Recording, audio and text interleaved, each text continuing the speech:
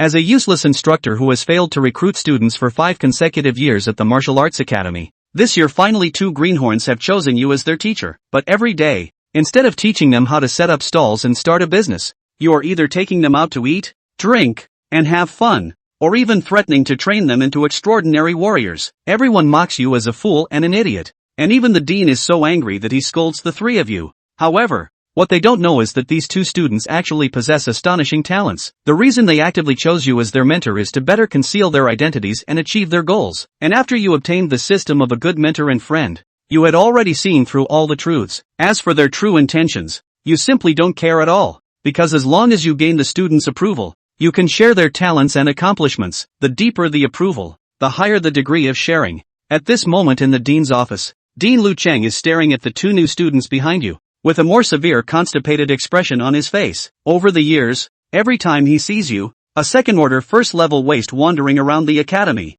he can't help but feel frustrated. Now that you have actually recruited students, this complex feeling makes him even more conflicted. To be honest, the dean has very conflicting feelings about you. Although you are good at networking, know how to flatter, and often praise him, as a manager, he deeply understands that he must dismiss you as a disgrace to the academy. Because of your presence, the entire Mobile University Martial Arts Academy has become a laughingstock in the education sector. Every time there is a meeting, he can't even lift his head, and even the teaching team ranks at the bottom every year because of you, losing the qualifications for awards. The letters requesting your expulsion from the academy have almost filled the mailbox. Lu Chengben wanted to use the enrollment task as an excuse to drive you away, but unexpectedly you really brought 2 students. He had no choice but to gesture for you to come forward and register the information. Looking at the information of Dao Ming and He Xiongzai displayed on the computer, Lu Cheng's brow furrowed again. These 2 with low scores, the last and second to last, one looking simple-minded, the other playful and smiling,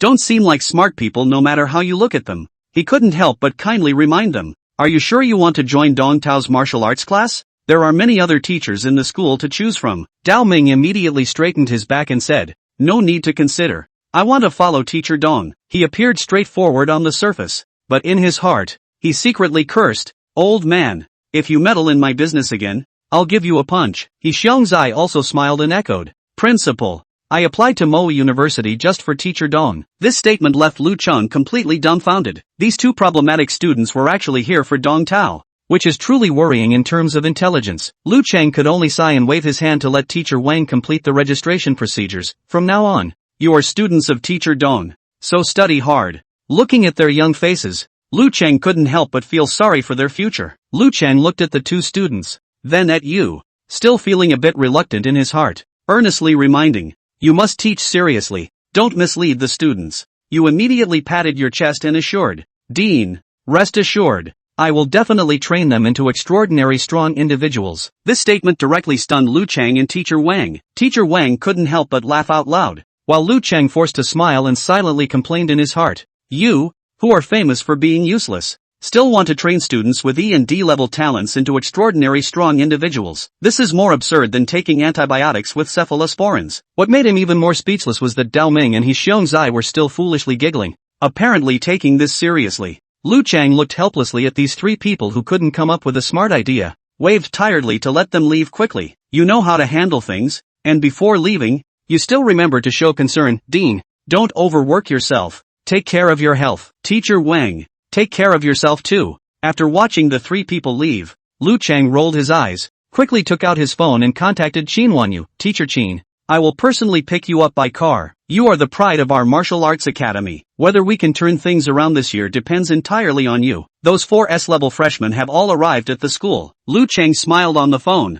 flattering to the same degree as you. There was no other way, as the person on the other end of the phone was Qin Wanyu, the strongest graduate of the martial arts academy in the past 20 years, who is now a 9th-level martial artist. In order to recruit the 4 S-level geniuses this year, he specifically borrowed Qin Wanyu back from the military to serve as their mentor. This SS-level talent, the pride of heaven, reached the 9th level at the age of 24, just 1 step away from transcending. But this final step is like a chasm. 3 years have passed and she still has not been able to break through.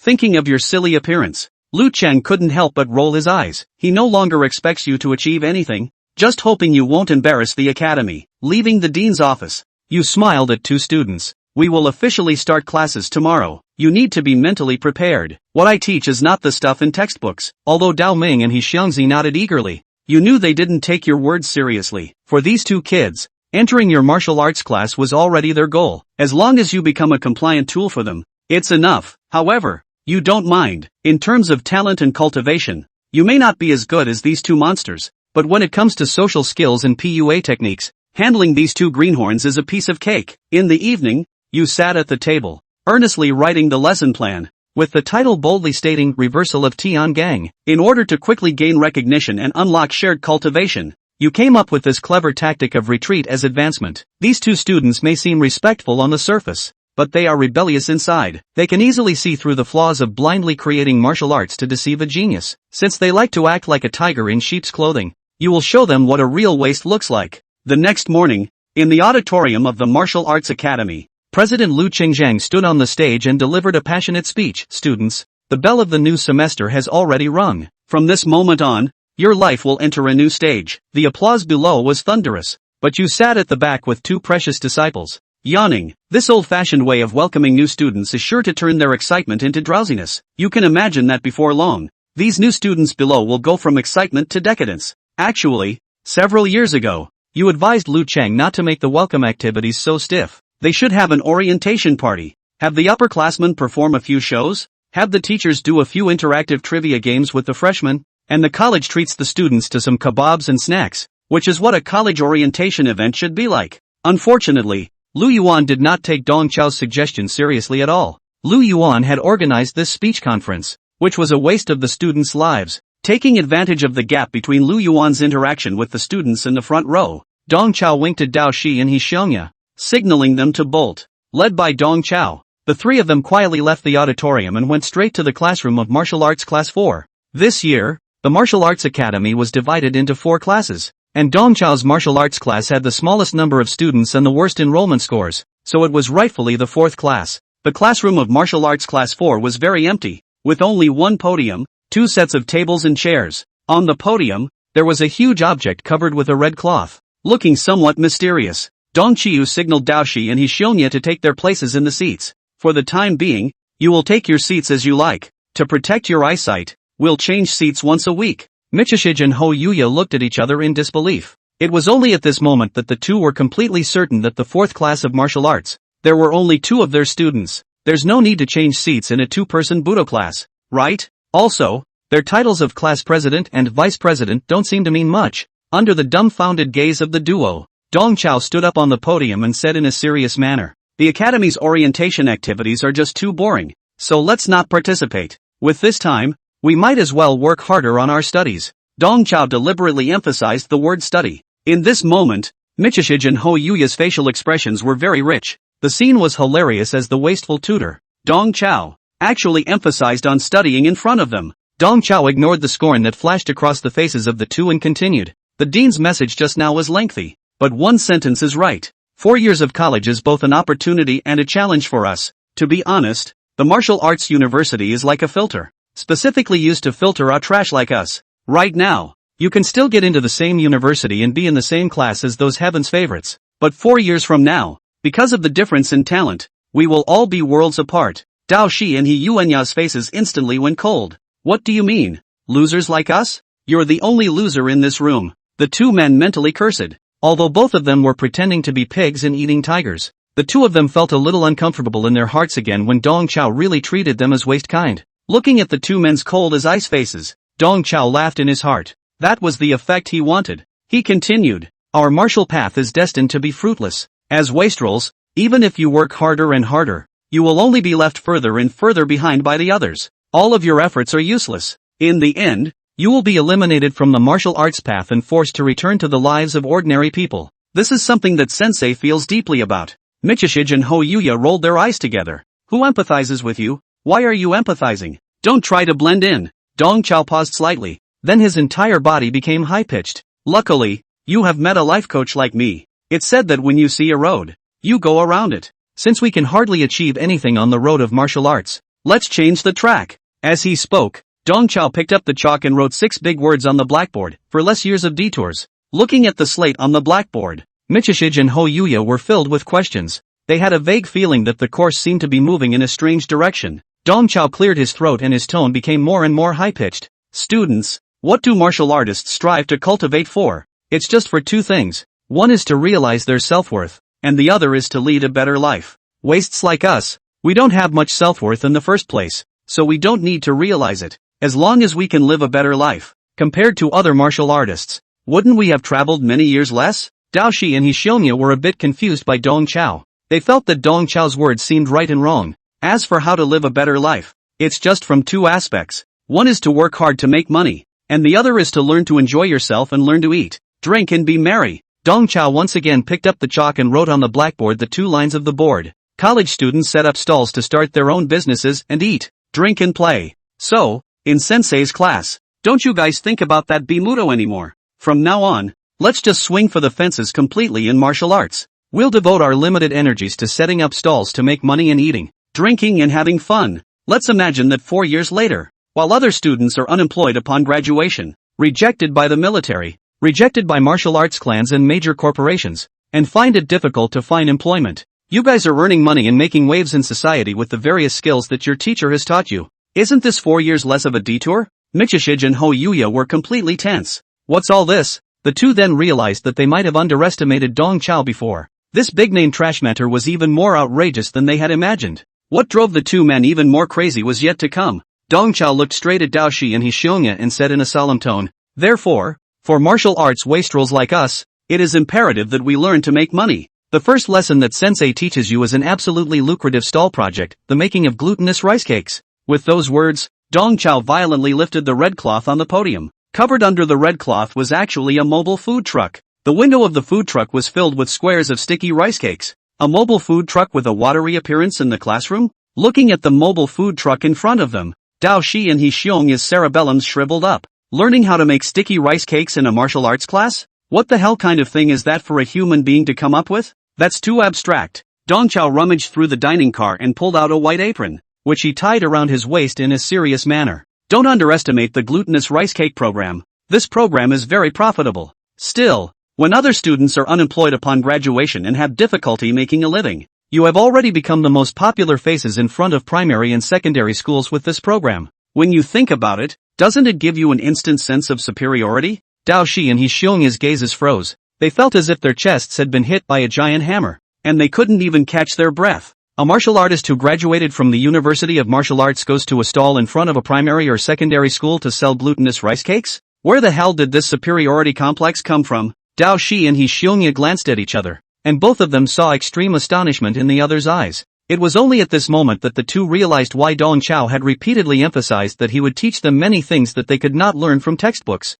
It's true that you don't learn about stall entrepreneurship and the process of making sticky rice cakes in the textbooks of Budo University. It's definitely a little bit of a nasty disease. Chapter 7 Teacher. You teach useless things. Next, the teacher will spend one lesson teaching you how to make glutinous rice cake, how to pan the rice, soak the rice, grind it, and put it on the drawer. The teacher has broken it apart and kneaded it, teaching you without reservation. Guarantee that after you finish learning today, you'll be able to go out and set up a stall tomorrow. The sugar, cinnamon and coconut sprinkles that flavor the sticky rice cakes will also be systematically taught by your teacher. And there will be no hiding. On the podium, Dong Chao slowly and methodically explained the process of making glutinous rice cake. With his mannerisms, it was as if he was explaining some important point of knowledge. He even taps the board every now and then and writes a couple lines on it. Looking at Dong Chao's serious face, Dao Shi was completely helpless. "Teacher, you're teaching useless things," Dao He muttered in a pretentious little voice. Dao Shi's muttering wasn't too loud, but it was just loud enough for Dong Chao to clearly hear. He was intentionally trying to shame Dong Chao. Hearing this, Dong Chao's face instantly became grave. With a stern face, he sternly reprimanded, "Michishij, what are you talking about? How could you say such a thing?" In the face of Dong Chao's reprimand, Dao Shi put on a timid expression on the surface, but in his heart, he was secretly laughing. Anxious, he's anxious, ed out of defense by my words. Just as Dao Shi was mentally snickering, Dong Chao's tone slowed down and continued in a serious manner. "How can you say that you are useless? Oh Dao He. Each and every one of you is a protagonist in your own life. Teacher won't allow you to be so presumptuous. Even if you're a waste, a fool, a white giveaway, useless, and worthless, you're still a teacher's student. You are not allowed to say such words without self-confidence in the future. Don't ever say you're useless again." Ah, Michishij's head buzzed and his entire body was petrified. Dong Qiu not only teaches very abstractly, he seems to be unable to understand human language. Who the hell is useless? Who the hell is useless?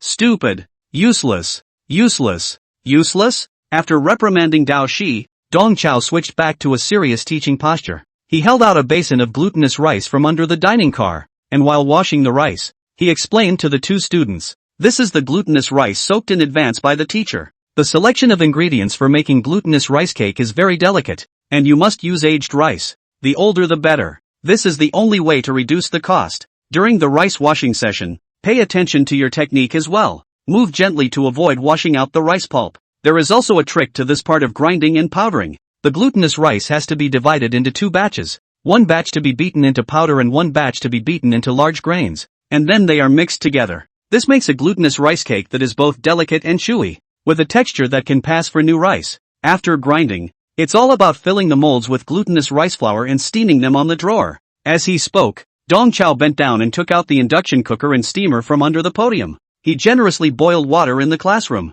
When the water in the pot boiled, Dong Chao put the glutinous rice cake into the pot. Why is the teacher first to recommend sticky rice cake as a business program? Because this program is easy to operate. We can make it in the classroom, and we can even rub the school's water and electricity. And the expenses for the steamer and the induction cooker. The teacher hit the tuition and fees and the school reimbursed them. Michishid's entire body went numb. He, who had always had a deep heart, really couldn't hold it together this time. Actually, Dao Shi originally had some mental preparation for Dong Chao's martial arts class. He thought that Dong Chao was either reading from a book in class, or he was just making up some haphazard feats and pretending to be profound. In either case, Dao Shi would pretend to cater to Dong Chao and accompany him in his play. Dao Shi hadn't counted on Dong Chao being able to pull off such a big job even though he had made 1,000 calculations. He actually teaches making sticky rice cakes in the classroom? Also TM steamed on site. It's too abstract and anticlimactic. Dao Shi was even a bit skeptical of Dong Chao's mental state. Is this something a normal person can think of?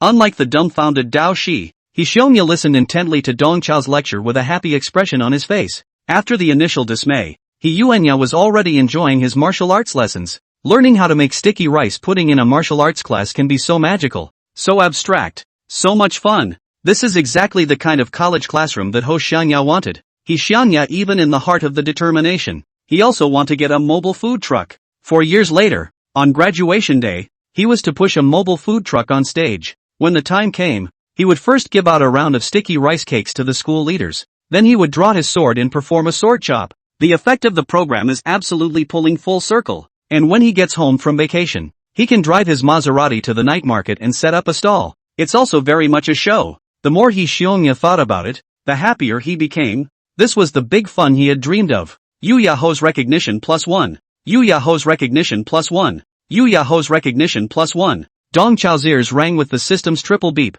He raised his head, only to see Xiangya with a smile on his brow and a look of eagerness to try. Dong Chao said to himself, "No way. A plain glutinous rice cake has made Xiangya excited? The inverted Big Dipper plan. It worked. To deal with such demonic students, you have to use demonic tricks." Dong Chao waved to Dao Shi and Xiongya. As the saying goes, it's not until you get it on paper that you realize whether it works or not. Don't just watch. Come and practice. Tao He said that Dong Chao is not only not very good at thinking, but his cultural level is also quite worrying. All the quotations and aphorisms have to be made up now. Just as Dao Shi was secretly spitting, Yuanya had already stood up and ran towards the podium with great gusto. Seeing this, Dao Shi could only harden his heart and follow Xiongya. Dong Chao rummaged through his apron and handed the two pairs of gloves. Next, let's enter the practical session. Teacher hand in hand, help you to run through the knowledge points again. Let's strive to absorb and digest in the same class. The production of glutinous rice cake is divided into soaking rice,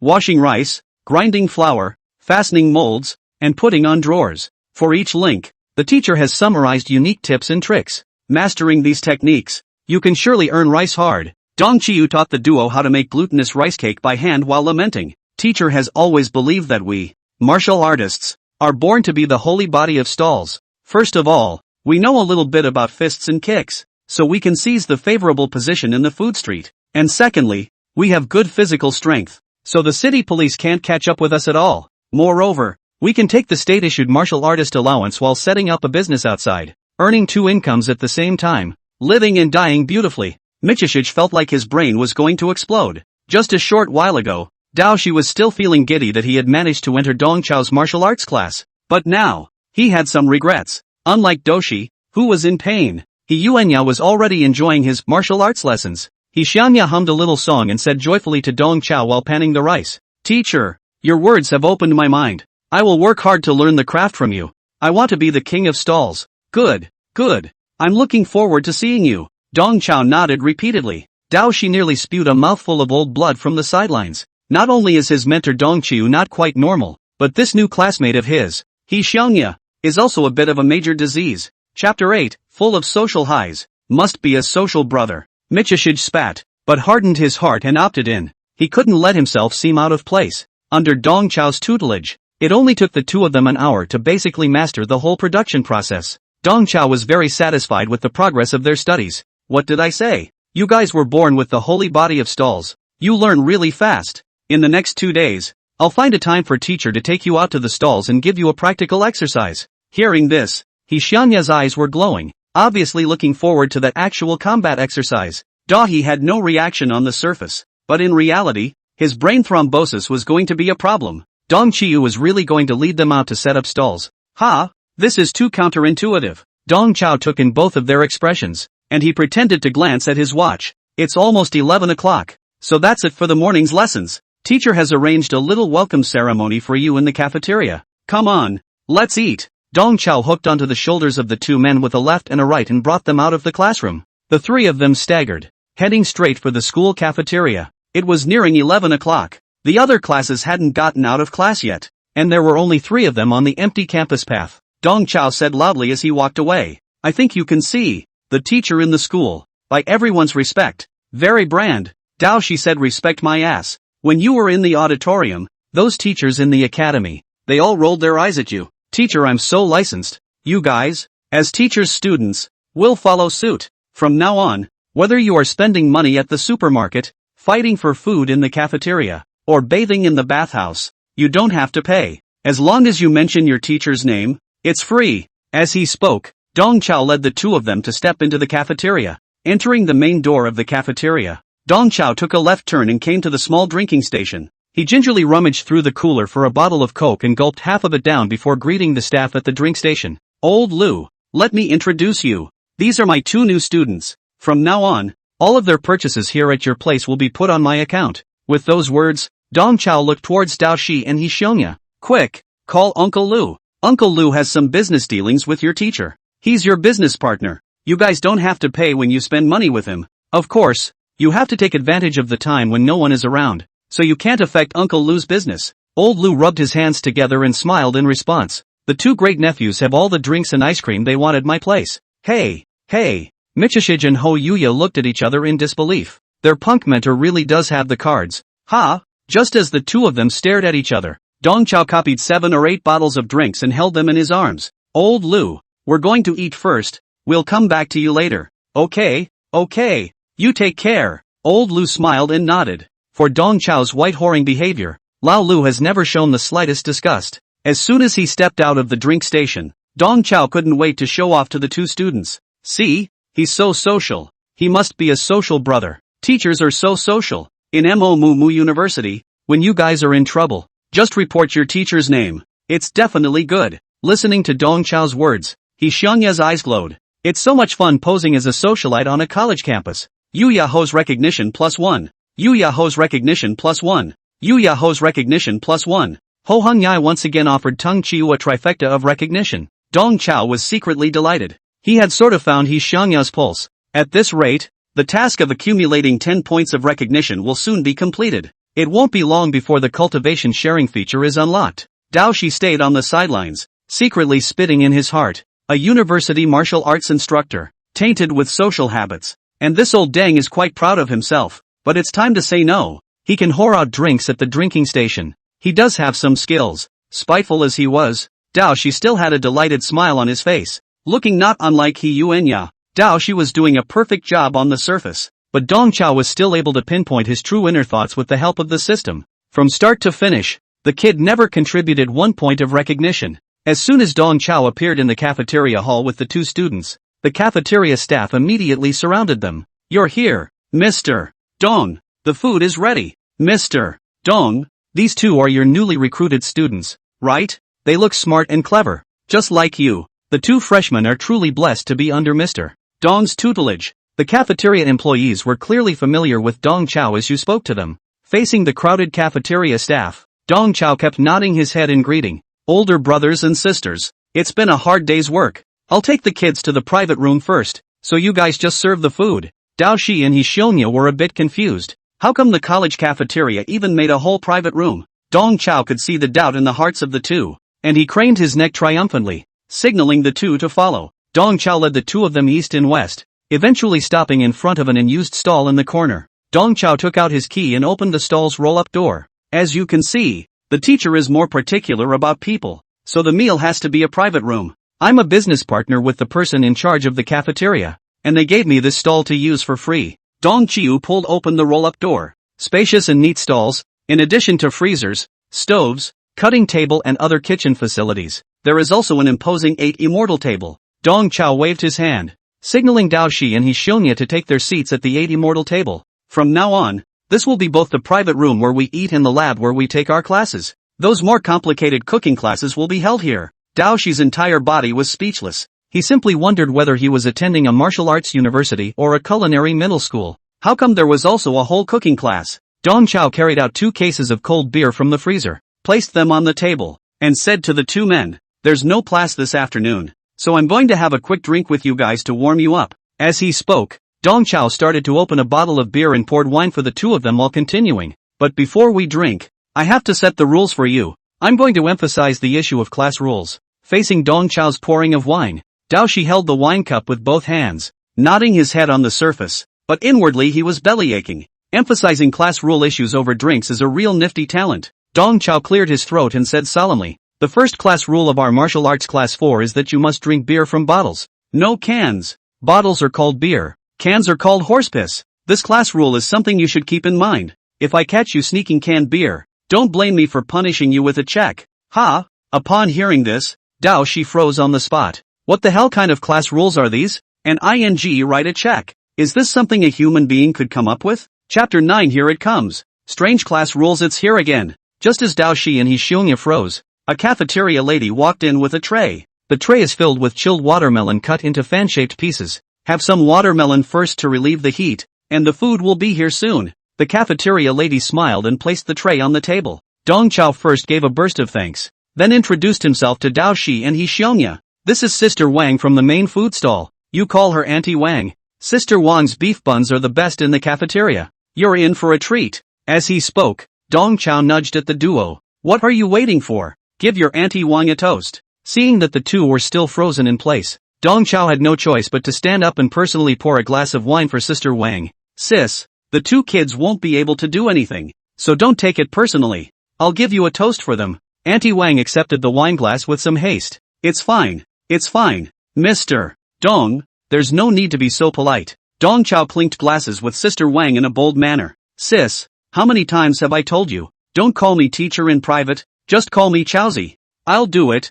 Feel free." Dong Chao tilted his neck and poured the entire glass of beer into his belly. Sister Wang was also an open person and similarly drained her glass. "Older brother, you guys eat some watermelon first. I'll go steam the buns. They'll be ready in a while. I'll go help you guys rush the food again." Dong Chao sent Sister Wang away with a smile on his face, showing off his smoothness and worldliness. However, as soon as Sister Wang left, he resumed his cantankerous teacher's posture, educating Dao Shi and Hishionya in a serious manner. "You two, grow a pair. A toast." After educating the two, Dong Chao picked up 2 more pieces of watermelon and distributed them. "With this plate of watermelon, I'm going to re-emphasize the second class rule. The second class rule of our martial arts class 4 is that we are not allowed to eat watermelon with a spoon." Dong Chao ignored the two's astonished gazes and said to himself, "What a teacher despises most in his life is someone who eats watermelon with a spoon. Eating watermelon with a spoon completely destroys the texture and flavor of the watermelon. It's just like chewing oysters and wasting it." With those words, Dong Chao picked up a piece of watermelon and took a hard bite, showing it to the second people. For a man of the scene like a teacher, the watermelon has to be in fan-shaped chunks. The thickness has to be around 2 centimeters. It's too thin to have any flavor, and too thick to gnaw on. Nibbling watermelon in this way, the first bite is the sweetest. The further down the sweetness gets fainter, but on the palate, there is a shift from sandy to crunchy. A sort of costly compensation for the dissipation of the sweetness. Eating watermelon with a spoon. The texture is just a mess. And it doesn't look good on the palate. Teacher has said the ugly words up front. In our martial arts class 4, you have to eat watermelon in fan-shaped chunks. If the teacher catches you eating watermelon with a spoon, don't blame the teacher for deducting your credits. He was practically powerless to say anything. Eating watermelon with a spoon. You're gonna get a credit? This Nimrod could never have come up with such brain-dead class rules without a 10-year brain clot. It's purely a case of not having enough ability to make it work. And the rules come in. As a Rakugo person, Hishianya could love the abstract atmosphere of Budo Class 4 too much. It was so energizing everywhere. Hishianya nodded frantically as he nibbled on the watermelon, clearly taking this class rule to heart. Teacher, don't worry. The object of a spoon will completely disappear from my life from now on. From now on, I'll use chopsticks to eat ice cream. Good. The children are teachable. Dong Chao nodded his head repeatedly in relief, looking at the two of them singing in unison in a stupid manner. She really wanted to give them both a set of military boxing, just as Shi was rolling his eyes in anger. Another cafeteria uncle walked into the stall. Flower hair 1. Here comes the elbow marinade. The older man handed the steaming square tray to the trio. The tray was filled with shelled peanuts and hairy beans, quivering elbows in sauce, and a whole, fat, marinated goose. Dong Chiu duly introduced to the students. This is old Zhong from the brine stall. You call him Uncle Zhong. Old Zhong makes marinated eggs and marinated duck legs that are all quacking with flavor. The elbows in sauce and the marinated goose are even his hidden dishes, which ordinary people can't eat. Dong Chao poured a glass of wine and toasted old Zhong. Brother Zhong has worked hard. I won't say any more words of thanks. It's all in the wine. Old Zhong naively wiped his hands on his apron. No hard work, just a show of hands. Mr. Dong, I'm happy for you from the bottom of my heart that you've recruited students. Old Zhong drank the wine in his cup and greeted Dong Chao. Mr. Dong, it's almost time for dinner. I have to go back and get ready. Call me again if you need anything. Brother Zhong, I'm troubling you. Some other day, old brother will be the host and treat you all back. Dong Chao sent old Zhong away with a polite face. Dao Shi and Hishinya secretly exchanged a look. Their waste mentor, Dong Chao, was really rowdy amongst these cafeteria employees. Only after sending old Zhong out of the stall all the way did Dong Chao fold his body and return to the table. He went straight to work, broke open the goose, and divided the two fat and tender goose legs between Dao Shi and Hishinya. The famous Western philosopher, Bottom, once said that one cannot jump into two rivers, but one can eat a big goose at every meal. Goose is a good thing. You have to eat it while it's hot. Dao Shi rolled his eyes, thinking that the Bottom in Dong Chao's mouth was not a serious philosopher. Don't just stand there. Hurry up and eat. Under Dong Chao's continuous urging, Dao Shi had no choice but to pick up the goose leg and take a nibble. Once the goose leg is in your mouth, the rich sauce and mellow meat aroma, along with the steaming heat, blossom together in your mouth.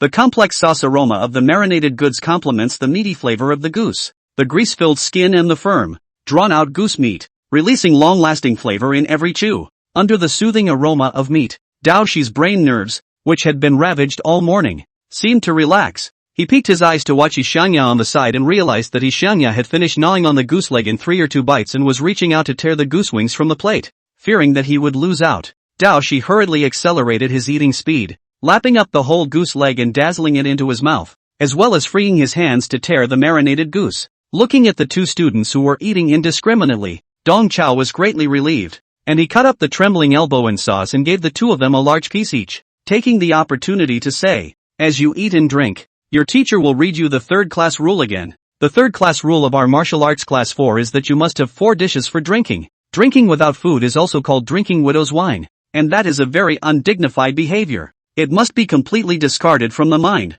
It is said that drinking must be accompanied by 4 dishes, and every word in action carries a pie. In our martial arts class 4, drinking must be accompanied by a minimum of 4 dishes. Peanuts and hairy beans, marinated goods and sauced meat are the minimum configuration for our drinking. Teacher puts the ugly words in front of you. If the teacher finds out that you drink and don't eat food, don't blame the teacher for inviting your parents." Dao Shi's brain nerves, which had just relaxed, once again tightened. It's coming.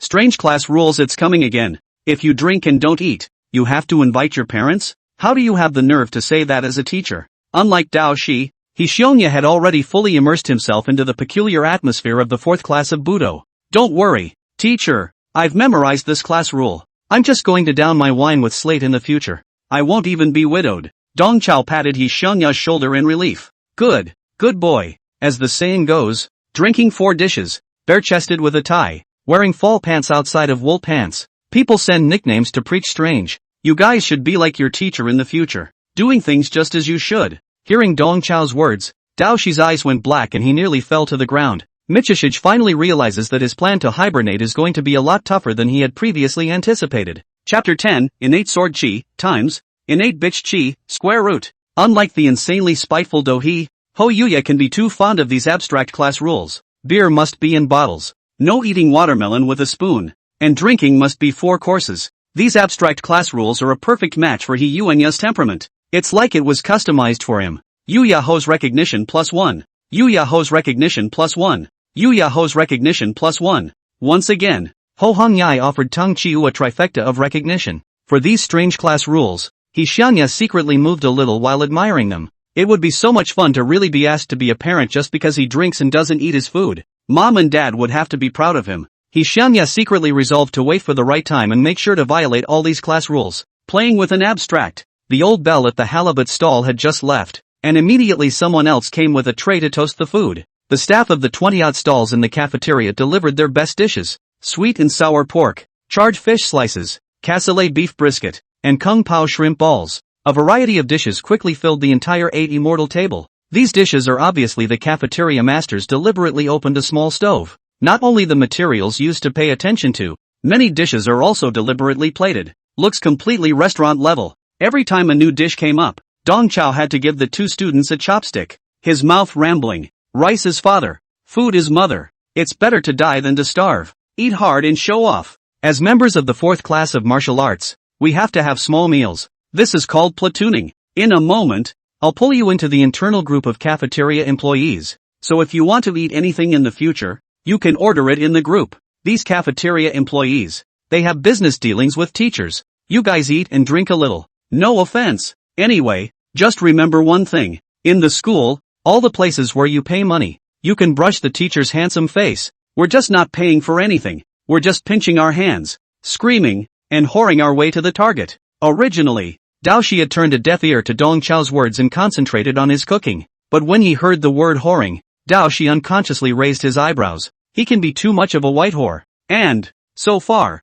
Dong Chao really does have the cards. Michihiro's approval +1. Daoxi finally served Dong Chao with 1 point of recognition. Looking at the hard-earned 1 point of recognition, Dong Chao was thrilled inwardly. It's only been a morning, and the task of accumulating 10 points of recognition is complete. What's even more gratifying is that he seems to have somewhat caught the pulse of Dahi. The light of righteousness shines on the earth. You kid will explode in gold coins sooner or later. As soon as the first blood is paid, the next thing you know, you'll be reduced to an ATM machine. Dong Chao thought darkly inwardly. The system's beep sounded at the right time. Congratulations to the host. Having completed the 1 stage of the recognition accumulation task, the cultivation sharing function, now unlocked, accompanied by the system's prompt. 2 streams of qi and blood from Ishianya and Daoxi filled Dong Chao's body. Dong Chao could clearly feel that his cultivation level had increased. The originally dried up qi and blood had converged a little. The sinews and bones that had become withered due to the injuries also became filled up a bit. Dong Chao opened the system panel and realized that his cultivation level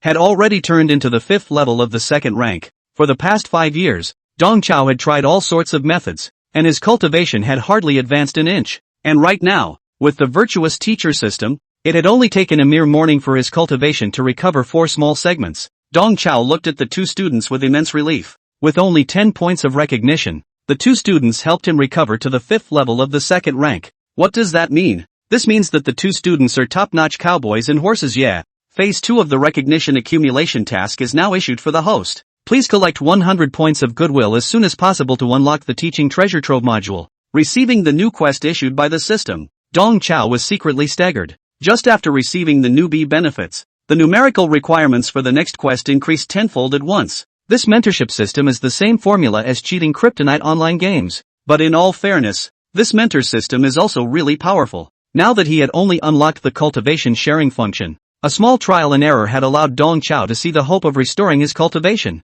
If this unlocked the teaching treasure trove again, he'd be in heaven. Dong Chao grinned as he scrutinized the 2 bull and horse students, ghostly ideas coming out in his mind. The cafeteria began to fill up with students as we approached the noon meal. All the students who walked past this stall were stunned, and then couldn't help but stop and watch. a mentor-like old denizen, leading two students in a cafeteria stall, ate and drank empty bottles of wine in front of the three of them. This scene is so new. In no time at all, there was a crowd of people densely gathered outside the stall. Seeing the crowd of onlookers, Xiangya was even more energized. He loved this feeling of humiliation. Xiangya poured a glass of wine and toasted Dongqiao with a smile. Teacher, thank you for your hospitality. I'll drink to you. I'm so happy today. The last time I was this happy was when Wallace had his promotion banquet. Wallace? Throwing a promotion party? Dongqiao suspected that he had heard wrong. Xiangya nodded his head fiercely and said smugly, Teacher, you don't know. The day I had my promotion banquet, it was a grand scene.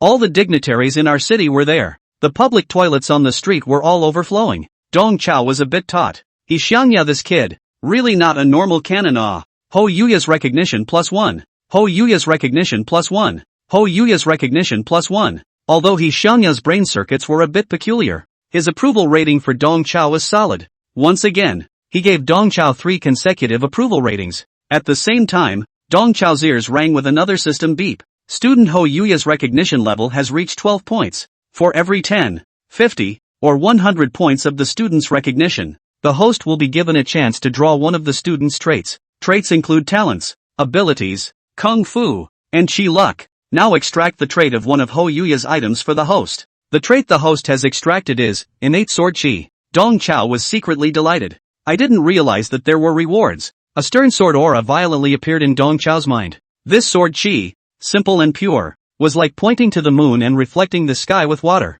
Under the pull of this sword chi, Dongqiao seemed to have a glimmer of light regarding the Tao of the sword that he had been practicing. Dongqiao looked towards Xiangya and said that Xiangya was worthy of being a genius in the Tao of the sword. A single innate sword chi was as terrifying as this. This kid's got a lot of wool to pull over his eyes. Xiangya did not notice Dongqiao's kind gaze. This guy in front of a crowd of onlookers. Dry eat broadcast. Xiangya let out a gentle humming sound with every bite of the dish, and his eyes were slightly closed as he chewed, deeply savoring it, and even making barfing noises. As the son of a big family, what kind of food hadn't Xiangya eaten? He put on this whole look just to show off to the onlookers. Looking at him in this manner, Dongqiao simply doubted whether what he had extracted from Xiangya was innate sword chi or innate pariah chi. This kid is so cheap too. In order not to cause a commotion, Dongqiao had to pull up the stall's roll-up door, blocking the eyes of the onlookers. Without an audience, Xiangya resentfully put away that look and ate much more normally. Don't just eat the food. Have some more wine. Dongqiao poured drinks for the two students one after another and began to lay the groundwork for his next plan.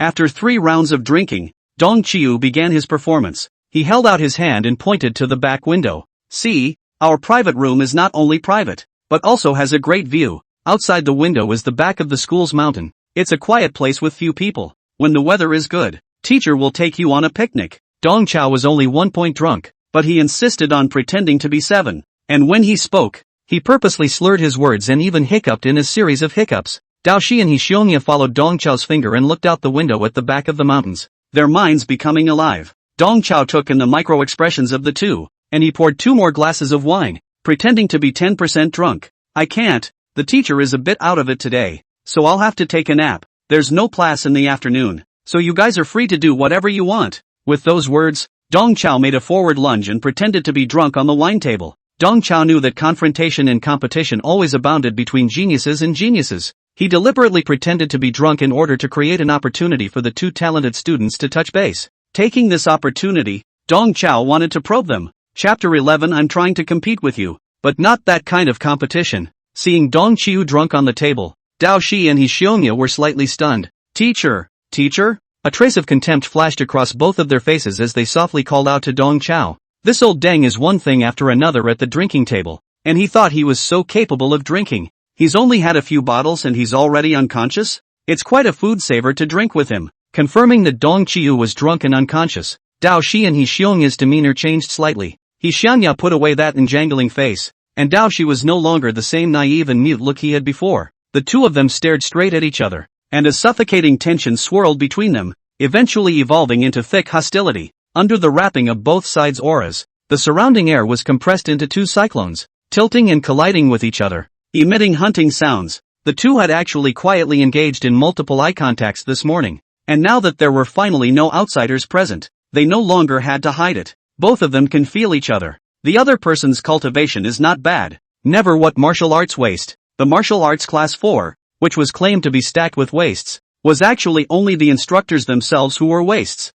The situation at the moment was like two thieves putting their hands into the same pocket. The two of them were curious about the other's practice of concealing their cultivation while at the same time having a mentality of competing for supremacy. Eventually, Dao Shi took the lead and broke the long eye-to-eye confrontation. Classmate, we can't tell a difference even if we stare at each other like this. Why don't we go outside and compete? Just as an after-dinner snack.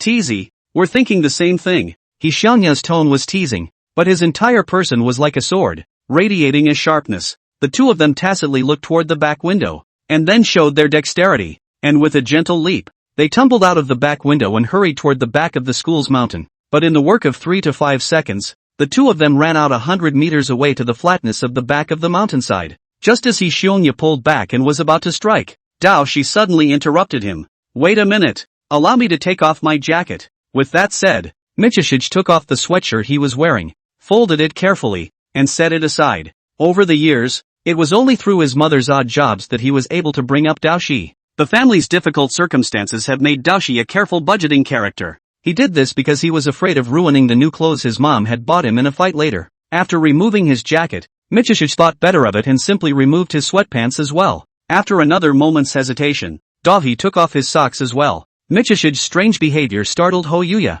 What are you doing? I'm trying to fight you, but not that kind of fight. Ho Yuya tries to stop Daohi's outrageous behavior. Dao Shi didn't pay any attention to Yuenya as he took a deep breath and his entire being changed. Dao Shi's figure instantly skyrocketed, and in the blink of an eye, he grew to 1.9 meters. At the same time, his appearance changed slightly. At the moment, Dao Shi is tall and fit, with a tiger's back and a bee's waist. His face is like a silver plate, his eyes are like bright stars, and his two long eyebrows are like swords inserted diagonally into his temples, and he is full of vigor. This image of a handsome, rich and handsome man. This is the true face of Dao Shi. Dao Shi only wore a pair of loose shorts all over his body, but he gave off a dashing atmosphere of the bright moon entering his arms. On his bronze-colored skin, dragon scale-like tattoos began to appear, and these dragon scale tattoos seemed to be alive as if they were living, accompanying his breathing with slight ups and downs. In this state, Dao Shi's entire body erupted with intense qi and blood fluctuations. Xiangya felt as if he was being pressed down by Tarzan, and his breathing became grueling. Under the suppression of the powerful aura, the sword bones in Xiangya's body emitted a buzzing sound. He had to make the first move to break this invisible pressure. Watch the move! Xiangya let out a bellowing cry, and with a hook of his foot, he picked a branch in his hand. He used the branch as a sword and attacked Dao Shi. Xiangya's sword mind was clear, and every blade of grass and tree in his hand could be transformed into a sword. With the addition of his sword intent, the branch in his hand erupted into a sword aura and stabbed straight towards Dao Shi's face. Xiangya's move appeared to be a simple straight thrust, but it actually implied 4 sword stances: ruffling the sword, crashing the sword, pointing the sword, picking the sword. Xiangya's movements were surprisingly fast, and in just a blink of an eye, the sword move had already killed in front of Dao Shi. Unfortunately, Daohi was faster than him. At the instant the sword strokes killed him, Dao Shi's figure suddenly transformed into several residual shadows, which were either leaning back or leaning forward, aptly avoiding Xiangya's 4 sword strokes. From the beginning to the end, Dao Shi's figure was like a loach, sticking close to Xiangya's sword blade, yet he managed to prevent him from hurting him in the slightest. What Dao Shi made was a unique stance of the Xian Yuan family, the swimming dragon 100 changes. It was the only martial art Dao Shi had learned from his family before he fled. Over the years, Dao Shi had refined this body technique to perfection, and even added many of his own understandings and alterations. As the 4 moves fell short, Xiangya's heart was shocked as he turned back his wrist and used his original sword move, the ultimate invincible thunderbolt flash of 3,000 weak waters, only to see the tree branch in his hand stabbing repeatedly. Countless sword awnings transformed into a watery white chain, wrapping Dao Shi in it. For this ultimate invincible thunderbolt flash of weak water, Xiangya was very confident. This move is not only strong, it has a great name, not to mention immortal flesh. Even a piece of steel plate would be easily stabbed into a hornet's nest by this move. He didn't want to make such a vicious killing move, but the sense of oppression Dao Shi gave him was too strong. Xiangya wasn't afraid of hurting Dao Shi by mistake. He could retract his sword aura at any time as long as he made Dao Shi suffer a bit. What Yuenya didn't expect was that in the face of such a powerful killing move, Dao Shi still dodged in a series of dodges. This guy was like a leaf floating in the air, always able to stick to the blade and dodge Xiangya's subtle sword moves. Xiangya's heart was shocked. This tall and lanky body of Dao Shi was actually so agile. Dodge was completely pulled full. Under the shock, He Xiangya's sword stance made a slight mistake, and was immediately seized by Dao Shi. Dao Shi found a crack in the roiling sword shadows. He flew up and kicked He Xiangya's body with a swift wind shadow kick that cut through the dense sword shadows. He Xiangya let out a muffled grunt, and his entire body seemed like a kite with broken strings, flying backwards a dozen meters away. He Xiangya was horrified in his heart. He could tell at a glance that what Dao Shi was using was a basic leg technique from a high school martial arts textbook. The wind shadow leg, an incomparably mediocre introductory martial art. Dao Shi was actually able to use such a mediocre martial art to whip him over 10 meters away? Not only is this guy pulling full agility, but full attack? Just in the moment when He Xiangya was horrified, Dao Shi's ghostly figure had already arrived close by, in the face of Dao Shi's pursuit. In desperation, He Xiangya could only drop the branch in his hand and hastily launch a palm. What He Xiangya used was the same basic martial art from the high school martial arts textbook, the mountain shaking palm. However, compared to Dao Shi's swift and fierce leg technique, his palm was soft, rigid and unchanged. Dao Shi just slightly sidestepped and avoided He Xiangya's palm wind. A palm fell short. He Xiangya did not lose the slightest bit of ground. Instead he even revealed a wry smile. He intentionally made this palm strike rigid and dogmatic in order to conceal the real killing move. Chapter 12, Dawai. Where are you kicking? That's a good place to kick. The moment the palm wind landed in the air, He Xiangya transformed his palm into a finger, and the middle finger of his index finger radiated a number of sword-ons, attacking Dao Shi's chest vitals. As an innate sword cultivator, He Xiangya's sword intent covered his body, and with a single punch or finger, he could release sword awnings. These several sword-ons accurately stabbed at Dao Shi's Shin Gui, Hua Gai, Tanzhong and other acupoints. In the face of such a powerful killing moves, Dao Shi, even if he was not injured and hanged, he was bound to be overstretched and tired to cope with it. He Xiangya thought that he had grabbed the first opportunity, and had even plotted a follow-up combo in his mind. But what he didn't expect was that in the face of the many oncoming sword manies, Dao Shi didn't flash or evade. He just slightly lucked out, and the dragon scale tattoos around his body instantly protruded out of his body surface. Clang, clang, clang, clang. Several sword strokes struck Dao Shi's body, only making a few crunching sounds of gold and stone striking each other, not even leaving a white strike mark. He Xiangya's eyes darted wildly. What kind of monster is Dahi? Attack and agility pulled full while defense is full? He was actually able to resist the sword blade with his physical body. It was only then that He Xiangya realized that those dragon scales on Dao Shi's body were not tattoos, but actual scale armor that grew on him. A man with dragon scales? Just as He Xiangya gave birth to a series of questions, Dao Shi had already killed in front of him. Dao Shi once again used his mediocre wind shadow kick, only this time, he kicked at He Xiangya's crotch. Boom! A muffled sound resounded through the mountains. Lay down the law. Ha! He Xiangya looked at his crotch incredulously, and the intense pain coming from the vital area caused him to hunch up and fall limply to the ground. With one move, Dao Shi didn't stop. He rode across He Xiangya's body, and Dabi Doodle and Wang Bao fist beat on He Xiangya like he didn't need any money. Dahi pushes for a pin as he beats on it. Playing games? Are you playing games with me? You still want to use that kind of trick to sneak attack me? If I don't beat the green out of you, you haven't even eaten leeks. At this moment, Dao Shi's vicious and sinister demeanor was a far cry from his previous naive and honest appearance. Each of Dao Shi's attacks was as heavy as a mountain, but they avoided all the vital points of He Xiangya's body. Such an attack was not very damaging and extremely insulting. It was as if 10,000 grass mud horses were galloping past in He Xiangya's heart. The only thing he could do was to hold his head in his hands and beg for mercy. Brother, I was wrong. Let's just call it a day. We're all buddies. Meanwhile, 100 meters away, Dong Chao lying in the back window, eating after dinner fruit,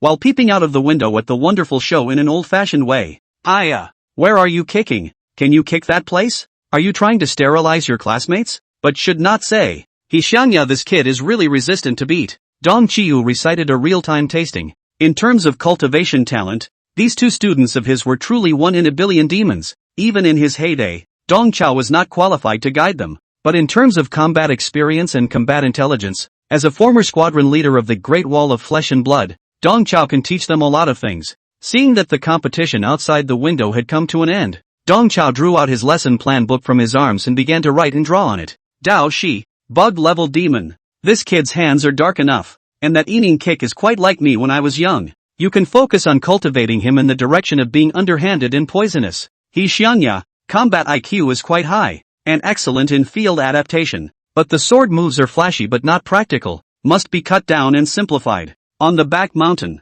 Dao Shi finally ended the one-sided beating, and Dong Chao hurriedly hid the lesson plan book back in his arms. 2 minutes later, when Dao Shi and Xiongya tumbled back into the cafeteria through the window, Dong Chao pretended to have just awakened and looked at the two with drunken eyes. What have you been up to, teacher? The two of us went to the back of the mountain to take a walk and sober up. Dao Shi returned with a deferential look on his face. At this moment, Dao Shi reverted to that honest and naive appearance, looking harmless. Behind him, Xiongya's nose was bruised and swollen, his feet were ate inside, and his entire body was devoid of energy. Seeing Xiongya in this state, Dong Chao asked in fervent alarm, Yo, Yuya, what's wrong with you? The hills were too slippery. I was careless and fell. Xiongya's eyes flickered as he stammered. Like magic, Dong Chao pulled out from his arms jars of bone-setting wine, gold sores, bone-splitting pills, life-renewing creams, yen jian dan, and golden throat, and stuffed them into Xiongya's arms in one fell swoop.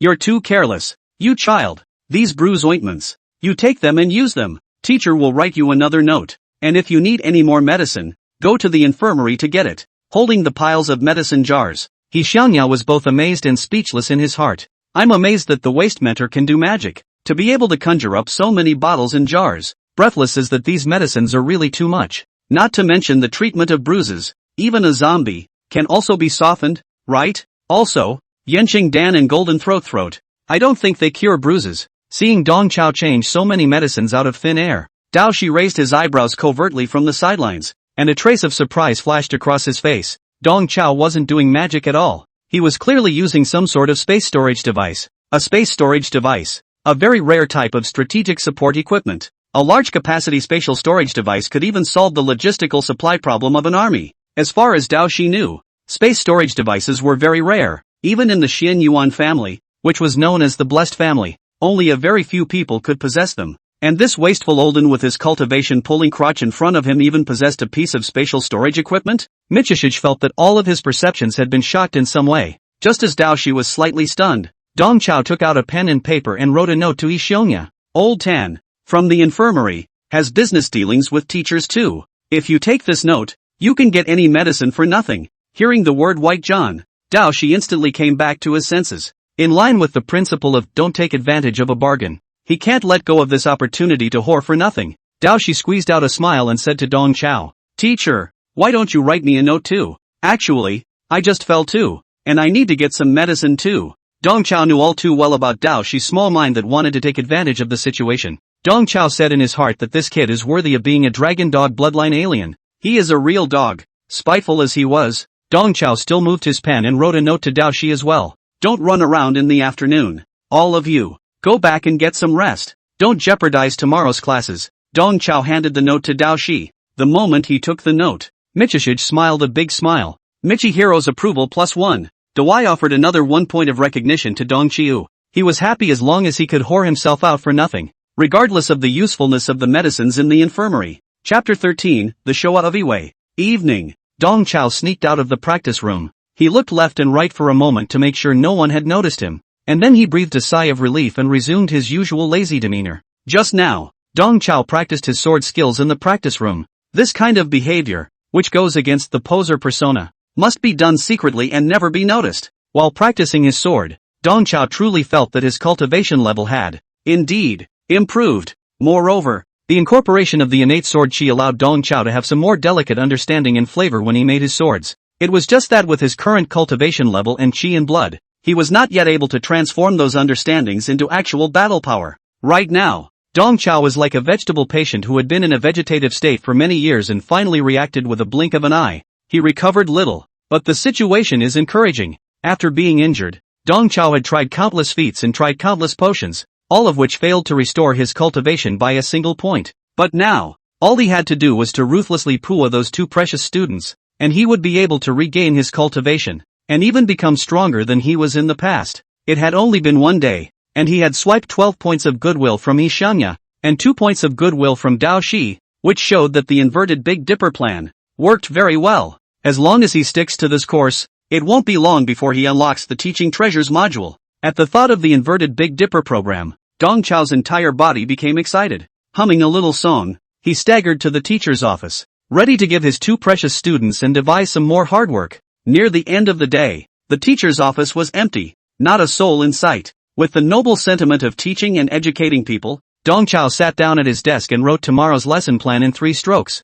pulling a big one for the students. Then, taking advantage of the fact that no one was in the office, he went to the computer and quietly logged into the military's internal website. There were still some suspicions about Dao Shi and Hishionya that he had to figure out. As a former king of soldiers, Dong Chao possessed the military's level 4 decryption authority. He typed in Xianyuan Daoshi's name and quickly obtained Daoshi's detailed file. Before, Dong Chao had found it strange that with Daoshi's qualifications in cultivation, he should have dived within the Xianyuan family. So why did he come to attend the martial arts university? Seeing this file, Dong Qiu realizes that Dao Shi is the son of a traitor. His father, Xianyuan Prime, was the instigator of the Yue catastrophe 10 years ago. Dao Shi's father, Xianyuan Prime, and uncle, Xianyuan Chang, were originally young talents within the family. They were promoted to transcendent martial artist at a young age and were known as the Regulus twins. Both had served in the military and had accomplished a lot of battlefield feats. However, because the two were from the sideline,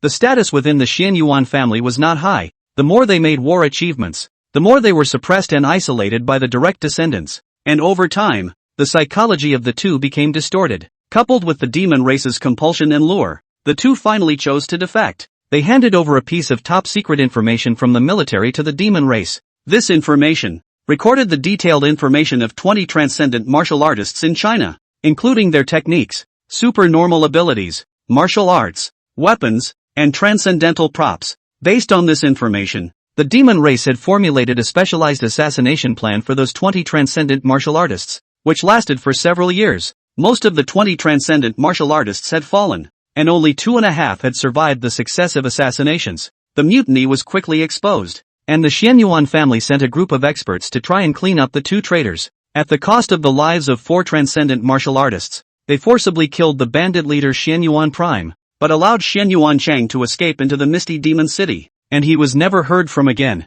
This mutiny is known as the B.C. Showa. In total, China lost 5 transcendent martial artists in this catastrophe. If it wasn't for the subsequent forced advancement of a number of ninth-order martial artists, which supplemented the high-end combat power of China, the discourse of China at the World Roundtable might even have to change. This catastrophe was a disaster for the entire country, and for the Xianyuan family, it was even more of a shame and a stain. As the only son of the traitor Xianyuan Prime, Xianyuan Daoshi was inevitably implicated. The Xianyuan family was ready to abolish Daoshi's cultivation, but did not expect Daoshi to flee in the night, hiding for so many years, never found by the family. Looking at this internal military file, Dong Chao frowned slightly. He really did not think that Daoshi could have such a deep connection with the Biwei catastrophe 10 years ago. He's the son of the poison dragon Xianyuan Shang. But that's not the point. The point is, this dossier, there seems to be some slip-ups. Dong Chao flipped this internal file back and forth, and the more he looked at it,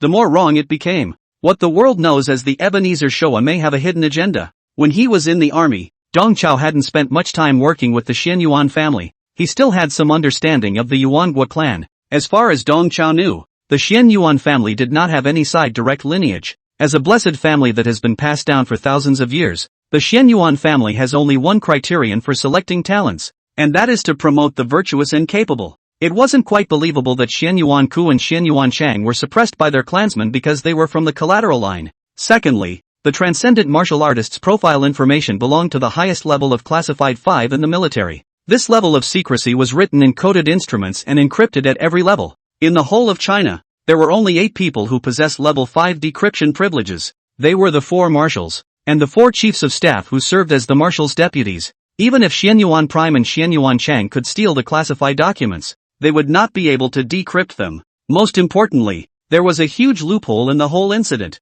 That is, with the Xianyuan family's ability, if they really wanted to punish Dao Shi as a child, wouldn't it be a matter of minutes to catch him? It was an international joke for Dao Shi to be able to hide for 10 years under the capture of the Xianyuan family. Obviously, the Xianyuan family didn't even bother to waste Dao Shi's cultivation, and the so-called collateral punishment was nothing more than a play. A bittersweet play that was on point. As a veteran werewolf-killing player, Dong Chao is very good at anti-logic. If this bitter drama on the body of Dao Shi is a logical fulcrum for counter-logical reasoning, then the whole Biwei havoc, I'm afraid it is another story. Xianyuan Prime and Xianyuan Chang weren't human traitors at all. They were agents trying to infiltrate the demon race. The top-secret document that contained the details of 20 transcendent martial artists was also deliberately revealed to the demon race by the military. It was a head offering of a male son who offered his head and his body as bait. The surviving Xian Yuanchang didn't escape into the misty hidden demon city either. He went through a lot of tests and finally gained the trust of the demon clan and infiltrated into the misty hidden demon city. And for his smooth infiltration, China sacrificed more than 20 transcendent martial artists. According to this logic, all the suspicions, all of them can be justified. It's just that this poisonous scheme of the Duke offering his head is playing too big. So big that Dong Chao could not believe his own judgment. Using 20 transcendent martial artists as bait, then hitching a ride on the Xian Yuan family's reputation for thousands of years, as well as the Xian Yuan family's self-flagellation in a fake show, paying so much just to drive a nail into the demon race's interior. In werewolf killing terms, it's a round of empty knives plus self-destruct just to keep a barbed wolf. If that's the case, the mastermind behind this is too toxic and too epileptic. Chapter 14, Grass Trial. Just as Dong Chao was secretly lamenting, noisy footsteps suddenly came from outside the door. Dong Chao hurriedly closed the military website. He switched his computer screen to a pre-prepared game screen and pretended to play the game leisurely. A door slammed behind his ear, and Dong Chao turned off the game in a panic and looked back with a smile on his face. Yo, it's you, Dean. It's late and you're still here? I thought I was the only one working overtime on my lesson plans. So you're not off duty either. Hey. Dean Lu Yuan glared at Dong Chao without any good humor. What kind of lesson plan could Dong Chao? This punk asshole, right? He clearly saw just now that Dong Chao was playing a game. For Dong Chao's pussyfooting around, Lu Yuan didn't even bother to reprimand him. And reprimanding was useless, Lu Yuan said without seeing his eyes. I, along with a few other martial arts instructors, are preparing to have a routine little meeting, so if you're there too, join us. As he spoke, Lu Yuan waved his hand behind him. These are the martial arts instructors of classes 1, 2, and 3. You've met them all during the opening ceremony this morning, haven't you? Seen it. Dong Chao stood up with a smile and extended his hand, greeting the 3. Ms. Qin Wanqing, Mr. Wang Su, and Mr. Jiang Chang. Hello, I don't need to introduce myself, do I? Dong Chao, the one who was often discussed by the students on the campus forum. Ha. In the face of Dong Chao's gesture of goodwill, only Qin Wanqing stretched out her hand and shook it with him. Wang Su and Jiang Chang simply ignored him, facing the ignorance of the two. Dong Chao was not embarrassed at all as he continued to smile. From now on, we'll be colleagues in the same grade group, so we must help each other. Hearing this, Wang Su let out a cold snort and directly wrote the word despise on his face. Wang Su loathed Dong Chao, not for a day or two. As a senior faculty member of the college, Wang Su works seriously, teaches rigorously, and is an exemplary standard-bearer in the college. If the Martial Arts Academy hadn't been at the bottom of the school's internal evaluation for years, he would have been selected as an outstanding teacher a long time ago, and it was thanks to Dong Chao that the Martial Arts Academy was able to finish at the bottom of the internal evaluation for years on end. Right now, Wang Su had become a grade group colleague with Dong Chao, the black sheep, so how could he give Dong Chao a good look? Dong Chao knew all about these resentments of Wang Su. These teachers of the Martial Arts Academy felt that Dong Chao was dragging the entire academy down, but in reality, Dong Chao had long ago used his connections to gouge himself out of the judging list. He didn't get those gifts for nothing. He doesn't participate in any school judging at all. The so-called foot-dragging argument is complete nonsense. The reason why Budo Academy has been at the bottom of the internal ratings for years is because the entire faculty is really crap. These wasteful teachers cannot teach good students and refuse to admit their incompetence. So they put the blame on Tung Chiu. Dong Chao really made them numb. In the face of Wang Su's naked hostility, Dong Chao still accompanied a smiling face. Only in the smile, there was a hint of more gloom. He turned his head to Jiang Chang, who was on the side. Older brother, you look strange. Are you just joining the workforce? If you need any help in the future, feel free to greet me. Jiang Chang is indeed a trainee teacher who has just joined the workforce. He still has a few childish qualities left on his face, but his mind is very deep. Jiang Chang could see that the dean and Mr. Wang Su were not treating Dong Chao well. At this time, he must stand with the leaders and the backbone of the college. Jiang Chang remained coldly and ignored Dong Chao once again. The atmosphere in the office became a bit awkward, and after a short silence, it was Qin Wansheng who eventually rounded off the conversation. Mr. Dong, in the future, when I encounter any difficulties in my work, I really have to ask you for advice. Please take care of me. After saying this, Qin Wanqing turned her head to look at Lu Yuan again. Dean, don't you have a meeting? It just so happens that everyone is here. So get started. Lu Yuan was prepared to watch Dong Chao's jokes. But he didn't expect Qin Wanqing to speak up and moderate. Qin Wanqing was the golden thigh that the academy had hired back with great difficulty. So of course Lu Yuan had to sell her face. Lu Yuan cleared his throat and spoke. It's getting late, so let's keep it short. I'll mention a few things briefly. First thing, the academy is going to conduct a mapping exam in the near future. So you guys have the students prepare for it. The purpose of the mapping exam is to test the students' learning ability as well as testing your teaching standards. As he spoke, Lu Yuan looked at Dong Chao with great interest. At this moment, Dong Chao was staring at Qin Wanqing with a smile on his face. He didn't care about Lu Yuan's words at all. Lu Yuan raised his voice in a million different ways. The second thing is that in the near future, the 3 pristine universities will start a new student exchange program with us. At that time, we will inevitably have to compete, so we can't afford to lose out. Lu Yuan looked at Dong Chao again and realized that he was still staring at Qin Wanqing.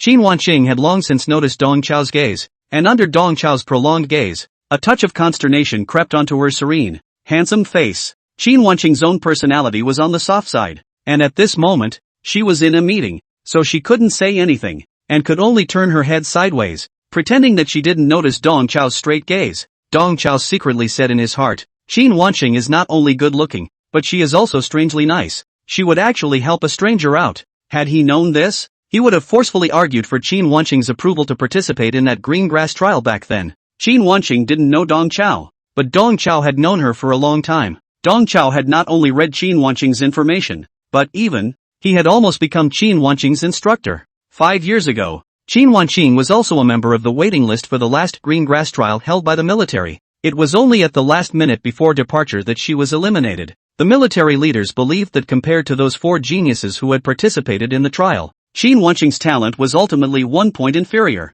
The probability of her passing the green grass trial was 0, and the instructor of the green grass trial was Dong Chao. It was also during that trial that Dong Chao had forcibly activated his spatial ability in order to save the 4 trainees participating in the trial, causing his body to rebound and his roots and bones to be destroyed. Thinking of those vivid past events, Dong Chao lamented in his heart that this world was really too small, so small that he had already become a swinging asshole. Yet he was still able to meet the alternate participant of that green grass trial. Lu Yuan didn't know about these lamentations of Dong Chao. He thought that Dong Chao was simply having a lust attack. How dare he stare straight at the golden thigh of the academy, the 9th-ranked martial artist and flower of the Rakshasa, Qin Wanqing. It's simply colorful. Lu Yuan pounded the table fiercely, forcibly attracting back Dong Chao's gaze. The third thing I'm going to say, and the most important one, is the 100 schools martial arts competition at the end of the year. We must be well prepared and compete well. This concerns the reputation and ranking of MOMOMO University, so I hope that everyone will get in the spirit and not let down the trust and expectations of the school.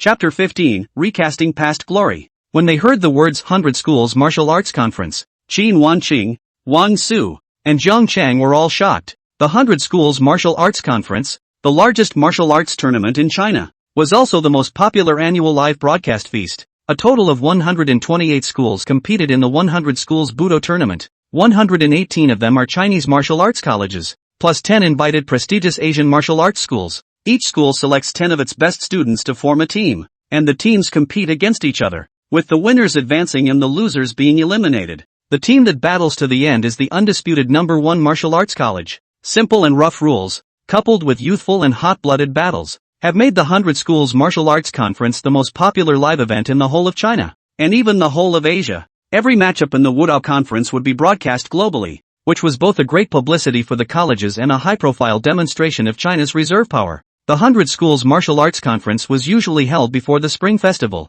Right now, it was only September, and Lu Yuan was already preparing for this, showing the importance he placed on this session of the Martial Arts Conference. The enrollment of the Martial Arts Academy this year was quite pleasing, and Lu Yuan's entire body was stumped. He didn't just want to get results at the Martial Arts Conference, he also wanted to restore his former glory. Lu Yuan cleared his throat and said to the few people in a low and solemn tone, "As you all know, in 2 years, I will be retired. I must seize the opportunity that I will never have in this life. It is incumbent upon my generation to remake the school's former glory." Dong Chao secretly skimmed his mouth, thinking that this old man was a handful of years old. Why did he still talk so middle-aged? Lu Yuan continued, "I've decided, for this year's 100 Schools Martial Arts Conference, let's resume the old tradition of having freshmen form teams to compete. There has always been an unwritten rule in the 100 Schools Martial Arts Conference. The 5 most prestigious schools in China are competing with all freshmen. This was done to avoid the situation getting too crushing and causing other schools to lose their enthusiasm to participate.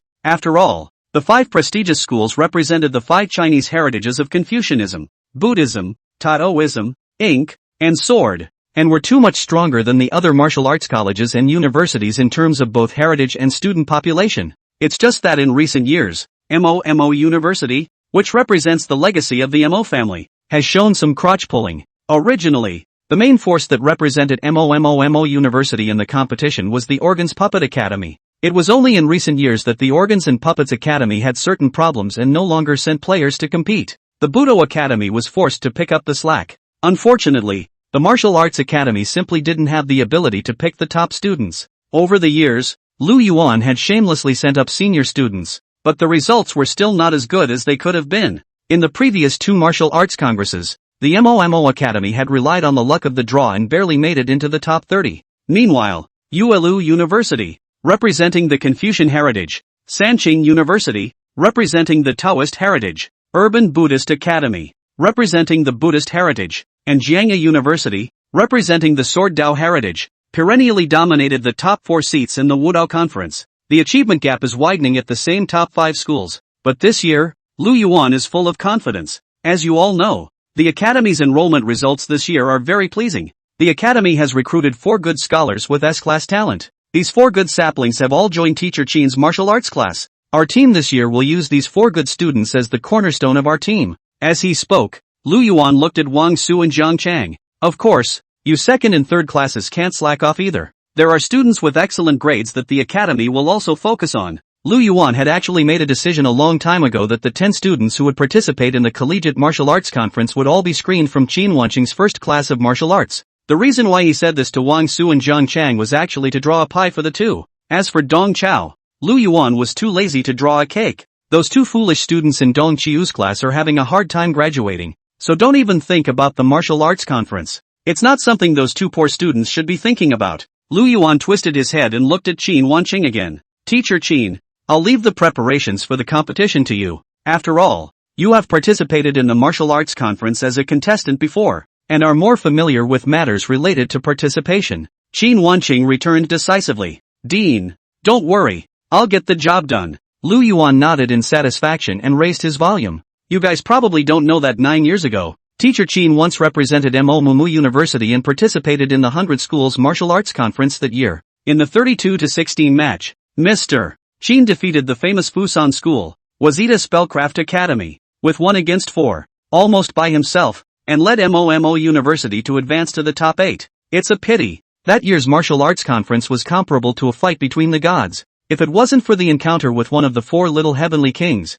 Nan Wu Yue, in the round of 16, Teacher Qin might have even led us to break through to the top 8. Lu originally wanted to brag about Qin Wanqing, but unfortunately, his horse's ass patted on the horse's leg. Hearing the words "for little kings," Qin Wanqing's face stiffened for a moment. In that martial arts conference 9 years ago, Qin Wanqing had indeed performed admirably, but even more amazing than her performance is the now famous 4 little kings, Yi Zhiqiu, Nan Wu Yue, Wen Tianchen, Mu Xiliang. After meeting the 4 little kings, Qin Wanqing realized what it means to be a genius. But there is also a gap. Qin Wanqing, like the 4 little heavenly kings, was at SS ranked talent. However, the 4 little heavenly kings were rated as SS ranked because there was ultimately a line of difference between them and the legendary SSS ranked. And Qin Wanqing was rated as SS rank only because she was slightly stronger than S rank. Back then, at the martial arts convention, the 4 little kings had suppressed Qin Wanqing. Later, they participated in a secret trial program of the military,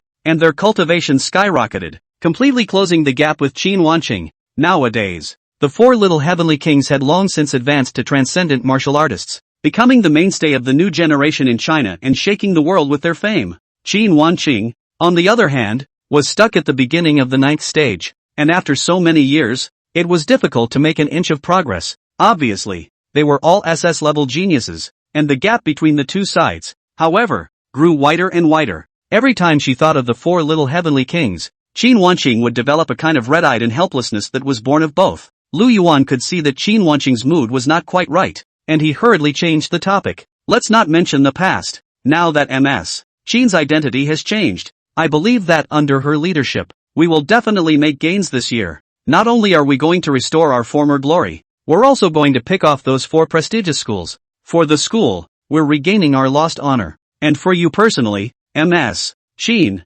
it's to make up for the regrets of that year. Lu Yuan used his pie painting stunt again. Dong Chao grinned and snickered from the side, thinking that this old bastard really did not know the heights of heaven. Recruiting 4 S-rank students and floating like this? As far as Dong Chao knew, the other 4 prestigious schools all had very good enrollment results this year. Moreover, the 4 little kings had returned from the army to their respective alma maters to catch up on their teaching duties. Those 4 boys, they're capable of something real. Whether it was personal combat power or teaching level, Qin Wanqing was no match for them. Back then, the 4 trainees that Dong Chao had saved from the green grass trial, sparing the damage to their roots and bones, were the 4 little kings that now shook China: Akiko, Tsukiko, Tatsunoko, and Ryoko. Even the title 4 little kings was given to them by Dong Chao. Chapter 16. How is staying up all night plus being lazy in bed for decades not a form of self-discipline? Out of the corner of Lu Yuan's eye, he caught a glimpse of that smile on Dong Chao's face, and when he twisted his head to look at Dong Chao had long since put away his smile. Facing Lu Yuan's gaze, Dong Chao wrinkled his eyebrows and stared, putting on an appearance of listening attentively to the leader's speech. He even took out a pen and paper and kept writing and drawing as if he was taking minutes of the meeting. Lu Yuan knew that Dong Chao was pretending to be an elephant, but there was nothing he could do about it. Lu Yuan was too lazy to get serious with Dong Chao. He just pretended that he didn't see Dong Chao's snickering. That's all I have to say. If you have nothing to add, then the meeting is adjourned. Hearing the word adjourn, Dong Chao Zero framed his hand and rushed out of the office in a swift and furious manner. The remaining few people looked at Dong Chao's disappearing back and were confused for a moment. This guy's cultivation isn't high, but he runs fast enough. Day 2. Martial Arts Class 4 Classroom. At 10 o'clock in the morning, Dong Chao leaned against the podium, flipping through the pamphlet in his hand while letting out a cackle. Michishige and Ho Yuya sat in their seats, bored and waiting for the class bell. Michishige looked at his watch as he pulled out his water glass and took a sip of the slate drink in it. He then took out 2 golden throat lozenges and stuffed them in his mouth. The note Dong Chiu wrote to him yesterday really worked. He had gotten a lot of free medicine from the school's infirmary. For Dottie, free is best. Free slate is the equivalent of a punch. The free golden throat lozenges are mints. A free bruise poultice is the equivalent of a hand and foot warmer. With a sip of banlangen and a couple of throat lozenges, Dao Shi's little life was nourished. In just one day, Dao Shi had seen that their mentor, Dong Chao, was indeed quite a card. The teachers at the school may not have treated him well, but the security guards, the housekeepers, the cleaning ants, and the supermarket attendants all treated him as a friend. Yesterday, as soon as Dahi returned to his dorm room, the school supermarket sent him a $1,000 shopping card. Immediately after that, the barber store sent a haircut card, the laundromat sent a laundry card, and even the school's bathhouse sent a bath card and even a bunch of sauna experience coupons. Indeed, as Dong Chiu had promised before, as his student, he was able to whore himself out for nothing at all of the school's places of consumption. The embarrassment of his family's situation made Dao Shi develop a frugal and cool character of white whoring. Before he came to college, he had always cautioned himself to spend as little money as possible while on campus to take the pressure off his mom. Now, Dao Shi realized that with the name of Dong Chao student, he didn't need any living expenses. He could buy anything for nothing. He was even able to turn the tables and mail his mom a little bit of slate and golden throat lozenges. Thinking of this, Dao Shi once again offered 2 points of recognition for Dong Chao. Michihiro's approval +1. Michihiro's approval +1. His view of Dong Chao had also changed slightly. Putting aside those outrageous courses, the wasteful instructor's martial arts class is actually not bad. At the very least, food and drinks are free, and there's a pretty resistant genius sword cultivator who can act as a sandbag. Dao Shi turned his head sideways and looked at Xiongya in a domineering manner. Although he had just violently beaten up Xiongya yesterday, Dao Shi still recognized Xiongya's talent and cultivation very much. This cheap and jangling fellow even had a cultivation of the middle stage of the 6th rank. For a freshman to have a cultivation of the middle stage of the 6th rank, this was definitely a rare genius in the world. The kind that would be madly snatched up by all the major martial arts colleges and martial arts families. Unfortunately, in front of Dao Shi, such a genius could only be reduced to a sandbag to be beaten. There is also a gap between genius and genius. Dao Shi didn't care what exactly Yuenya chose to join Dong Chao's martial arts class because of. In this class anyway, he would only get beaten up. Facing Dao Shi's domineering gaze, Xiongya was not the least bit afraid. He confronted Dao Shi with a cheap smile on his face. Xiongya even pointed to the sword bag on his back with a provocative face. Ever since he was a child, Xiongya had always beat up others. and yesterday was the first time he had been beaten up. The feeling of being punched in the face is kinda new. After the fight with Dao Shi, Xiongya became more and more convinced that his life is a video game with a hang-on. In this video game called life, he is the undisputed protagonist. The other people around him are all experienced monsters or NPCs serving him. Only this theory explains why his life was so smooth and his heart was always in the right place. Xiongya wanted to continue his martial path, so the heavens gave him another chance to awaken the second sword bone. He wanted fun, and the heavens sent him a martial arts instructor like Dong Chao. He wanted excitement, and the heavens sent Dawson again. The entire martial arts class was as if it was customized for him. Xiongya could tell at a glance that Dao Shi was one of those pre-level bosses that were common in the game.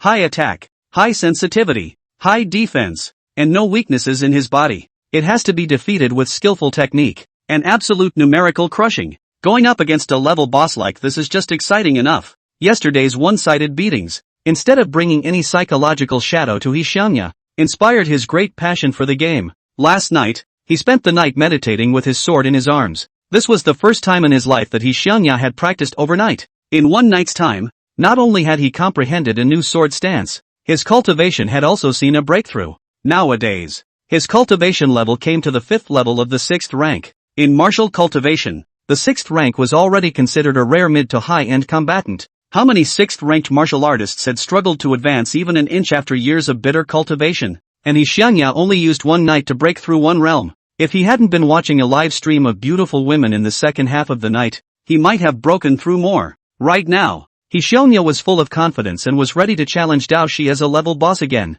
He lost so dryly yesterday, partly because of his lack of strength, and partly because his weapon was not in his hand. Using a tree branch as a sword was more or less affecting his play. Today, Xiongya brought his $1 million C-class dual swords. He's going to be true to his word and fight Dao Shi. Facing Xiongya's provocative gaze, Dao Shi showed a smile on his face. He liked Xiongya's look like he hadn't gotten enough beatings. Their eyes clashed repeatedly in the air, and a strong sense of war swirled around the classroom. Without any verbal communication, they accomplished an appointment all by intention. After class, in the back of the school, the two are going to again. Just then, the class bell rang and Dong Chao staggered onto the podium. Standing on the podium, Dong Chao yawned sleepily and asked casually, "What time do you all go to bed at night? What time do you get up in the morning?" "Teacher, I strictly follow the school's work schedule. I go to bed at 10 at night and get up at 6 in the morning." Xiongya lied without blinking an eye. Dong Chao was dissatisfied with this answer from Xiongya. With a stern face, he said to Xiongya, "You are already college students who are free from your parents, so have your own opinions. Don't blindly follow the school routine. Learn to discipline yourselves. Our martial arts class 4, we only have one class a day. Class starts at 10 o'clock every day. You guys wake up at 9:30. It's totally in time. Besides, how can you all go to bed at 10 p.m. when it's a good time for a late night snack? After eating a late night snack, you can still take advantage of the good internet speed at night to play a few games of ranked and get a good big score. Such precious time. You guys actually wasted it in the quilt. Teacher is 30 years old and still insists on staying up late every night to score. At your age, how do you have the nerve to go to bed? Can you be a little more disciplined and have some hustle? In the morning, can you have a little bit of initiative and stay in bed a little longer and get up on a staggered schedule with the rest of the class?" This reprimand from Dong Chao made Dao Shi dumbfounded. Michishige felt the nerves in his head throbbing and hurting. He just couldn't help himself. "Teacher, what you're talking about? I think it's called staying up late and slouching in bed, and it has nothing to do with self-discipline, does it?" Dong Chao frowned and reprimanded seriously. "If one stays up late and wakes up every now and then, this is undoubtedly laziness. But if one stays up late plus is lazy in bed for decades, how is this not self-discipline? It's both self-discipline and the wisdom of a staggered life." Dong Chao swept the two students back and forth and added in a serious tone, "Teacher, this is all for your own good. When you enter society, you will see how colorful the nightlife of successful people can be. For the sake of those colorful night lives in the future, you must develop a good habit of staying up late as early as possible." Dong Chao's lecture had dried Dao Shi's brain to smoke. Michishige stared with his mouth open, unable to speak for a long time. Worthy of being a well-known asshole in the education world, this martial arts instructor of his own is truly extraordinary. Chapter 17, Martial Arts Hipsters Dressing Tips. Seeing that Dao Shi was persuaded to remain speechless, Dong Chao nodded in satisfaction and began to get to the point. "Yesterday, we had a martial arts operation class and learned how to make glutinous rice cakes. Afterward, Sensei did some self-reflection, and the pace of Sensei's teaching may have been slightly faster, causing some learning pressure on you. Today, Let's combine labor with pleasure and have a relatively easy lesson on martial arts theory. As he spoke, Dong Chao picked up the chalk and wrote the word wudao on the blackboard. At the sight of those 2 words, Dao Shi's eyes lit up. This old dang is finally going to teach a little bit of knowledge related to martial arts? Must pick his mistakes and shame him a bit. Davi's stomach flipped up in a bad way. With his cultivation and insights, he could pick fault with whatever Dong Chao spoke. Dong Chao only wrote the word wudao and then turned around, assuming the posture of a tutor. As we all know, martial arts cultivation is like a year in days. To put it more bluntly, it means that every day should be as happy as the new year. Michishige and Ho Yuya were dumbfounded. What's the explanation for the idiom of a day is like a year? To be happy every day. We need to improve our quality of life, so we need to study when it comes to food, clothing, housing and transportation. In this lesson today, teacher will start with dressing, and share with you briefly, teacher's small experience of dressing. With those words, Dong Chao turned around and filled in the blackboard slate. Dressing tips for the Wudo hipster. Looking at the large words, Dao Shi did a double take. From days like years to wearing tips, the waste mentor's perception of martial arts seems to be not quite the same as normal people. Dong Chao ignored Dao Shi's astonished gaze as he old-fashionedly rolled up his sleeves, revealing the sea yellow string on his wrist. In this lesson, let's talk briefly about the contribution and influence of textile jewelry on hipster wear. You guys may not know that the entire market of literary jewelry in the martial arts world was discovered and deeply cultivated by Sensei. The appearance of these literary jewelry has brought the taste of martial artists dressing up to a big level. The help of literary jewelry for dressing is obvious. Take the teacher's dress today as an example. The teacher today is wearing a plain color bead embroidery stacked embedded 100-flower shirt, the main a comfortable home style, but with this sea yellow string, immediately has a unique temperament of a chicken standing in the crowd. Dao Shi rolled his eyes, thinking that the idiom of a chicken standing on its head was an accurate use of the word, just by looking at the temperament. Who could have imagined that this old deng who was covered in ding-dong jingles was a martial arts lecturer at MOMO University? For Dao Shi's blank stare, Dong Chao just ignored it. Just pairing it with a string gives the whole look a new look. And that's the dressing tip for making good use of accessories. As my Dong Chao students, you must be equipped with basic cultural accessories like strings. Otherwise you'll make people laugh. In the next few days, the teacher will hold a special class on string coiling, and give you a good lecture on string coiling techniques, so that you won't go astray and get carried away. Dahi was beyond excellent. String disking lessons? What's the point of going off the deep end? Is that a word a human being can come up with? Michishige twisted his head and looked at Ho Yuya. He was prepared to join Xianya in secretly laughing at their punk mentor. Unexpectedly, Xianya was holding a pen and a book, taking notes earnestly. Michishige felt like he was surrounded by 2 retards. What's with taking notes on all this stuff that the crap instructor is talking about? Ho Yuya is also very sick. Dong Chao took in the reactions of both students, and he continued teaching without moving. Making good use of accessories is a top priority in the hipster dressing system. Oftentimes, we can make a complete change in dressing style just by changing accessories. With those words, Dong Chao took off the string, and with a vain grab from his arms, he grabbed an emerald Buddha tablet and put it around his neck. See, the teacher just replaced the string with an emerald Buddha sign, and it immediately went from a home comfort style to an elite business style. The main focus is a band pie. Dao Shi once again rolled his eyes, thinking that the elite in business did not see that crazy is really crazy enough. Dong Chao pinched his waist and posed for a few male model poses, tirelessly imparting his experience in dressing. One small detail to keep in mind when wearing the Jade Buddha medallion is to pull up your pant legs and show off your ankles. As the saying goes, men wear goddess of mercy and women wear Buddha, and you must show the neck of your feet when you wear pants. Once the neck of the foot is exposed, it immediately gives a visual stretch and makes the legs look long. In order to show off the neck of your feet, your teacher suggests that you wear shallow cloth shoes on your feet, and the color of the cloth shoes should ideally echo the color of your blouse, which is the Oreo principle of dressing tips. Michishige had the urge to spit out blood. Men wear goddess of mercy, women wear Buddha, and you have to show your neck in pants? This is Murmur University, not the Irving Buddhist Academy. As a student, is it appropriate to wear an emerald Buddha medallion around your neck? Just a short while ago, Dao Shi was all about picking faults with Dong Chao and bringing him down. Now, Dahi was completely convinced. All of these points imparted by the waist tutor hit Dao Shi's knowledge blind spot. Dao Shi had to be unconvinced. However, these dressing skills cannot be said to be of little help to martial arts cultivation, only that they are useless. Might as well not teach. Just as Dao Shi was shattering his thoughts, Dong Chao once again reached into his pocket and grabbed 2 strings and 2 Buddha medals in the void. As my Dong Chao students,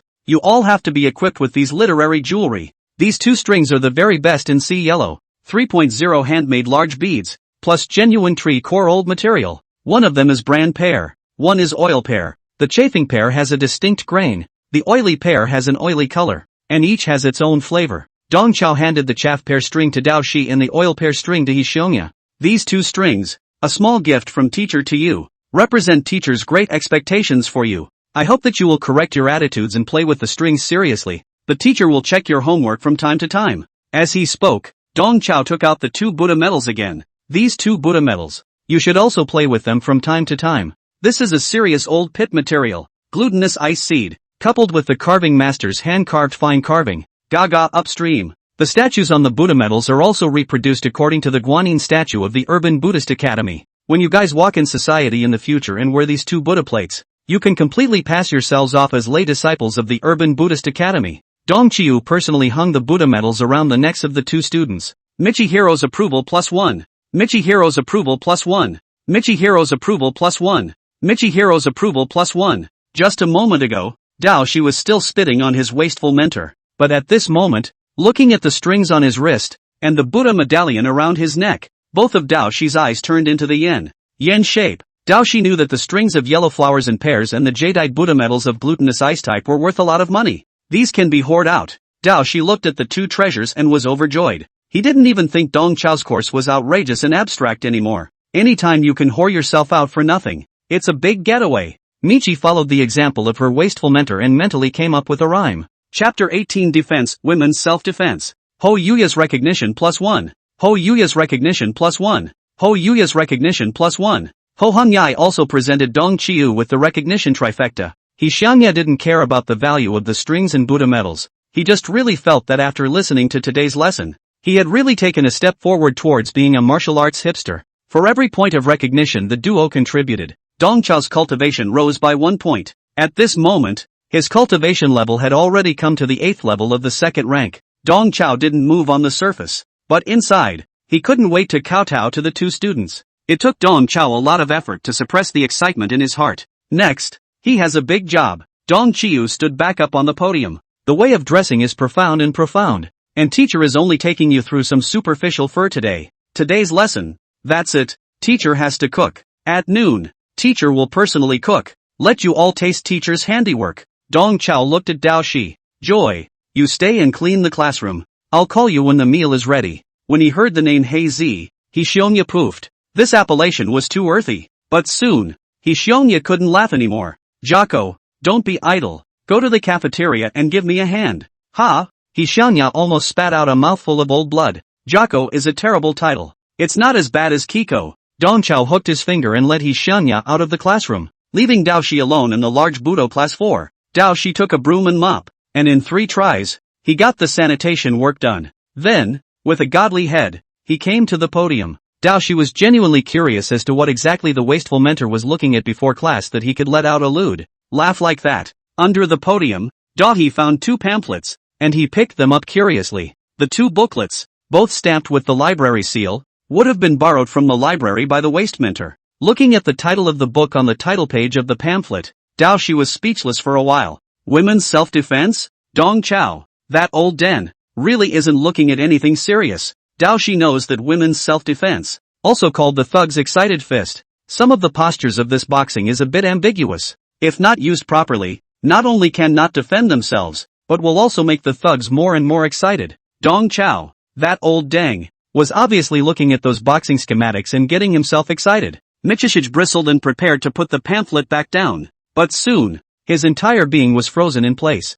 He noticed that the margins of the pamphlet were all filled with handwritten annotations. Women's self-defense techniques. No moves, no styles, no rules, no morals, no restrictions, all to kill the enemy as the first priority. It is really a superior practical martial arts. As the saying goes, there is no definite method of hitting the target at the crotch. By all means, striking the enemy's vulnerable and private parts and inflicting both psychological and physiological blows on them is the basic policy of this martial art. Looking at these annotations, Dao Shi was both shocked and enlightened. Especially the phrase "the law is not fixed." The crotch hit the target. Let Dao Shi enlightenment at the same time, but also feel the crotch of the pants slightly cold. The person who wrote these annotations was definitely a practical expert. He actually took the women's self-defense technique and transformed it into a martial art. The core of this martial art is a series of underhanded moves such as kicking the crotch, poking the eyes, spitting, slapping, stomping on the toes, pinching the chest, gripping the hair,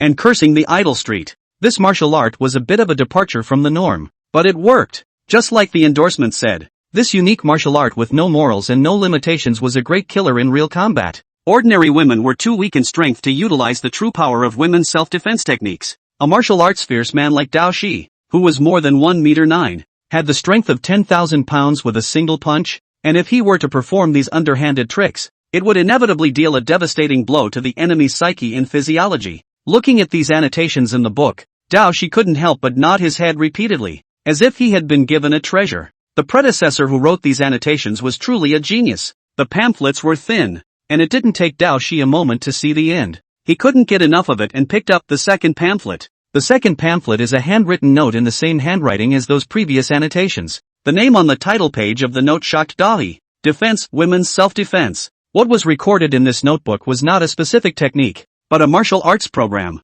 The central idea of this platform is how to defend oneself when the enemy uses some underhanded means to attack, and how to use even more despicable and underhanded means to counterattack. When fighting back, one must also take the moral high ground and verbally attack the enemy. In addition to this, how to stab the enemy in the back and lay a black hand, and how to trip up and dig traps for your opponents, are all detailed in the notes. Looking at this note, Dao Shi felt that his mind seemed to have been baptized in some way. His mind, it seemed, had been somehow sublimated. Sitting in SSS ranked talent, Dao Shi was making progress in his cultivation poll, and his line of work was full and complete. However, he was not without predicaments. Dao Shi's dilemma was that the mindfulness he practiced was too elementary. The dragoning bodybuilding technique that he practiced was a toddler initiation technique within the Xian Yuan family. In the Xian Yuan family, youngsters who had reached the age of 6 would first practice the dragoning healthy body technique to strengthen their muscles and bones when they stepped into the martial arts path. It's just a basic mindfulness technique for young people to build their foundation. Since escaping from the Xian Yuan family, Dao Shi never had access to superior martial arts mind techniques. He could only use the dragoning physical fitness technique as the basis for his self-finding and self-modification. He transformed the dragoning bodybuilding technique into the dragoning overlord technique. Although there is only a one-word difference in the name, there is a huge difference in power. His original Dragon Song Overlord body skill not only enhanced his body's functions, but also changed his body shape and appearance to a certain extent, helping him to evade the clan's capture. It was just that his Dragon Song hegemony skill was incomplete and couldn't fit perfectly with his roots and bones. Dao Shi carries the bloodline of discord. His destiny is half dragon and half dog. The Dragon Song hegemony technique could only fit that half of the dragon bloodline in his body, and could not resonate with his canine bloodline. However, this women's defense in his hands was an unparalleled match for his canine bloodline. This note is, in fact, too much of a dog. If you combine the dragoning overlord technique with the women's defense technique, Dao Shi's self-created mind method will be complete.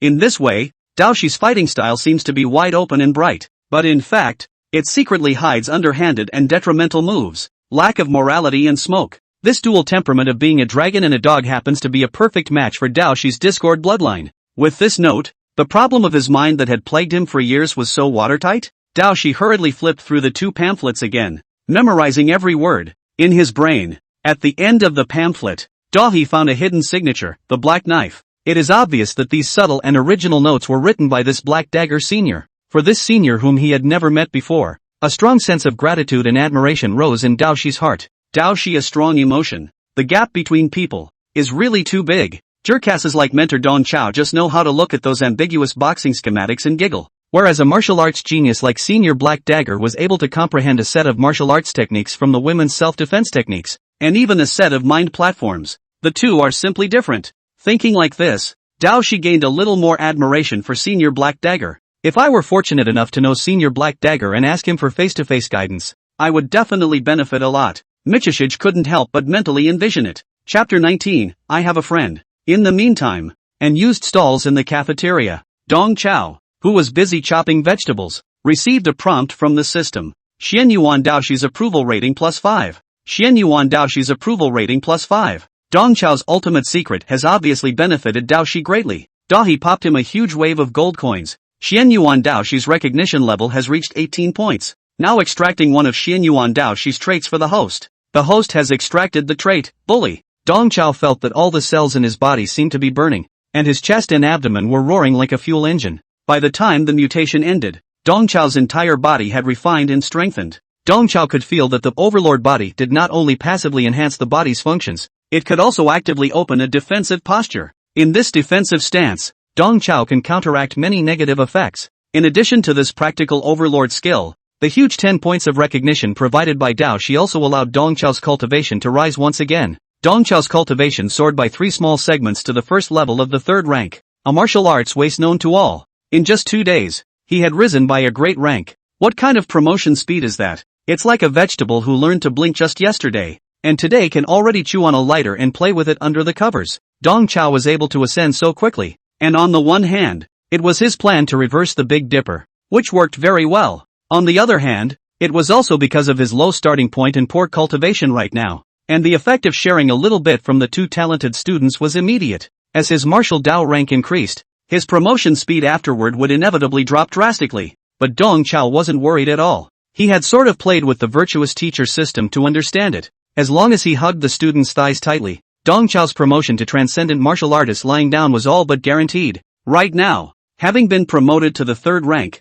he would have another slot to hug his thigh. Congratulations to the host for advancing to the 3rd level of martial arts. Now unlocking a new enrollment slot for the host. A blank student page appeared in Dong Chao's mind. Pending binding. Dong Chao knew in his heart that every binding slot was crucial to his laying down a big win. He must be cautious. Moreover, after seeing the demonic talents of Dao Shi and Xiongya, Dong Chao could not even look at the other scholarly seedlings in the academy. Even those 4 S-rank students who were regarded as the jewels in the palm of Dean Lu Yuan's hand were no different from cerebral thrombosis in front of Dao Shi and He Yuenya. Based on the principle of better to have a few than to have too many, Dong Chao decided to reserve the binding quota first, and slowly look for the right person. Right now, he has an important job to do. Dong Chao looked at He Xiongya without moving. Yesterday, with the help of the military's internal website, Dong Chao also checked on He Xiongya's bottom. Ho Yuya came from a non-martial arts family, and military records of him are limited. However, Dong Qiu was sure that He Xiongya, like Dao Shi, was harboring many secrets. Why did his sword bone shatter when he was fine? And why was he turned away from Swordsman University? With He Xiongya's talent, even if his sword bone was shattered and he could no longer climb the martial path, he could still transform into a sword theory researcher. This kind of theoretical researcher is also a rare talent. What's more, he was also an innate sword cultivator. Jiangye University should have recruited him into the school even if they thought of him as a mascot or even as a living specimen. It was unreasonable to take back He Xiongya's guaranteed place because of a shattered sword bone. Dong Chao vaguely felt that there was definitely something behind this. Although he didn't get much information from the military's website, Dong Chao had other channels though. His little old brother, Yi Zhiqiu, one of the 4 little heavenly kings, Xiuzi, had now returned to Jiangye University as the director of studies. Dong Chao was ready to find a chance to ask Xiuzi what the hidden agenda was behind this. He Xiongya didn't notice Dong Chao's frequent gazes. At the moment, he was standing by the sink, perfunctorily washing vegetables. He Xiongya's mind was obviously not used on washing the vegetables. The guy picked up a few leaves every now and then, picking or stabbing them against the water flow, obviously trying to figure out a sword move. Dong Chao quietly came behind He Xiongya, ready to do the business. Dong Chao reached out his hand and patted the sword pouch on He Xiongya's back, using the sword to introduce the topic. Good swords, really good swords. Jocko, these 2 precious swords of yours, they're not expensive, are they? Hearing Dong Chao's words, He Xiongya returned to his senses and revealed a smug, cheap smile. Ha, it's just 2 ordinary longswords, not worth a few dollars. It's only $1 million or so. He Xiongya's mouth was being modest, but his entire person revealed a sense of showmanship and bragging. Dong Chao could tell at a glance that these 2 longswords of He Xiongya's were C-grade weapons produced by the Taiyu arsenal. The weapons and defenses used by martial artists were strictly graded, like the delineated grades of talents. There were 8 grades from E to SSS. Of these 8 grades, grade C is the highest grade that can be purchased with money. Weapons and defenses of C grade and above can only be exchanged through military merits. He Xiongya's pair of twin swords were already rare gems on the market. However, it was still far from being worthy of him. Dong Chao used the twin swords as a natural way to introduce the topic. You're practicing the Mandarin duck double sword? A rare school. But then again, Sensei has a friend who practices the even colder 3-sword stream than you. 3-sword stream? He Xiongya said that you just blow powerful. Chinese sword art is divided into single sword, double sword, two-handed sword, which has what 3-sword flow. Seeing that He Xiongya didn't believe it, Dong Chao said in a fervent manner, that friend of mine, He holds a sword in each of his left and right hands, with a sword in his mouth. This is his original 3-sword stream. Gao with pie. He Xiangya rolled his eyes, thinking, where did he bring the pie? How can you show a charming smile if you have a sword in your mouth? How else can you speak out and taunt your opponent? Besides, it's not convenient to chew gum. He Yuanya scoffed at the act of holding a sword in his mouth. Dong Chao had thought that the 3-sword stream statement would arouse He Xiangya's interest, but he didn't expect that this kid would actually not enter into it. That covert observation yesterday had allowed Dong Chao to capture Dao Shi's style of martial arts, and instructing Dao Shi was relatively easy, but guiding Ho Xiongya is a bit more difficult. The group of sword cultivators was too rare, and Dong Chao had not come into contact with several sword cultivators in all the years he had been in the military. In terms of sword cultivation, Dong Chao knew very little. What's more, this kid, He Xiangya, is still an extreme alternative in the group of sword cultivators. Innate sword cultivator plus twin-born sword bones, buffs are stacked, and unusual sword cultivation may not be applicable to him. In this situation, Dong Chao thought of a wild idea. He wanted to stimulate He Xiangya to roll his own by telling a story. The friend that Dong Qiu was talking about was Nanaroa Solon, Dong Qiu's favorite manga character before he crossed over. This was also a character that Dong Chao could think of that had something to do with the way of the sword. In this world, there is not so rich a civic work that he can just play around with. Back in the day, I invited that friend of mine to spend money at the bath center, and he was lifting barbells by the way while he was showering. You tell me how hardworking he was. Bathing center, consumption? It's just great healthcare. He Xiangya's eyes lit up. Dong Chao was a bit helpless. He made up this story to inspire He Yuanya to always study the way of the sword like Sauron. After all, in the manga, Sauron is the tough guy who washes hot springs and doesn't forget to lift barbells. Unfortunately, this story doesn't quite fit in the presence of Ho Yuya. Ho Xiongya is clearly more interested in great healthcare. Chapter 20, Heavenly Thunder hooks the fire. Imperial sister looking for a boy. Seeing that He Xiangya was so unorthodox, Dong Chao could only use the inverted Big Dipper trick again. Of course, that friend of mine is a martial arts genius. People get rewarded for their efforts. Unlike scraps like us, no matter how hard we work, it's useless. For martial arts wastrels like us, it's better to focus on trying to make money and eating and drinking. If you practice a little kendo in your spare time, sensei has no objection. However, you have to prioritize and not play with things. He Xiangya nodded playfully, but inwardly he was already cursing. Well. You call practicing kendo playing with things, don't you? I'll go to the practice room in a while and play with things all day. I'm going to play with things all night long. The thought of sneaking around practicing in the practice room gave He Xiangya a burst of excitement. The feeling is as exciting as skipping bed to go to a cyber cafe and pack up. By the way, teacher, that friend of yours, what's his name? He Xiangya wanted to get the name of that sword cultivator out of Dong Chao's mouth. When he found an opportunity, he would beat up that sword cultivator. Had to pop the sword that guy was holding in his mouth. And make sure that guy has to chew gum and hammer in his mouth when he fights from now on. What class? Daring to hold a sword in your mouth. That friend of mine, his name is Sauron. Ryuko. We're very close. Dong Qiu talked big and put gold on his face. Locked dragons? Hearing this strange name, a glimmer of realization snapped in He Xiangya's heart. Locking dragons? Lock the dragon. It's like he's found a way to beat Dahi. Sword Chi lock dragon. Isn't Dao Shi covered in dragon scales? Then give him a wild and cool burial of love and mercilessness sword Chi lock dragon. In this instant, He Xiangya comprehended a new sword stance. 12 noon. Dong Qiu called Dao Shi and He Xiangya to the dining table. On the table, there were braised pork ribs and bean curd,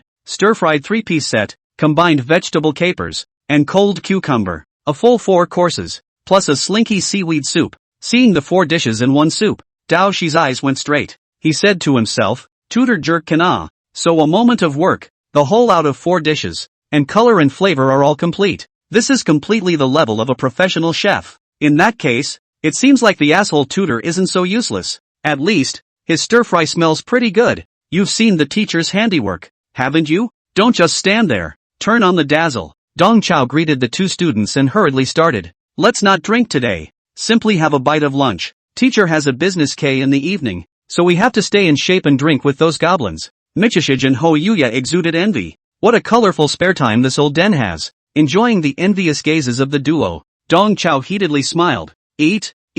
When we have the opportunity later, teacher will teach you hand in hand how to go about singing business K. He picked up his chopsticks and gave each of them a piece of ribs. In terms of cultivation, Dong Chao was not very persuasive, and he could only secretly nudge the 2 of them. But at the dinner table, he was an absolute authority. While the 2 were feasting, he began to give them a lesson. As the saying goes, all things are learned in the world, and bean curd must be stewed in meat and oil. Stewed bean curd with pork ribs looks simple, but there's a lot more to it than that. For ribs to be good, they have to be sautéed for a long time. Then with the meat oil from the stir fry, you can then stir fry the bean curd and scorch it as well. In the jargon of our chef world, this is called giving full play to the Maillard reaction. To put it more professionally, it's all about taking full advantage of the unique flavors produced by the non-enzymatic browning of starch and protein macromolecules. Michishij secretly grimaced as she furiously gnawed on her ribs. He thought to himself, "Aren't you the asshole instructor of the martial arts class? How come you changed to cook again?" But the jerk mentor's call was quite a bluff, and Dao she didn't understand a word of it. Dong Chiu continues to show off his skills to the students. In addition to the ribs stewed with bean curd, other dishes, too, are skillfully difficult. When frying the combined vegetables, the leeks and bean sprouts should be fried to 8 maturity, and finally covered with a spread egg cake on top, naturally stewed to 10 maturity. The bean sprouts and leeks fried in this way are crisp and tasty and won't wilt. Pat cucumber also has a tip, that is, to use the ice sheet jade tablet, pat out no pure flavor. Teacher mixing gazpacho or using a special gazpacho tablet. Special dishes, to avoid tampering with the flavor. Also, the cucumber must be patted. And the cucumber that is patted is sweet and crisp and has a cucumber flavor. This is utilizing the cell-breaking principle. If you're afraid of watery cucumbers, you can also slightly grab a little sesame oil before chilling. Doxy and Ho Hon Yai had like ducks listening to thunder. Dao she vaguely developed a bad feeling. The asshole tutor explained in such detail as if he really wanted to teach them how to cook. After introducing a few appetizers,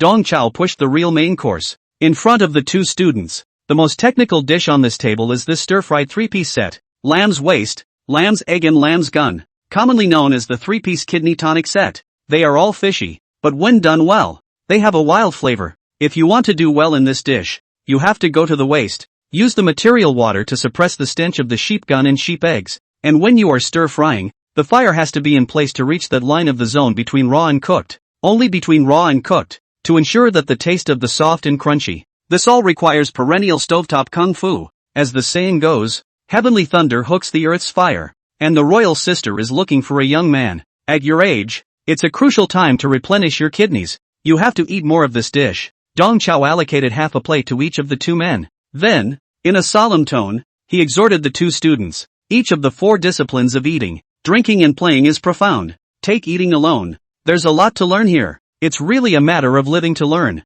As my Dong Chao students, you must not only be able to eat, but you must also be able to cook. In the area of stir-frying, you must be proficient. Otherwise you'll be laughed at. Ho Yuya's recognition +1. He Xiangya nodded his head heartily and repeatedly while sucking on the kidney tonic three-piece set like noodles. You get to learn to cook in the middle of a martial arts class. This college is worth it. Dahi was in a state of raw frustration. He thought he was going to get a brain bruise. A martial artist studying stir-fry every day. That's what would be laughed at, right? Dao Shi decided to irritate Dong Chao a bit as he said to Dong Chao in a conspiratorial tone. Teacher, your cooking skills are really hot. It would be a shame if you didn't go to a culinary college to teach cooking. Hearing this, Dong Chao instantly slapped on his face and rebuked in a serious manner. Michishij, what are you talking about? How could you even think such a thing? Remember teacher's words. A good university is no worse than a culinary middle school. Don't you look down on our MOMOMO university? Dong Chao glared at Dao Shi, and his tone softened slightly. Compared to the culinary middle school, the culinary heritage of our MOMU University is indeed a bit weaker, but cultivation is up to the individual. As long as you are willing to work hard, your teacher will definitely let you systematically master various cooking techniques from scratch. After you graduate, whether you go out and open a stall or contract our school's cafeteria, it's all hard-earned rice. Dahi felt that he was speechless in his native language. Is the asshole mentor incapable of understanding sarcasm? What do you mean a good college isn't worse than a culinary middle school? And Nymphets open stalls and contract school cafeterias? What the is that? Seeing that Dao Shi stopped speaking, Dong Chao also stopped reprimanding, and he turned his words around and started boasting. It is no exaggeration to say that in this area of cooking, the teacher is an unearthly genius. As the saying goes, how to stir water with beef stuffing, why pineapple meat sticks to your mouth, how to dish out wine glass legs and savor the richness of fat. You guys nah, just follow teacher and learn slowly. Dahi doesn't want to talk to this dumbass anymore. He simply turned his anger into appetite, and under Dong Chao's chanting like nagging, he smothered his head and frantically dried his rice. Chapter 21, Inactive Meetings, Problematic Thinking. The three of them had a windfall, and in no time at all, they had eaten a pot dry bowl. During this time, Dong Chao's mouth had been preaching, but the speed of the dry rice had not received the slightest impact. After eating, Dong Chao instructed the two. It's the same as usual in the afternoon. You guys are free to move around, but don't just focus on playing. While you're playing games and swiping videos, also recall today's lesson and refresh those dressing points that the teacher taught you. While making abstract remarks, Dong Chiu did not forget to make a reverse Big Dipper remark. As martial waste, we have no hope in cultivation. But in terms of dressing, we must compete. If we can't be elite martial artists, we can at least be hipsters. Ah yes, yes, yes. Listening to Dong Chao's abstract remarks, He Xiangyan nodded his head repeatedly. For his part, Dahi was cold and didn't squeak.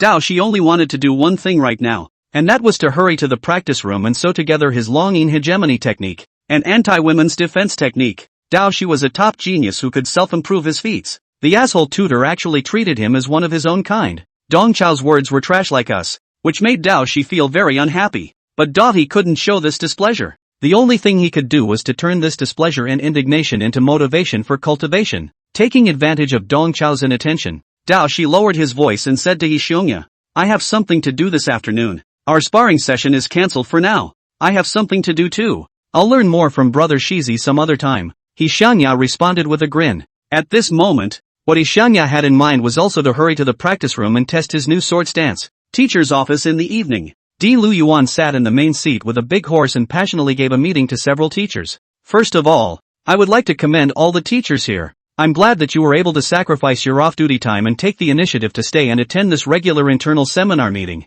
I'm very pleased with the realization that you all took the initiative to work overtime. I propose that we all give ourselves a round of applause. Snap. Qin Wanqing, Wang Su, and Jiang Chang wore three bitter faces and clapped their hands perfunctorily. Where are they taking the initiative to work overtime? It was clearly that they were blocked in the office by Lu Yuan when they were off duty. As the dean of the Martial Arts Academy, Lu Yuan attached great importance to the education of this class of new students, valuing it to the extent of meeting every day. In Lu Yuan's opinion, there was nothing that an internal meeting couldn't solve. If so, then open to. Right now, Lu Yuan is ready to use a sound meeting to wash the teachers' minds and inspire their energy. However, in the face of his well-prepared opening remarks for the meeting, several teachers showed a lack of interest, which made Lu Yuan a little upset. He raised his volume and tried to motivate the teachers. Meetings are not active. There is something wrong with the mind. Teachers, comrades, let me see your passion for work. Without love and passion, how can you comprehend the important ideas of the meeting? How can you be a teacher? How can you teach your students?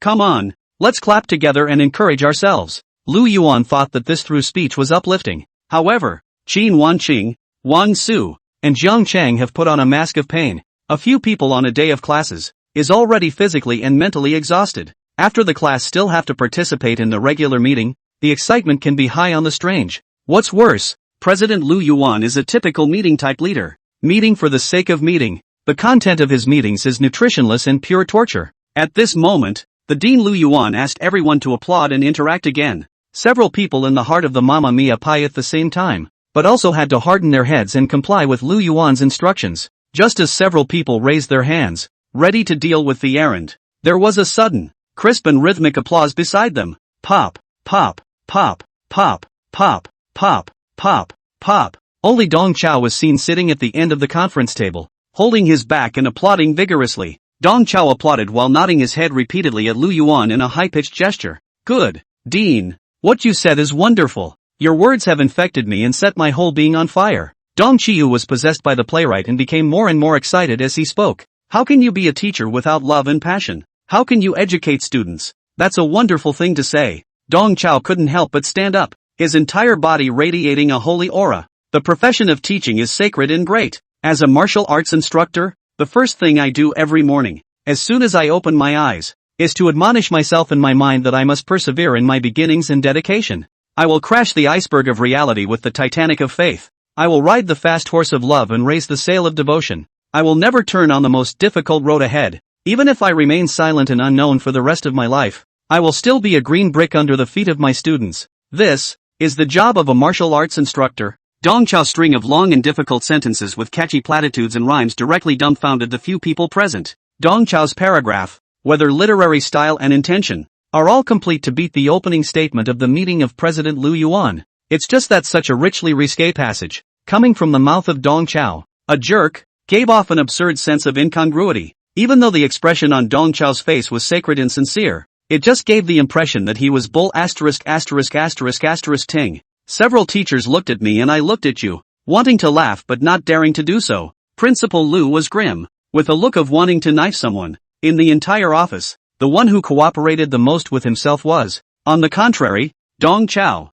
the inept jerk. Lu Yuan even suspected that Dong Chao was ostensibly actively cooperating with himself, but in reality, the bastard was using an abstract performance for some sort of connotation and irony. But suspicion after suspicion, Lu Yuan could not have a seizure at this moment. After all, Dong Chao was the only person in this meeting who had given him emotional feedback. Although the feedback wasn't quite in the right flavor, Lu Yuan had originally prepared many small sessions of emotional interaction in the meeting, which were used to stimulate the teacher's subjective motivation. But after being messed up like this by Dong Chao, he instantly lost interest. Lu Yuan was silent for a while before he said with a lack of interest, "It's getting late, so let's get right to the point. I'll take 3 minutes of your time to briefly mention a few things." Hearing this, Wang Su and Jiang Chang breathed a long sigh of relief. The two knew that they had escaped an ordeal. Qin Wanqing stole an amused glance at Dong Chao as she celebrated. This asshole tutor who didn't have a good reputation in the academy was quite tactful. Actually reverse took the dean down. A strange,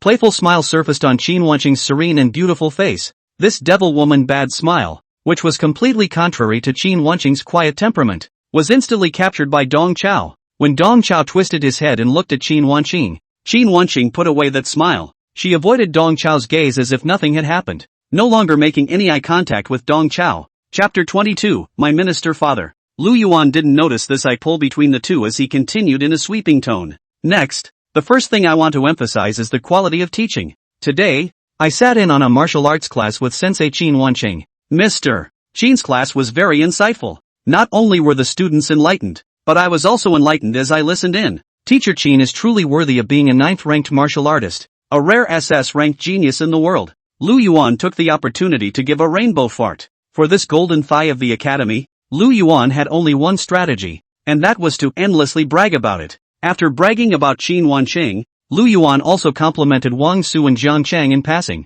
letting them taste some sweetness as well. As for Mr. Wang and Mr. Jiang, one of you is the backbone of the academy, and the other, although he has just joined the workforce, is from a family of martial arts education and has a deep family pedigree. For the two of you, I am certainly assured of the quality of your teaching. I'm just giving you guys a reminder to strive for excellence. As he spoke, Lu Yuan glanced at Dong Chao intentionally or unintentionally. To Dong Chao, Lu Yuan deliberately said nothing, but actually said everything. As the infamous waste tutor, Dong Chao wasn't failing to teach quality, he was failing to teach at all. This piece of stinking meat, it's not even worth mentioning. Lu Yuan looked at Dong Chao obliquely, was trying to shame him a bit, but to his surprise, Dong Chao actually smiled at him heartlessly. Lu Yuan was furious as he gritted his teeth and continued. The second thing I'd like to emphasize is to encourage the students to engage in more practical exercises. In this regard, I still want to focus on praising Mr.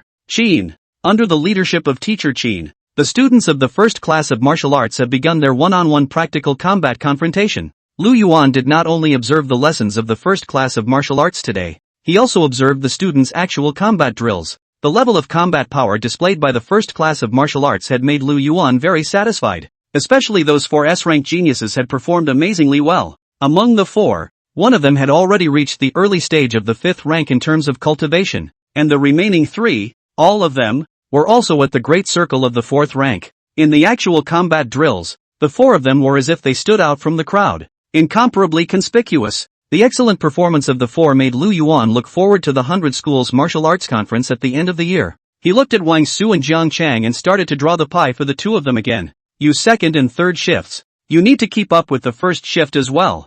There are going to be more actual combat drills. Students who excel in actual combat will all have a chance to be on the shortlist for the Martial Arts Congress. Lu Yuan deliberately ignored Dong Chao's Budo Class 4. Those two students in Class 4 are as stupid as Dong Qiu. With their qualifications, it was already burning a hole in their hearts to be able to enter MOMO University. A superior super tournament like the 100 Schools Martial Arts Conference didn't have a single thing to do with them. Lu Yuan once again lightly glanced at Dong Chao before turning his head to look at Qin Wanqing. His face instantly replaced with a pleasing smile. As for Mr. Qin, you just keep up the good work. While teaching the knowledge of the syllabus, you'll also give those top students a proper crack at it. There are still a few months before the 100 Schools Martial Arts Conference at the end of the year. During these few months, you should take the trouble to refine the cultivation of those top students, especially that 5th ranked Shintu Dust. If he can advance to the 6th ranked, or even to the middle of the 6th ranked before the start of the martial arts conference, then we'll be flying high this year. Hearing this, Qin Wanqing showed a difficult expression,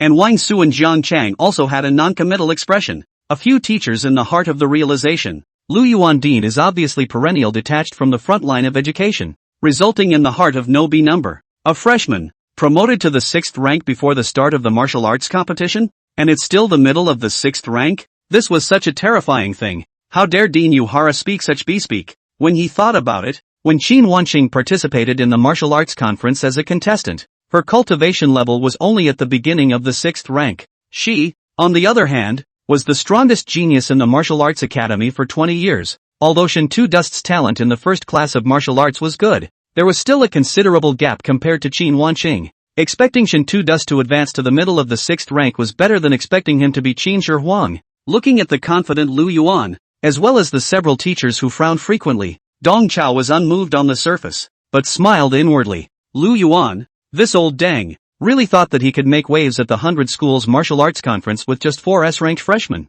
He even wanted to challenge the other 4 prestigious schools. He was really overconfident. The 4 S-ranked freshmen were a revival of sorts for the Martial Arts Academy. But looking at the whole of China, such a participating class wasn't really quite enough. How many talents there are in the world? Just like the 4 little kings of the year, and the Southern Ocean twins that have risen to fame in recent years. Which of their qualifications and talents did not blow away S-class martial artists by more than a dozen streets? It wasn't an exaggeration to say that those heavenly talents who had shown in the Martial Arts Congress could almost reach 80% of Dao Shi and He Xiong's level of talent. It was not Dong Qiu Versailles. It was his 2 students, like 2 animals, who were ridiculously strong. One was high in attack, high in sensitivity, and high in defense, plus a divine beast bloodline, without the slightest weakness in his body. The other dual-born sword bone, even though half of the sword bone was damaged, was still able to reach SS grade in 8 sword cultivator. These 2 animals chose to join MOMO University, and it was actually MOMO University that burned high incense.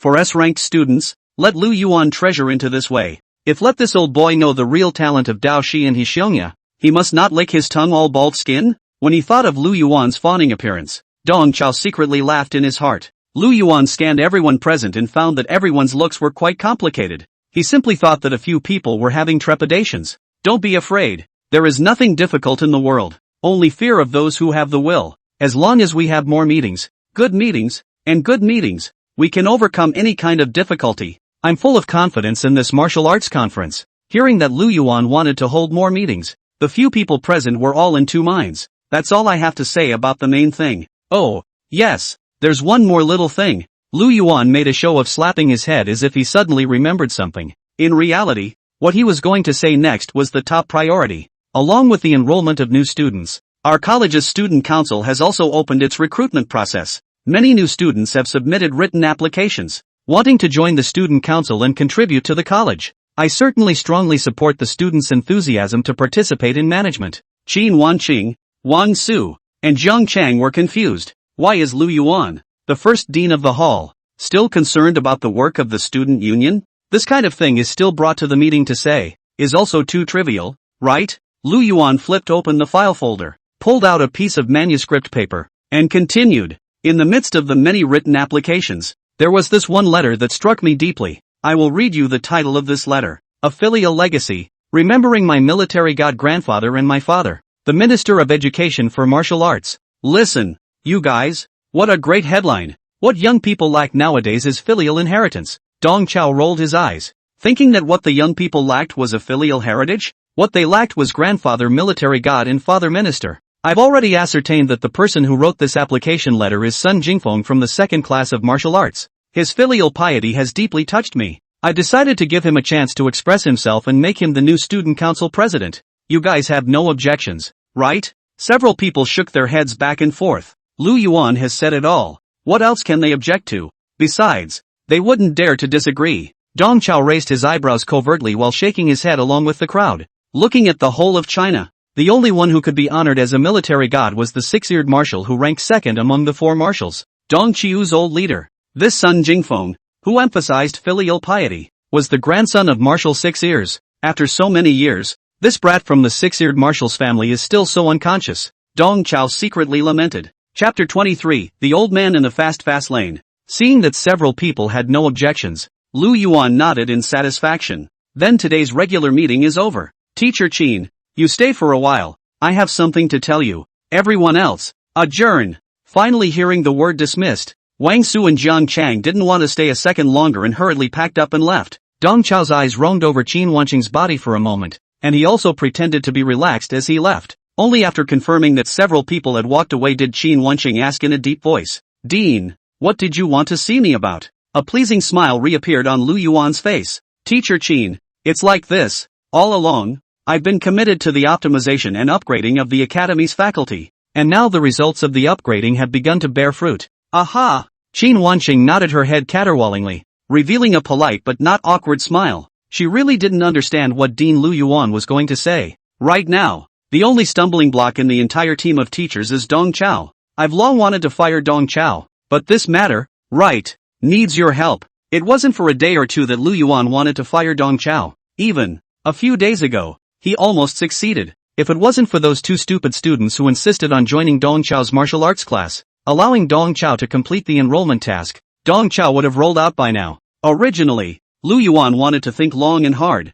but this morning, he was changed by a phone call from the principal's office. It wasn't the principal who called, but the principal's paper puppet. On the phone, the principal's paper puppet reprimanded Lu Yuan severely, and then very bluntly prompted Lu Yuan that Dong Chao had a bit of a military background, telling him not to make trouble out of nothing. Lu Yuan was at least the dean of the Martial Arts Academy, a veteran who had plowed deep into the education port for decades, and had suffered without merit. A man-made paper puppet actually reprimanded him like a grandson, which made Lu Yuan very unhappy. What do you mean? Nothing to worry about? He was clearly worried about the revival of the Martial Arts Academy. Instead, it was the principal himself who really had nothing better to do. Over the years, the principal had been away from the school for years in order to practice puppetry, and she had left the day-to-day management of the school in the hands of a spiritually enlightened paper puppet. The deans and directors of the colleges report to that paperman. It was because of such a farce that Murmur University was becoming more and more chaotic with each passing year, and its ranking was not as good as it should be.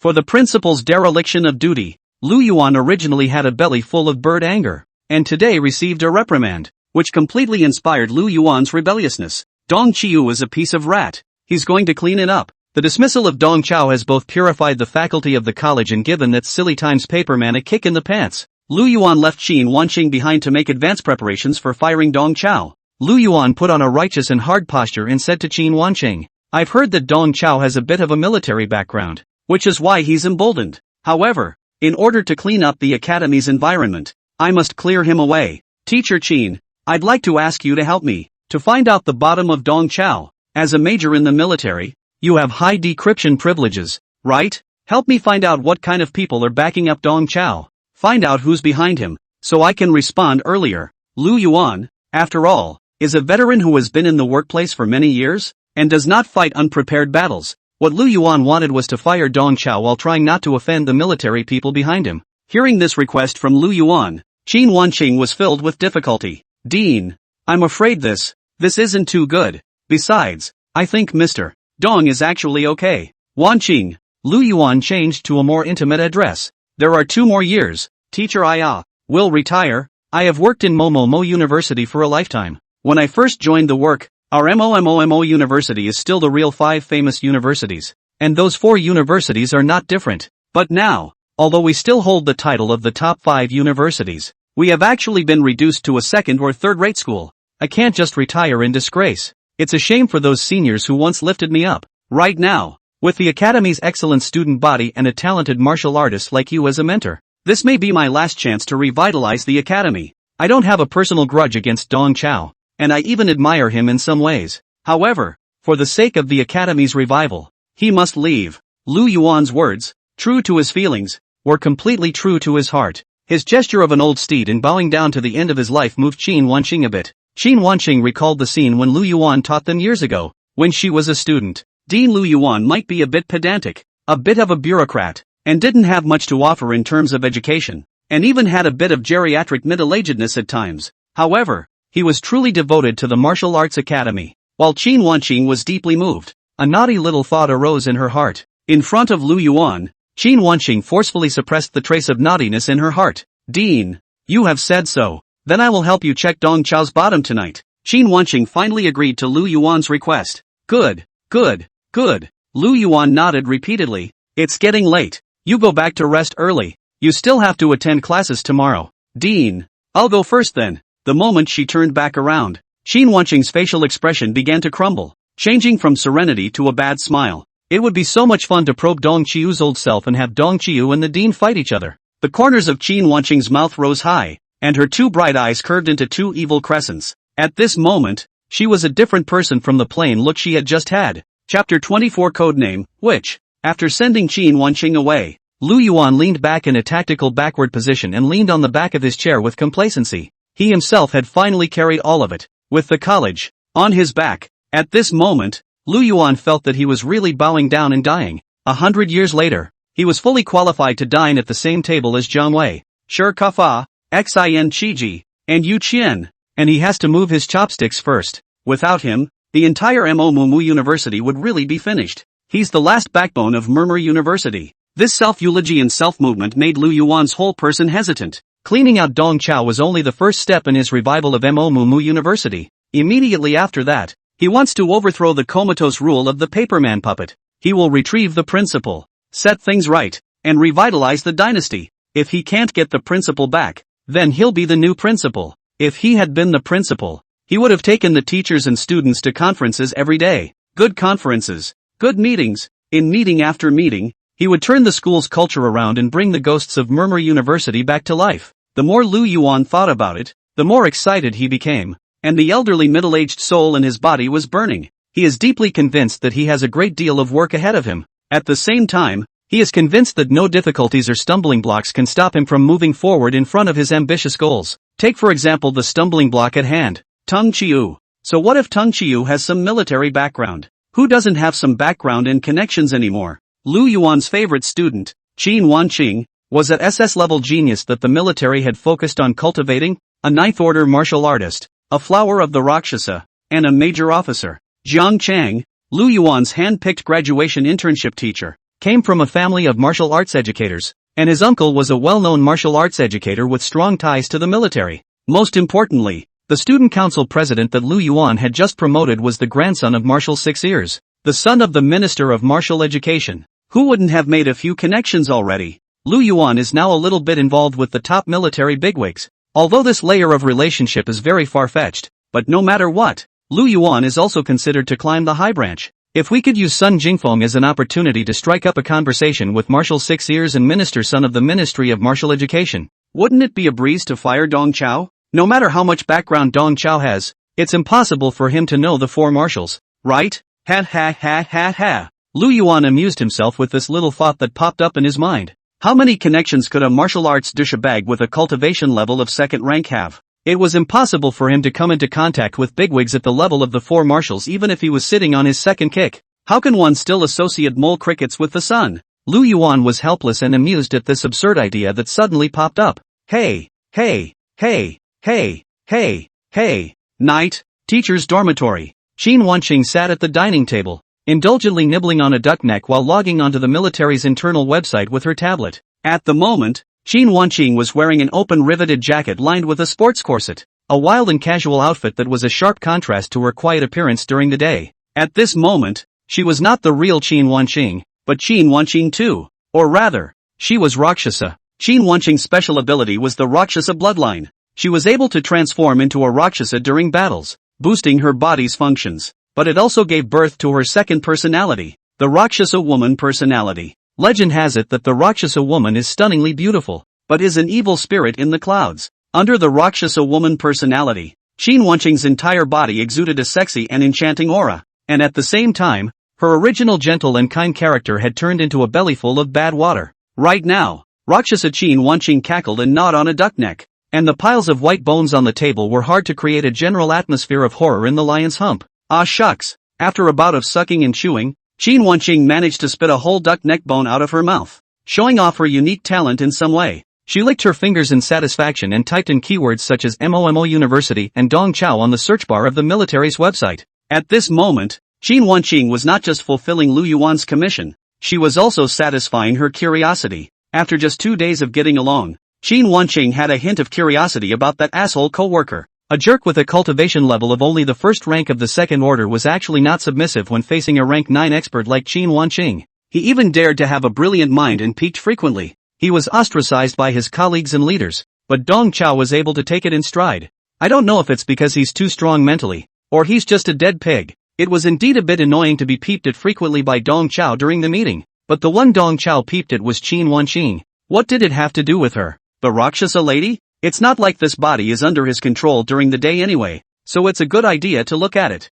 As for at night, she was a Rakshasa woman. Was she still afraid of being peeped at? With this atmosphere and spontaneity, Rakshasa Qin Wanqing pressed the enter key, and the military's search engine began to run quickly. Qin Wanqing is a major in the Chinese headquarters, with first-class declassification authority from the military. Although it was only the lowest level of level 1 authority, it was already very rare. The military's declassification authority is only granted to a few elite officers. The fact that Qin Wanqing could have first-class authority at such a young age showed the importance that the military leadership attached to her. Accompanied by the press of the enter key, the screen quickly displayed all of Dong Chao's basic information. Dong Chao, male, 30 years old, unmarried, martial arts instructor at MOMO University, cultivation level 2nd rank 1st. Important resumes and honors, 3rd prize in Huaxia Shouting King Cup shouting competition. Top 10 players in Mahjong werewolf slaying elite competition. 1st prize in respect for the elderly and love for the elderly Sunset Cup chess competition. 2nd prize in one-shot clearing cup billiards competition. Winning prize in I Love My Home Cup mixed cold vegetable competition. Dong Qiu's resume is filled with odd awards. Looking at this bizarre information, Rakshasa Qin Wanqing's eyes widened, and for a while, she forgot to gnaw on her duck neck. This internal information of the military. The style of painting is also too strange. It's a bit nonsensical. Leaving aside those strange awards, the various basic information about Dong Qiu in the profile is just too general and sketchy. What kind of family did Dong Qiu come from? What kind of upbringing did he have? And what else did he do before becoming a martial arts instructor? What are his supernatural abilities? Is there any connection with the military? All of this important information is missing. The military's internal website was so powerful that every Chinese citizen's detailed information was included in it. And there shouldn't be such a lack of information. There's something wrong with this information from Dong Qiu. It's obviously been tampered with. Rakshasa Qin Wanqing's expression became a bit more serious, but her inner curiosity grew stronger. She returned to the login page of the military website and typed the word which into the ID field. As a major in the Chinese headquarters, Qin Wanqing had first-class declassification authority, and as Qin Wanqing's second personality, Rakshasa Qin Wanqing has second-level decryption authority. Her code name in the military is Witch. I didn't expect it. You really have a military background? In order to probe your old background, I even had to turn on my secondary authority. It's true that you can't judge a person by their appearance. Rakshasa Qin Wanqing grinned up at the screen, revealing a set of sharp tiger teeth. That basic information on Dong Qiu has obviously been tampered with. If it was an ordinary person, it wouldn't be too easy to probe Dong Chao's bottom line. She wasn't just anyone though. She was a magical girl with military level 2 clearance. Rakshasa Qin Wanqing unlocked secondary access to see what this information really looked like before it was altered. On one side is the asshole with a deep background who can tamper with the military's internal information.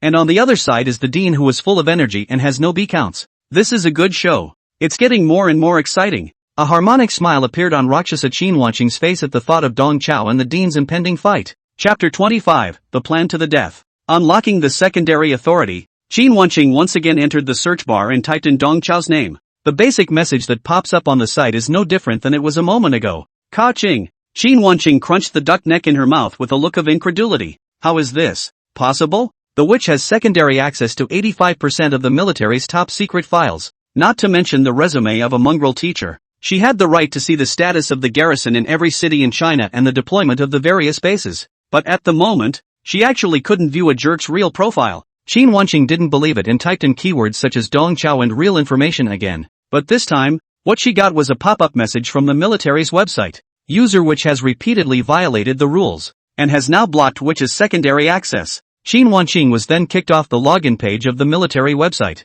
Violations? What's this about? Rakshasa Qin Wanqing was dumbfounded. The violation prompt is only triggered when probing secrets higher than one's own decryption privileges. Could it be that Dong Chao's identity information is a high-level secret, far higher than Rakshasa Qin Wanqing's level 2 decryption clearance? She repeatedly probed for high-level secrets above her declassification level, so she was locked out of access? A chill ran down Rakshasa Qin Wanqing's spine. This Dong Qiu, what's his story? Just a few minutes ago, Rakshasa Qin Wanqing had smiled as she unlocked her secondary authority and attempted to retrieve Dong Chao's true information. But now, she's hip to it. Dean Lu Yuan has his heart set on firing Dong Chao. But looking at the stance, it seems like he's chopped into the aorta. This drama has become more interesting. For a while, Rakshasa Qin Wanqing's colorful and handsome face was crying and laughing. On the one hand, things are getting interesting. On the other hand, she was aching for the secondary access she'd had blocked off. In the meantime, Kyoto, Marshal Xuanyuan's residence. In the marshal's office, Xianyuan Jingde leaned back in his eunuch chair, flipping through the multiple documents at hand. Xianyuan Jingde was the patriarch of the Xianyuan family, and he also had another identity. He was the Candle Dragon Marshal, the first of the 4 marshals of China. Being in 2 important positions, Xianyuan Jingde is all night and day every day. Knock, knock, knock. A knock sounded on the door and the personal secretary, Xianyuan Tanqi, stood respectfully at the door, asking Xianyuan Jingde for instructions. Marshal, the family's secret agent has sent a report on young Master Dao Shi's recent situation. Xianyuan Jingde nodded and signaled for Tianquan to come closer to report. Marshal, just as you expected. Young Master Dao Shi intentionally controlled his scores and entered MOMO University with a score that barely passed the line.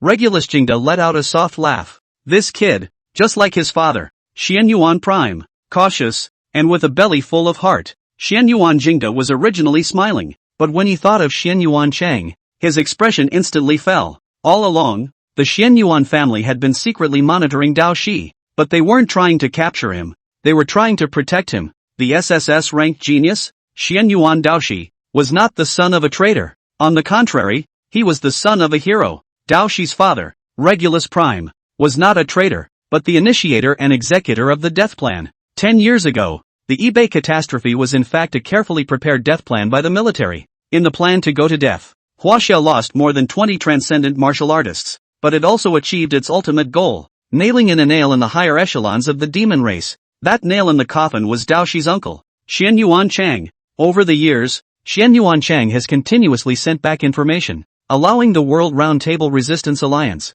including China, to thwart the plots of the demon race on many occasions. In these 10 years, the demon race's plans to invade Blue Star have been repeatedly thwarted, and Xianyuan Chang has taken the credit for it. In order to ensure that Xianyuan Chang was not suspected, the Xianyuan family had to package Dao Shi as the son of a traitor and pose as if he was going to even sit down. Obviously, he was the son of a hero, the SSS-class genius that the family was proud of, but now he was like a street rat, not daring to show his real name. Every time he thought of this, Xianyuan Jingde felt that the family owed Dao Shi too much. Fortunately, Dao Shi's natural talent was superior, and over the years, just by groping himself, his cultivation had already reached the middle stage of the 6th rank, and his future was unlimited. Have the secret agents continue to protect in secret, and if there's any situation, report back in time. While Xianyuan Jingde spoke out his command, he secretly planned in his heart whether he should secretly teach Dao Shi a few advanced heart techniques and arrange for another teacher to instruct him. That child fled the family at the age of 8, and hasn't come into contact with any high-level mind techniques over the years, and with only a dragonine healthy body technique, he has cultivated hard to the 6th rank, which is really a bit unbelievable. But no matter how talented Dao Shi was, without advanced heart techniques to back him up, his cultivation was like a sandcastle that lacked a main beam. However, if we contact Tao He rashly, it may reveal the death plan. As the only son of Xianyuan Prime, Dao Shi was the only break in the plan to go to his death. In fact, for so many years, the demon race for the plan to die has always been skeptical. Just this hand of Huaxia's male offering head to play is really too ruthless and poisonous, so that they have to believe. Xianyuan Jingde was in a dilemma for a while. He didn't want to waste his family's proud SSS-ranked genius, but he also didn't want to undo the plan to go to his death at great cost. After a long period of contemplation, Xianyuan Jingde suddenly realized that Secretary Tanqi was still standing in place without moving. He asked in a hushed voice, "Why? Is there something else?" Tianqiu returned with some difficulty. "Marshal, there's one more thing. Dao Shi young master has entered the martial arts academy. His martial Dao instructor, called Dong Chao, is a well-known jerk in the education world. With that asshole being the young master's mentor, will he bring the young master down?" Upon hearing the name Dong Chao, Xianyuan Jingde was first stunned, then his eyebrows rose. Dong Chiu? How old is this guy? Like 30 or so. Xianyuan Jingde's eyes narrowed slightly. Find out for me. Is he from the military? Is his code name Black Dagger? Yes. Tianxiu immediately opened the 3D holographic projection in his office and connected to the military's internal website, preparing to check Dong Chao's information. Just then, Xianyuan Jingde stood up. I'd better do it. I'm afraid you don't have that authority. Xianyuan Jingde came to the holographic projection and first entered his palm print, then accessed Dong Chao's internal information. On the side, Xianyuan Tianqi's eyes widened. He could clearly see that Dong Chao's level of secrecy was the highest level of 5. A level that can only be unlocked by the 4 marshals and the 4 chiefs of staff.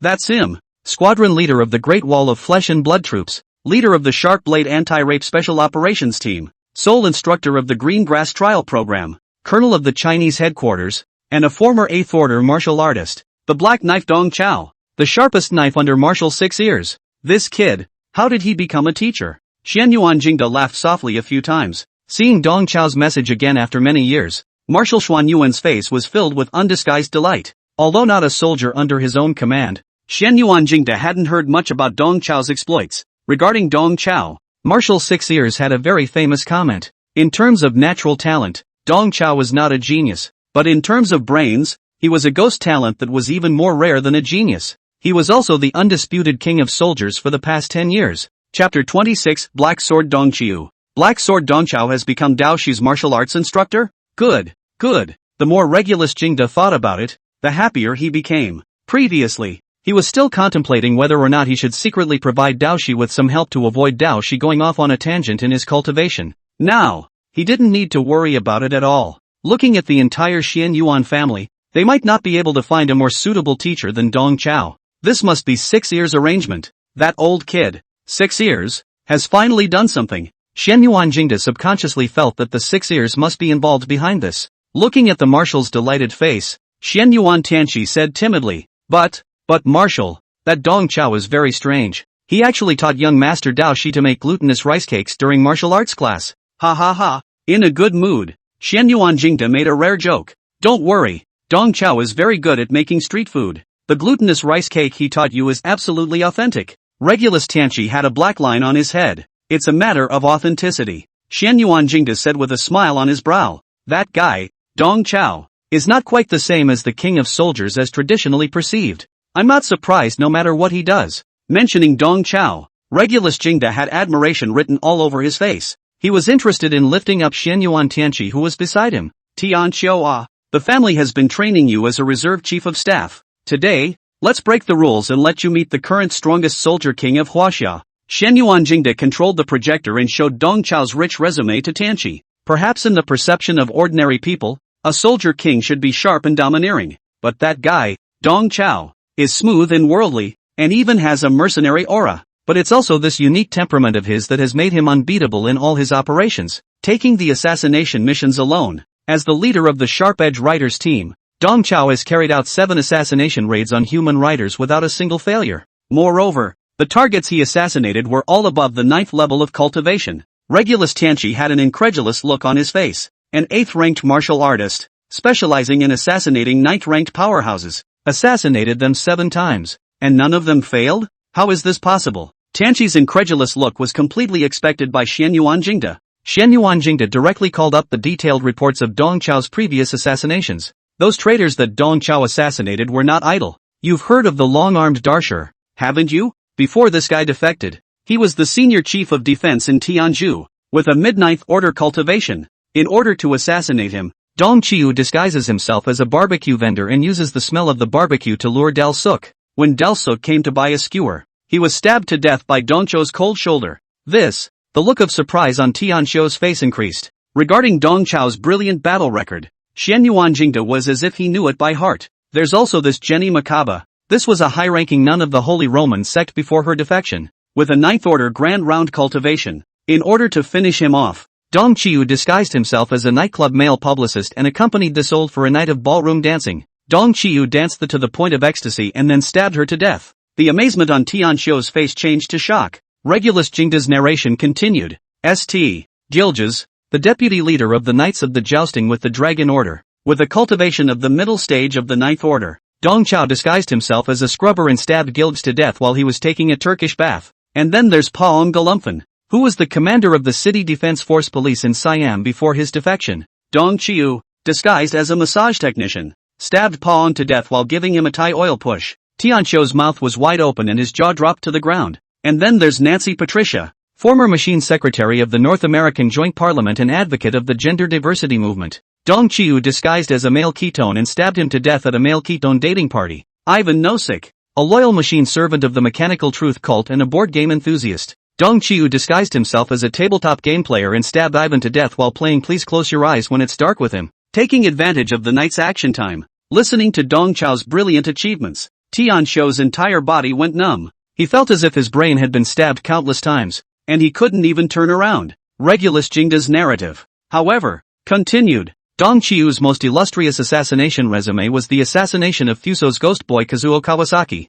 Kawasaki is an Oni clan from Fusan, and they have long colluded with the Demon Clan. Kawasaki Kazuo has been indoctrinated with the idea of human treachery since he was a child, and at the same time, he is the most outstanding genius of the Kawasaki family in the past 600 years. He's a rule-based alien ability possessor, SSS grade talent, and at only 19 years old, he's promoted to transcendent. This son has been brainwashed by the demon race since he was a child, and the consequences of letting him continue to grow are unimaginable. Tianqiu was secretly staggered. This Kawasaki Kazuo turned out to be an SSS-ranked talent just like young Master Michishige. Moreover, in terms of ability levels, Kawasaki Kazuo's rule-based ability was one level higher than young Master Daoshi's bloodline-based ability. This Fusang Ghost Boy is really scary. As the world knows, the martial artist's psychic abilities are categorized into 5 major categories with 3 levels. The lowest ranked ability is the enhancement class ability: strength enhancement, epidermal enhancement, mind enhancement, digestive system enhancement,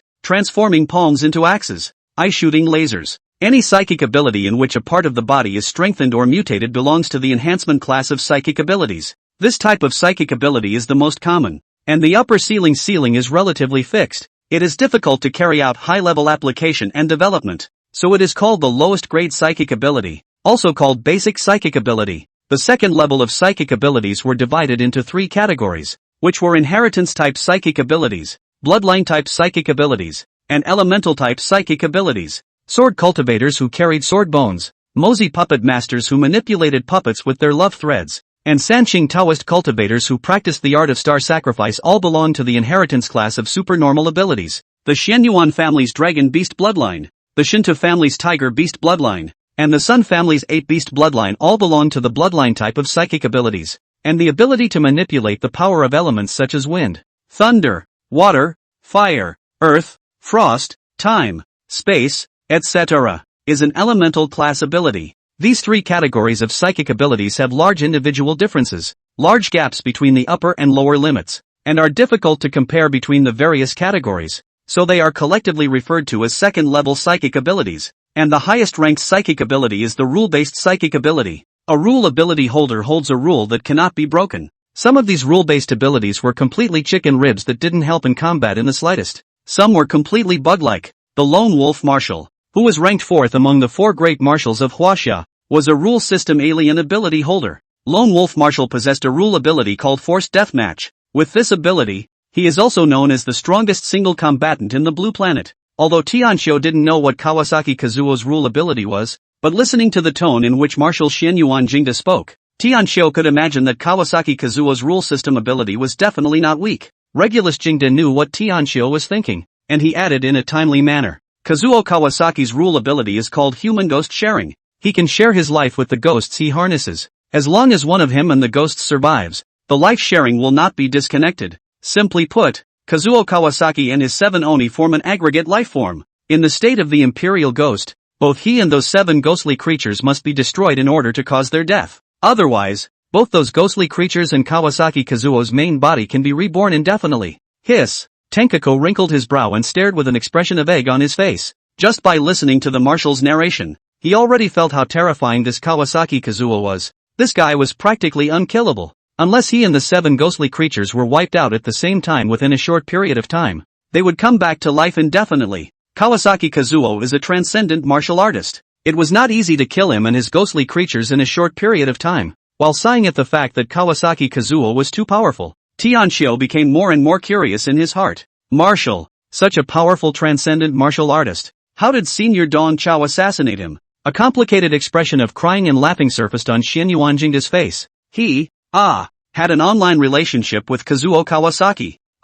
In this instant, Tianxiu wondered if he had heard wrong. Chapter 27, The Despicable Soldier King. Xian Yuanjingda struggled to control his facial expression, laboriously maintaining his authority and seriousness as a marshal. Dong Qiu disguises herself as a janky girl and hooks up with Kazuo Kawasaki through a handheld game called Original Magic. He assumed the alias Dong Chao Chao, and with the help of his pseudo-voice skills, he chatted east to west with Kawasaki Kazuo in the game with a sweet and cute lowly clip sound, and soon teased Kawasaki Kazuo to the point where he was in a state of pent-up fascination. The two embarked on a 6-month-long online romance. In the meantime, Dong Qiu always emphasized to Kawasaki Ikkyo, consciously or unconsciously, that he was timid by nature and was most afraid of those ghosts and gods. After a long preparation, he reluctantly agreed to Kawasaki Ikkyo's request to meet Ben Now. The meeting place for the two of them was agreed to be on the streets of Ginza, in order not to scare his online love interest. When they met, Kawasaki Kazuo purposely disengaged his Oni status and didn't let those ghosts follow him around.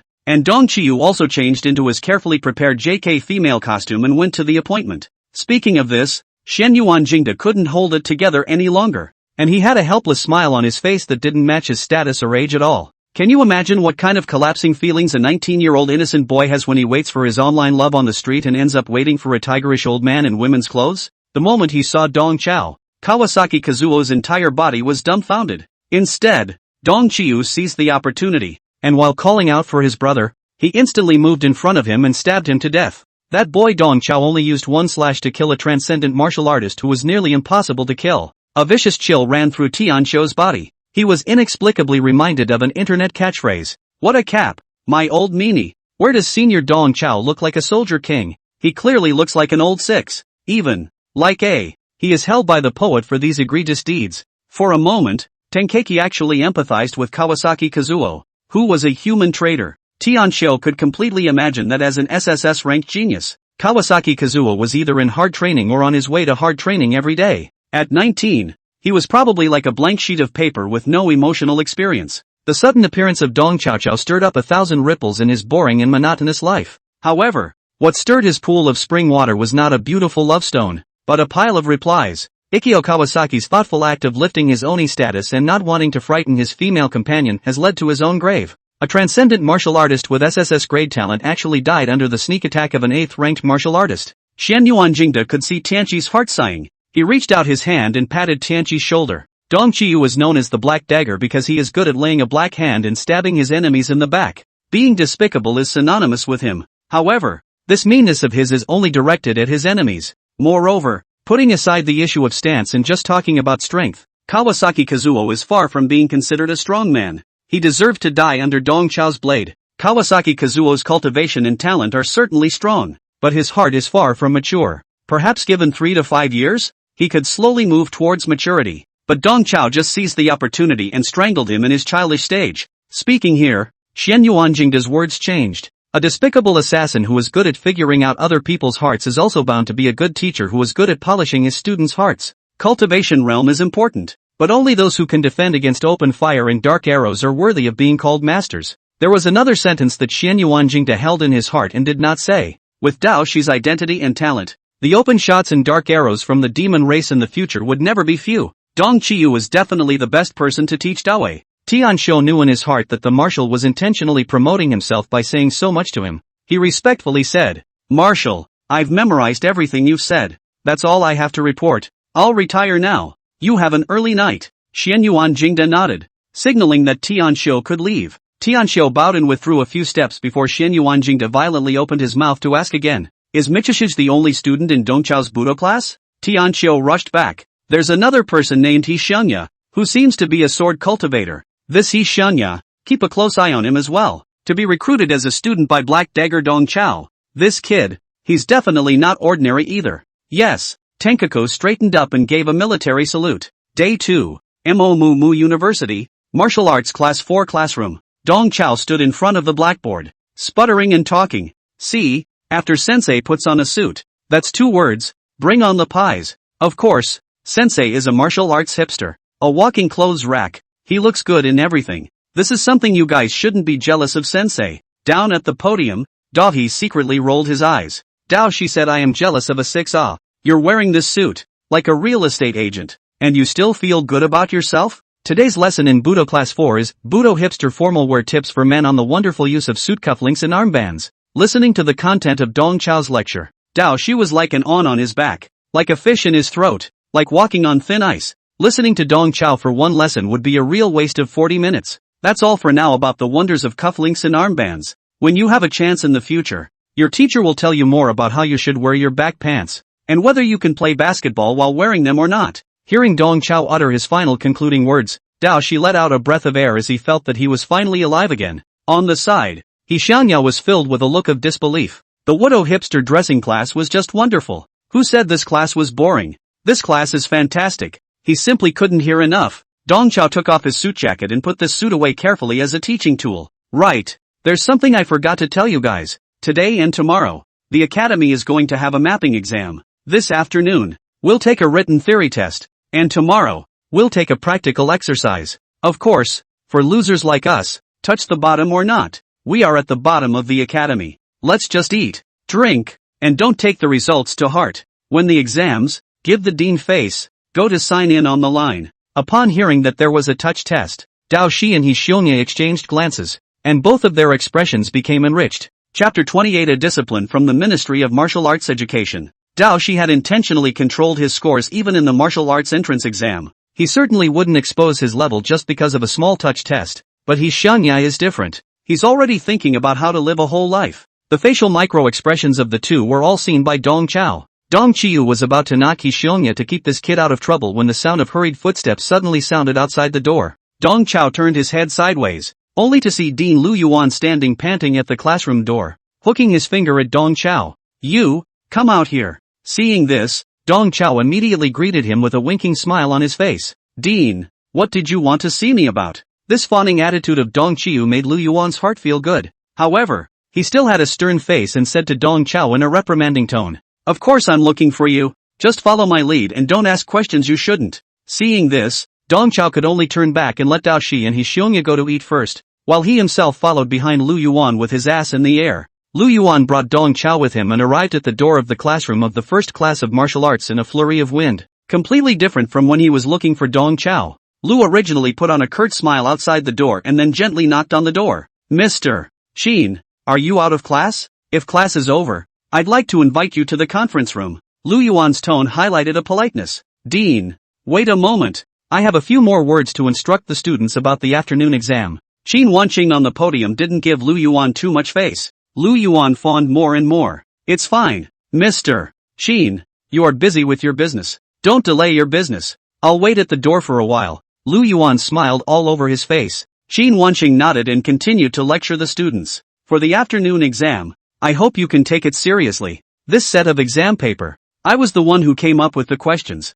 and the exam paper as a whole is on the difficult side. Especially the few martial arts exposition questions in the back are a bit over the top. Don't be pressurized. Write as much as you can think of. If you don't have any questions, this is the end of the morning's lesson. Only after explaining all this did Qin Wanqing walk out of the classroom. Qin Wanqing was wearing a tight-fitting sportswear today, and the snug fit highlighted her tall and plump good figure while at the same time accentuating her elegant temperament, giving people a feeling of spring breeze. Only, Qin Wanqing's face was topped with two not-so-obvious dark circles under her eyes, obviously not having rested well last night. Dean, what did you want to see me about? Qin Wanqing asked indifferently. While speaking out, Qin Wanqing finally saw Dong Chao behind Lu Yuan. Her figure jerked and her heartbeat missed a beat. She hadn't been able to sleep well last night thanks to Dong Chao. Dong Chao, the well-known jerk from the Martial Arts Academy, did have a billion points of military background. Just for checking his internal information, the witch's level 2 access was blocked. This guy's level of secrecy,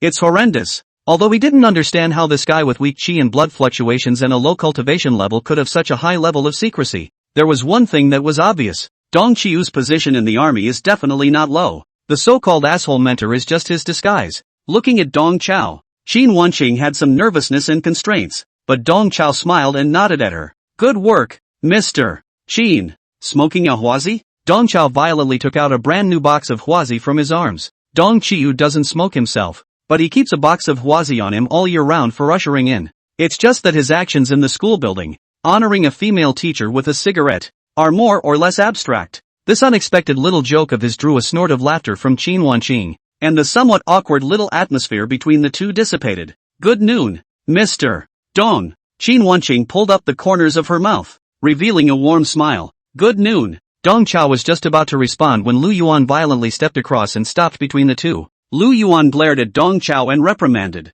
Don't be playful during working hours. Keep your mind on your work. Also, smoking is strictly prohibited in the teaching building. Set a good example for the students. Lu Yuan confiscated Dong Chao's huazi as soon as he could and slipped it into his jacket pocket. Lu Yuan's move of moving the earth on the head of a Taiyuyu looked at Qin Wanqing with a black line on her head. Anyone with a discerning eye could see that Lu Yuan's reprimand of Dong Chao was fake and taking advantage was real. However, to Qin Wanqing's surprise, in the face of Lu Yuan's Yakuza tricks, Dong Chao, who had a frighteningly deep background, smiled and nodded his head. The dean is right to criticize. Not only should cigarettes not be in the school building, but lighters too. As he spoke, Dong Chao pulled out a lighter from his pocket and handed it over along with it. That's more like it. Lu Yuan took the lighter and put it in his jacket pocket as well. Qin Wanqing, who was on the side, had her entire being misplaced. You, just spoil him. Qin Wanqing stole a glance at Dong Chao and secretly chanted in her heart. With his hands behind his back,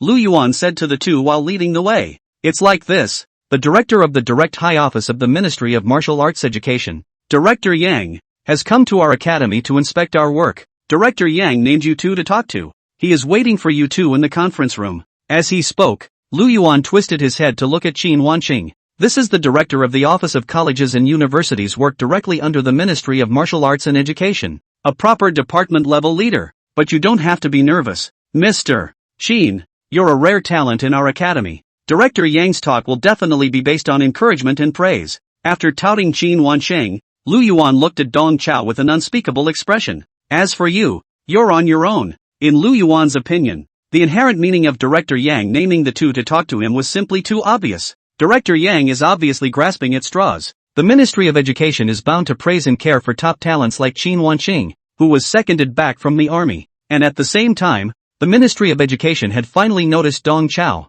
The asshole. Director Yang must have come to criticize and warn this jerk. The more Lu Yuan thought about it, the more he realized that was the case. Lu Yuan couldn't help but lament in the bottom of his heart. These days, all good things come together. He was just preparing to expel Dong Chao when the director of the Ministry of Education came to the college to inspect the work, and he also wanted to use Dong Chao as a negative example. It's not like someone is handing you a pillow when you're sleepy. No matter how hard the military connections behind Dong Chiu are, can they be harder than the director of the Ministry of Education? Lu Yuan was sure that Dong Chao, the asshole who was dragging the entire academy down, was about to roll up and get out, and he, himself, is about to move to new heights in his life while leading the revival of the academy. It's really kind of exciting when you think about it. Lu Yuan led the two to the door of the conference room, and the guy knocked on the door and poked his head in attentively. Director Yang, the people are all here. Yang Wei, the director of the Direct High Office, sat in a reclining chair with an old spirit and instructed Lu Yuan.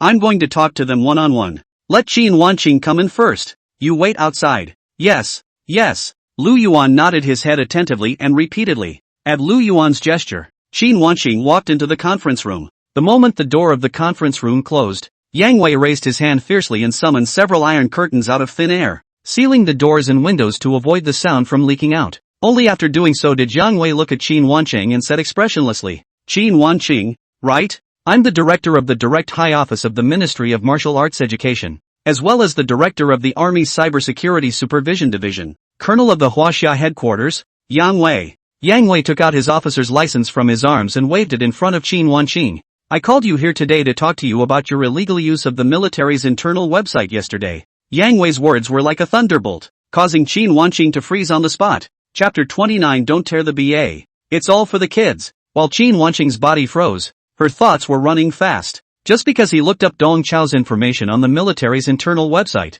not only was his authority blocked, but someone came to his door today to be accountable. The key to the accountability of this. The head is not small. In the Ministry of Education and the military, two major positions, or the Chinese headquarters colonel. So it seems, Dong Chao's identity is simply a bit scary. Qin Wanqing truly didn't expect that her curious little move yesterday would lead to such a big battle. Had she known this, She could not have said anything to agree to Dean Lu Yuan's request. Thinking of this, Qin Wanqing suddenly realized that she had not saluted and greeted Yang Wei yet. It was clearly stated in the military etiquette that lower-level officers must take the initiative to salute and greet their superiors when they meet them. Qin Wanqing hurriedly stood at attention and saluted. Major Qin Wanqing of the Chinese headquarters. Greetings to the chief. Facing Qin Wanqing's salute, Yang Wei deliberately did not return it as he stood up and paced around the conference room. As a school officer of the headquarters, you should be aware of the military's secrecy regulations, right? Don't see what you shouldn't see. Don't ask what you shouldn't ask. Don't listen to what you shouldn't listen to.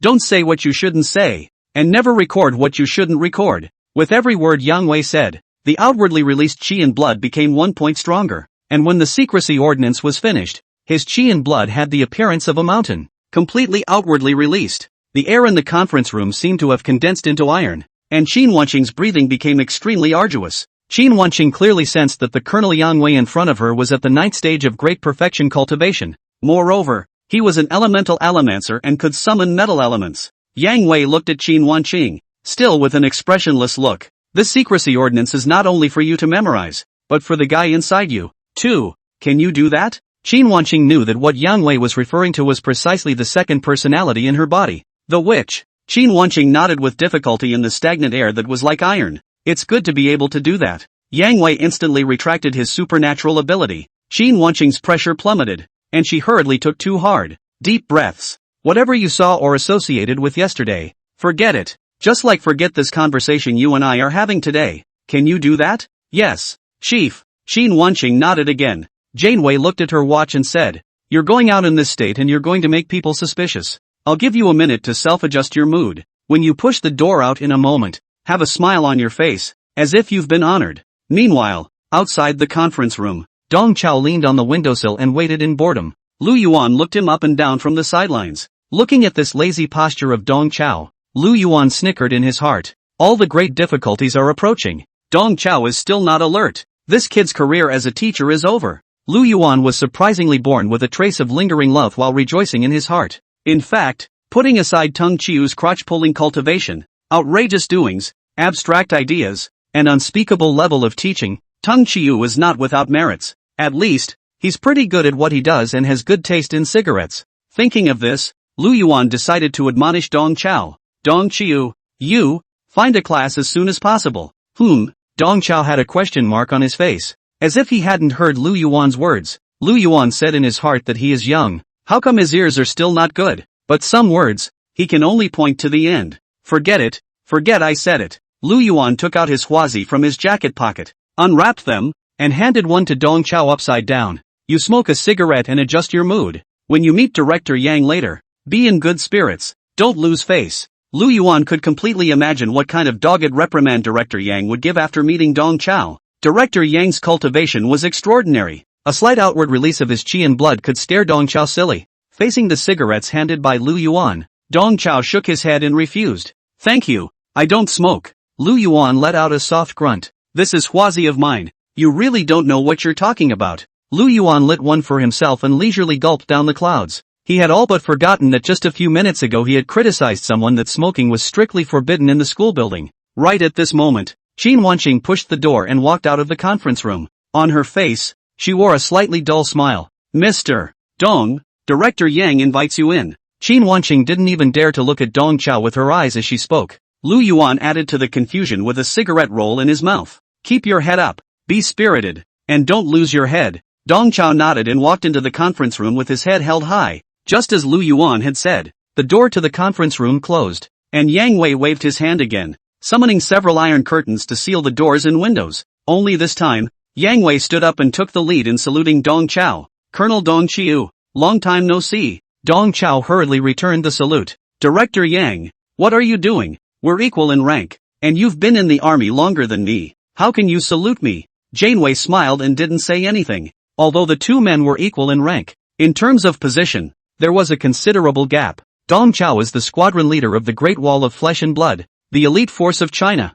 He also holds other important positions, and is the soldier king that Marshal Six Ears relies on the most. If he hadn't been wasted for 5 years because of his injury, he would have been promoted to Major General long ago. Facing Dong Chao, Yang Wei's face, which was expressionless before, put on a polite smile. Colonel Dong Chiu. It was Marshal Six Ears who commissioned me to visit you and bring you medicine in the meantime. As he said that, Yang Wei shook the storage ring in his hand, and on the desktop of the conference room, various types of potions piled up into small mountains appeared instantly. As a meritorious servant of Huaxia, Dong Chao had not been given any cold shoulder after his injury. On the contrary, the military had been spending a great deal of money to develop various medicines for him, hoping to help him regain his cultivation. It's just that none of these drugs developed by the military work very well. Looking at these potions piled into a small mountain, Dong Chao had a headache, but he still squeezed out a smile and thanked Yang Wei. Director Yang, thank you for your hard work. The marshal is really bad. Delivering medicine is such a trivial matter,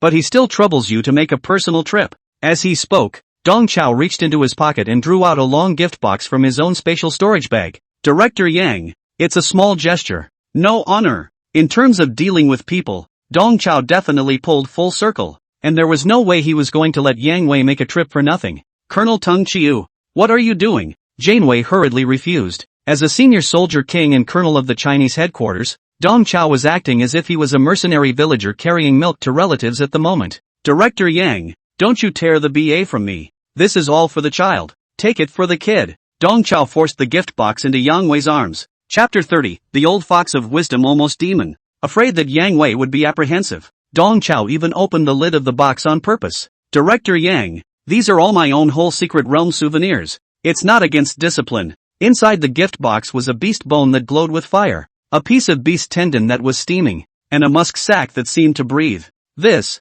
is the Fire Orchid Musk Trio? You call this a local specialty? Yang Wei was a knowledgeable person. He could tell at a glance that these rare materials were all from the 8th order exotic beast, Fire Orchid Musk, a powerful beast that lived in the secret realm of the Withered Blood Mountain Range. The Fire Orchid Musk is a beast with dual attributes of poison and fire, capable of releasing group-type musk poison attacks and flame attacks, making it very difficult to deal with. Its animal bone, animal tendon, and musk capsule, known as the 3 treasures of Fire Orchid Musk, are good auxiliary elixirs, and are good aids for forging the bodies of young child martial artists who have just stepped into the martial way. However, it is not easy to get the complete Fire Orchid Musk trio. Fiery Orchid Musk, a foreign beast, was very rigid, and when they were on the verge of death, they would take the initiative to bite through their musk sacs, releasing large-scale clouds of musk venom in a desperate fight to the death. The best way to get the complete musk sac is to sneak up behind it and kill it with a single blow.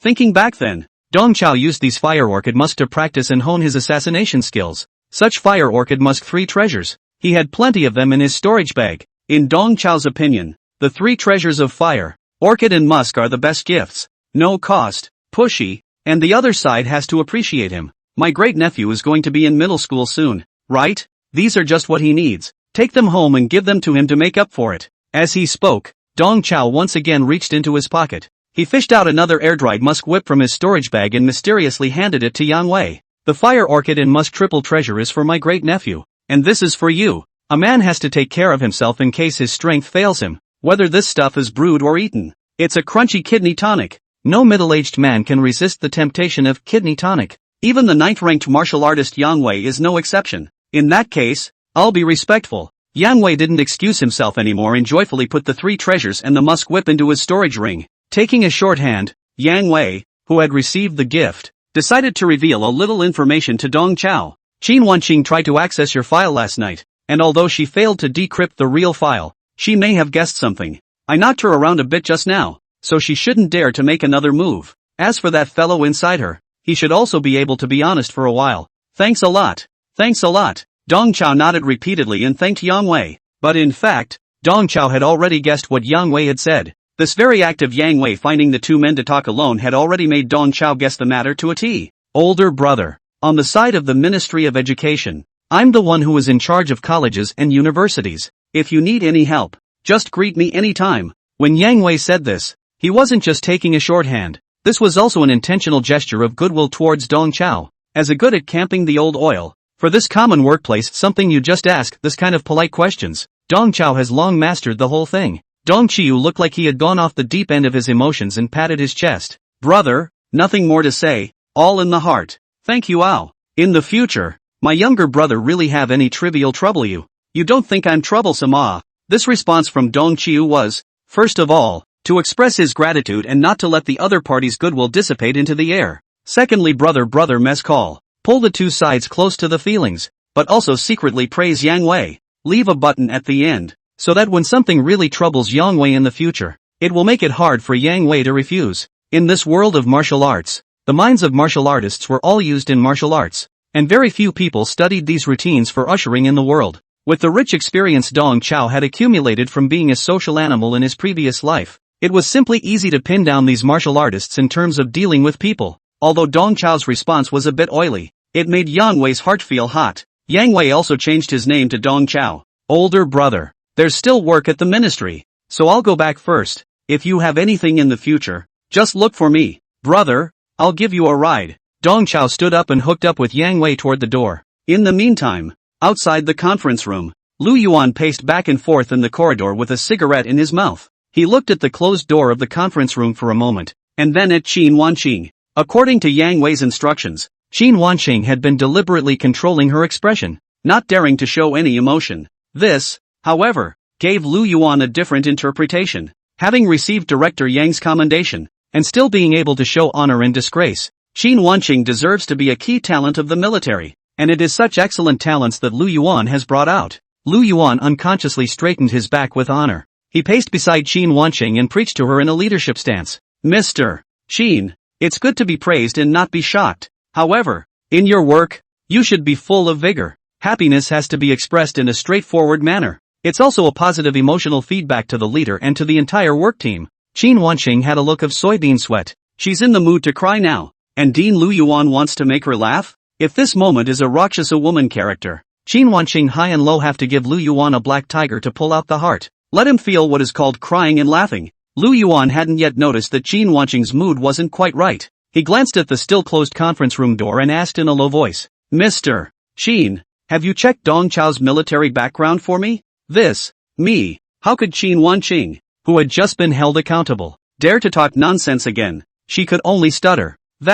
Actually, I didn't find out much. In a way, Qin Wanqing was being honest, but to Lu Yuan's ears, it meant something else. With Qin Wanqing's rank, she hadn't even found out anything, which meant that Dong Chao didn't have much of a decent background either. Lu Yuan felt that he had been a little overcautious, firing such a jerk and being so forward-thinking. However, it is good to be cautious. Over the years, the military and the Ministry of Education are deeply bound, and many of the officials in the Ministry of Education are part-time officers of the ministry. Confirming that Dong Chao does not have any decent background and will not offend certain dignitaries by firing him, Lu Yuan is completely relieved. Dong Chao hasn't come out for such a long time. He must have been scolded a lot. When Director Yang comes out, I'll stir up the fire, and I may not even have to do anything, but Director Yang will just dismiss Dong Qiu. Thinking of this, Lu Yuan could not help but laugh secretly. He can really be a wise, almost demonic old fox.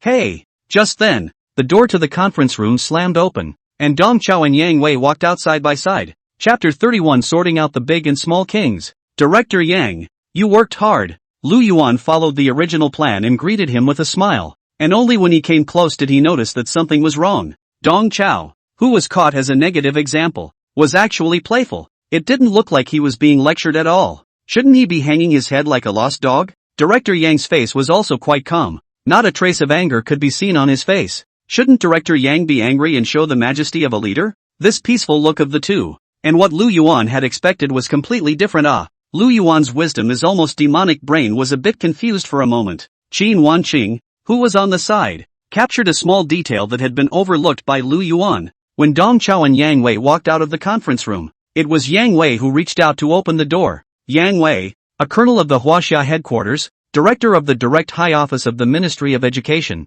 and a cultivator of the Ninth Order of the Great Circle, actually showed a pleasing and polite manner in front of a mixed-up teacher of the Second Order of Cultivation. Although he had long realized that Dong Chao's identity was not ordinary, however, the scene in front of her still gave Qin Wanqing quite a shock. Qin Wanqing's heart was filled with questions. What was the origin of this Dong Chao, who was treated as a waste by all the teachers and students of the academy? Even if she was occupied by curiosity, Qin Wanqing did not dare to show anything at the moment. She had just been emphasized on the confidentiality regulations. Don't ask what you shouldn't ask. Don't look at what you shouldn't look at. Qin Wanqing put on a bashful appearance, not daring to cast her eyes on the two again. Only, she could control her gaze, but not the naughty, stupid part of her heart. Driven by curiosity, the Rakshasa womanhood within her, became active again. Dong Chao and Yang Wei kept walking up to Lu Yuan before Lu Yuan barely managed to come back to his senses. Although his head was still dazed, Lu Yuan still put on a fawning smile and flattered Yang Wei. Director Yang, you've worked hard. Hey. You have a casual lunch at the school at noon? Yang Wei responded coldly. No need. I have things to do. With those words, Yang Wei stretched out a finger and pointed it at Lu Yuan through the air. Reprimanding. Don't be playful during work hours. Get serious. Lu Yuan quickly tightened his smile. When Yang Wei reprimanded him, the entire person exuded an intimidating pressure that made Lu Yuan feel as if he was being held against his throat by a lance. Lu Yuan's mind became more and more messy while he was nervous inside. Yang Wei's words sounded a bit familiar? It seems like it was not long ago, when he himself reprimanded Dong Chao. Yang Wei stretched out his palm and fanned himself in front of him, as if trying to fan away the lingering smell of smoke in the air. His eyes became sharper and sharper as he looked at Lu Yuan. Also, as an educator, smoking in the building is strictly prohibited. Be a good example to your students. Lu Yuan nodded his head silently, wondering more and more in his heart that he seemed to have said this just now. Yang Wei put his hand into Lu Yuan's bulging chest pocket and confiscated Lu Yuan's wazi and lighter. Then in a slightly softer tone, he said to Lu Yuan, Old Lu, you are also an old comrade of the education mouth. You have to distinguish between the big and small king ah. If you really can't, go find a class. After saying this, Yang Wei walked towards the stairway without looking back, only leaving several people with a dashing back. Free delivery. Until Yang Wei walked away, Lu Yuan was still frozen in place with a dumbfounded look on his face. Director Yang's words reprimanding himself seemed to be the same as the ones he had reprimanded Dong Chao with earlier. Is that a formula for leadership admonition? Also, what does Director Yang mean by separating the big and small kings? As the director of the college for many years, Lu Yuan considered himself to be very eagle-eyed and very capable of distinguishing between priorities and sizes. As the leader of the academy, Lu Yuan himself was undoubtedly that big ace in the hole, and the genius Qin Wanqing, who had returned on loan from the army, was clearly that little ace in the hole. Even, Lu Yuan was courteous and often held Qin Wanqing up as a great king. He has no problem at all with staffing arrangements. Where is the confusion about the size of the king? Lu Yuan thought hard for a long time and couldn't figure out where he had done something wrong. He twisted his head to look at Dong Chao. Just now, Director Yang gave you a lecture, right? Dong Chao nodded repeatedly. Disciplined harshly. Lu Yuan let out a soft grunt. It's good to be trained. You, take care of yourself. Looking at Lu Yuan's appearance, Qin Wanqing on the side was filled with helplessness. Dean Lu Yuan, it's true that you can't tell the difference between a big and small king. Director Yang had already put it this far, and he still didn't get it. At this moment, Qin Wanqing seriously doubt that Lu Yuan is not a stupid person has stupid blessings to become the dean. Evening, teachers' offices. The four of them, Qin Wanqing, Wang Su, Jiang Chang and Lu Yuan, were sitting in front of their desks, grading test papers without lifting their heads or blinking. As the instructor of the 4th class of martial arts, Dong Chao did not join in the work of grading the papers this time because he did not deserve it.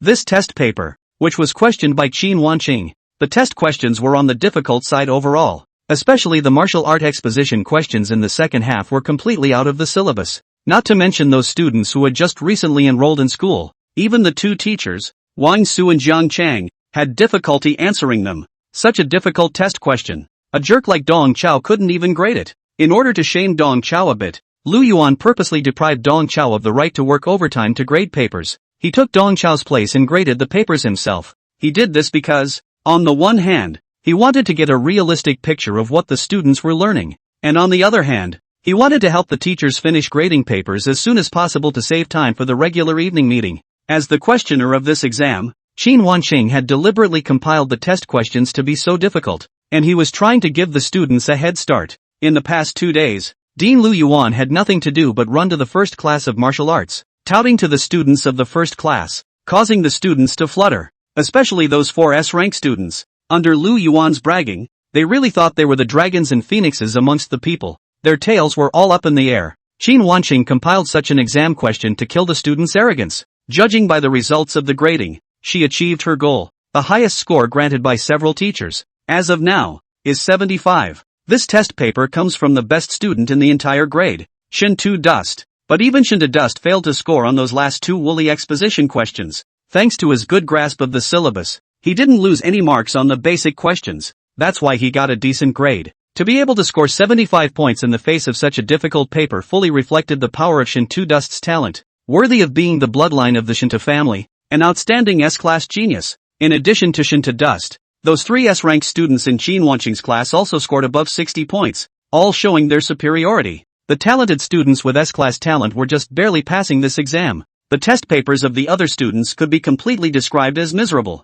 According to Qin Wanqing's preconception, the results of this exam were a stick and a sharpening for the students of the whole grade. Hopefully, they will learn from their shame. Chapter 32, Full Marks on the Exam Paper? Just as a few people were buried in grading papers, the office door was violently pushed open. Dong Chao stood at the door with a big bag and a smile. Everyone, you haven't had dinner yet, have you? I've brought you dumplings, so eat them while they're hot. Dong Chao put 4 boxes of dumplings on the table, and together with them, there were small dishes, balsamic vinegar, garlic cloves, drinks, dumpling soup, and fruit platters, filling up the table. The cafeteria side is all off duty and doesn't serve meals. I begged my grandpa and grandma to get them to fix some dumplings. Dong Chao said this as if he had gone through a lot of effort. In fact, he spent the afternoon in the cafeteria sipping drinks and playing with his cell phone, pawing at the fish. Dong Chao distributed 3 portions of fresh shrimp dumplings to the 3 teachers and handed 1 leek and egg-filled dumpling to Lu Yuan. Dean, this is the stuffing I had them specially mix for you.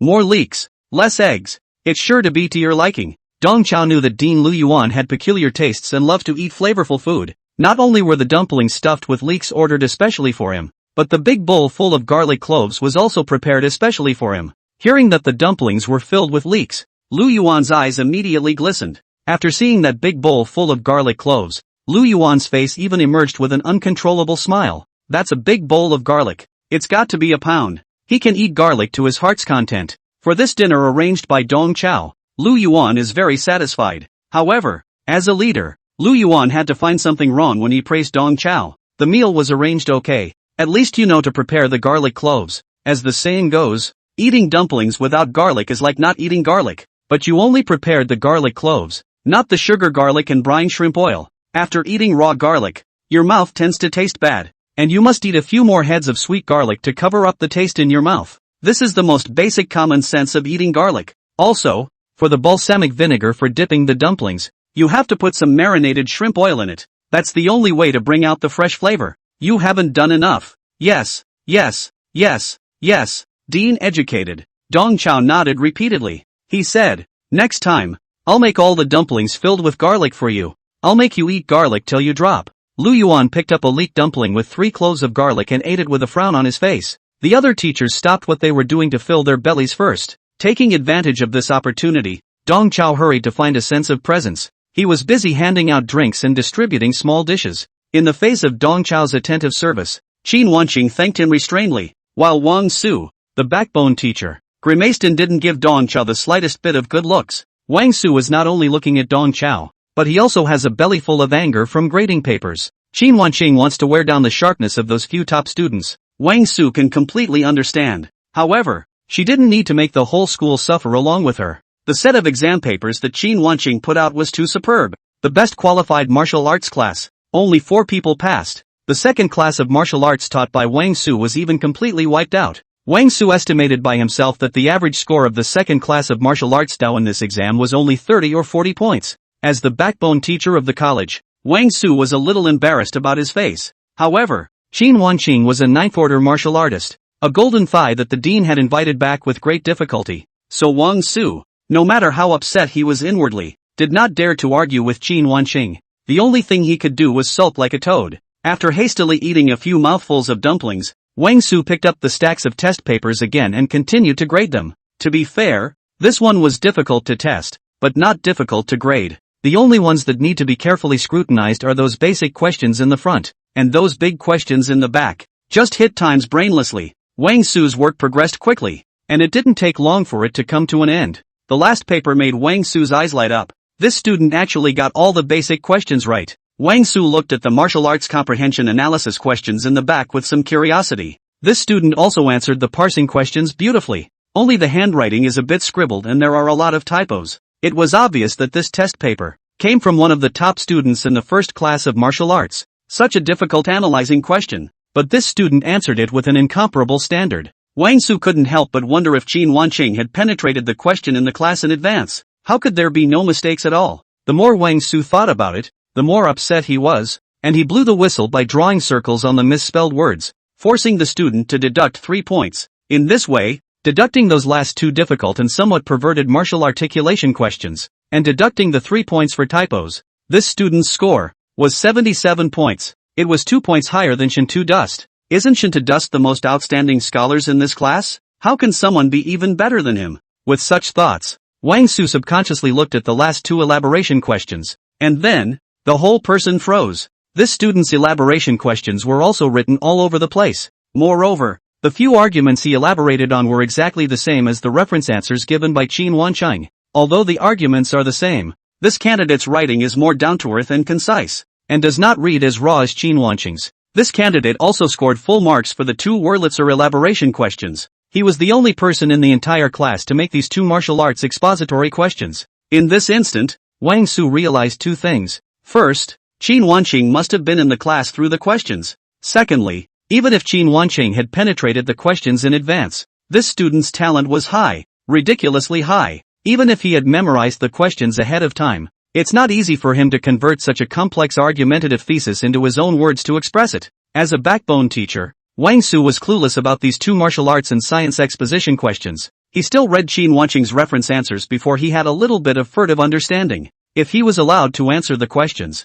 he would have had a hard time getting points on the 2 expository questions. Wang Su hurriedly looked at the top of the roll, wanting to see which of the top students from the first class was the one who got a perfect score. As a result, he was stunned again. On the header of the test paper, written in scribbled notes, Martial Arts Class 4, He Xiangya. Wang Su was first surprised, and then, a wave of irritation went straight to the sky. A poor student in the 4th class of Budo scored a perfect score in this mapping exam? And he's number 1 in the break? This is an insult to everyone's intelligence. There's no such thing as cheating. The more Wang Su thought about it, the more angry he became. He glanced fiercely at Dong Chao, then stood up and said to Lu Yuan, who was playfully showing off his dumplings, "Dean, there is a situation that I have to report to you. For this exam, someone cheated." Chapter 33, Illiterate Sword Cultivator. Wang Su handed He Xiangya's test paper to Lu Yuan. "Dean, this is Martial Dao class for He Xiangya's test paper. In this exam, he almost scored a perfect score.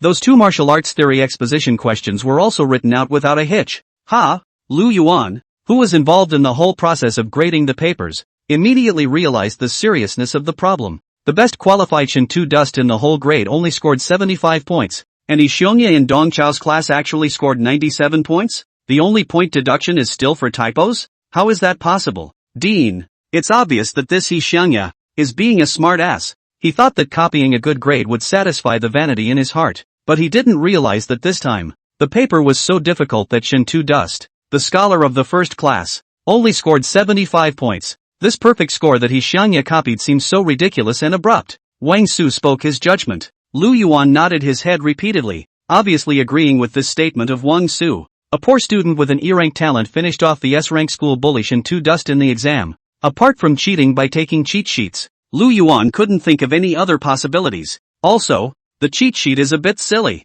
It's almost as good as copying it to death, isn't it? Seeing Lu Yuan nodding his head, Wang Su had more confidence in his heart as he glanced at Dong Chao once again. More than this self-defeating cheating, we should figure out how he cheated? Whether someone provided him with help to cheat. Wang Su said in his heart that there is really what kind of teacher. There is what kind of student. The students of Martial Arts Class 4 were just like their teacher, netting some crooked tricks. Copying an implausibly high score on a touch test may seem like being smart, but it's actually being stupid. This, too, is like their teachers. This sudden hiccup made the atmosphere in the office a little strange. As the questioner of this exam, Qin Wanqing crossed her legs and looked at the several people with a smile on her brow, in an attitude of watching the show. While watching the show, she didn't forget to put her hands around her chest and make a pose to show off her good figure. Every question in the test paper was compiled by Qin Wanqing herself, and the reference answers only existed in Qin Wanqing's hands. Even if Dong Chao's students wanted to copy, there was no way to do so. This was something that Qin Wanqing knew best. But she didn't have to help Dong Chao explain. The bigger the heat, the more she loved to watch. The moon was at 3 poles. The control of Qin Wanqing's body had already changed hands, and the one who was in control of the body at the moment was Rakshasa. Everyone's attention was on that cheating paper, and except for Dong Chao, no one noticed a slight change in Qin Wanqing's demeanor. As the least senior trainee teacher in the office, Zhang Chang didn't say anything, but he stood behind Wang Su with an accusatory look. as a teacher in training bent on conversion. It's times like these that he has to stand with the backbone and leadership. Lu Yuan had a sullen face and called Dong Chao closer. You explain what's going on. Lu Yuan's right hand gestured on the test paper and his left hand reached for the bowl of garlic cloves. He ate the garlic cloves one by one like peanuts as a way to suppress the anger in his heart. Lu Yuan has always believed that as educators, they should not only teach martial arts, but also educate people. It's this kind of fudging that's more reprehensible than a mess of grades. Looking at this test paper, Dong Chao sighed darkly in his heart. Ho Xiongya has finally gotten a whole lot of work done. That conspicuous bag, obviously on purpose. Dong Chao sighed in his heart, but his face was smiling. Dean, it's my fault. It's all my fault. He made a big deal out of it. It's my fault for neglecting He Xiongya's basic language education. This kid, there are too many typos. Dong Chao said in his heart that He Xiongya was really a Zhou sword cultivator. Even if there are a lot of misspellings, some rare words have to be replaced by pinyin, which is a real shame. Dong Chao's playful appearance made Lu Yuan flare up. Am I talking about typos? I'm talking about cheating. Cheating. You, go get He Yuanya for me. 10 minutes later, Dong Chao called He Xiongya to his office. Lu Yuan, Wang Su and Jiang Chang all stared coldly at He Xiongya with an iron face. In a triple trial-like manner, He Xiongya's face, however, wore the same kind of cheap smile as Dong Chao's. Dean, you're looking for me? I heard from my teacher that I scored 97 on this test and you want to praise me? Hearing this, Lu Yuan's entire body went red warm. 2 lines of white smoke erupted from his nose, and his entire person had the appearance of a scampering monkey that had been set ablaze. Why did I call you here?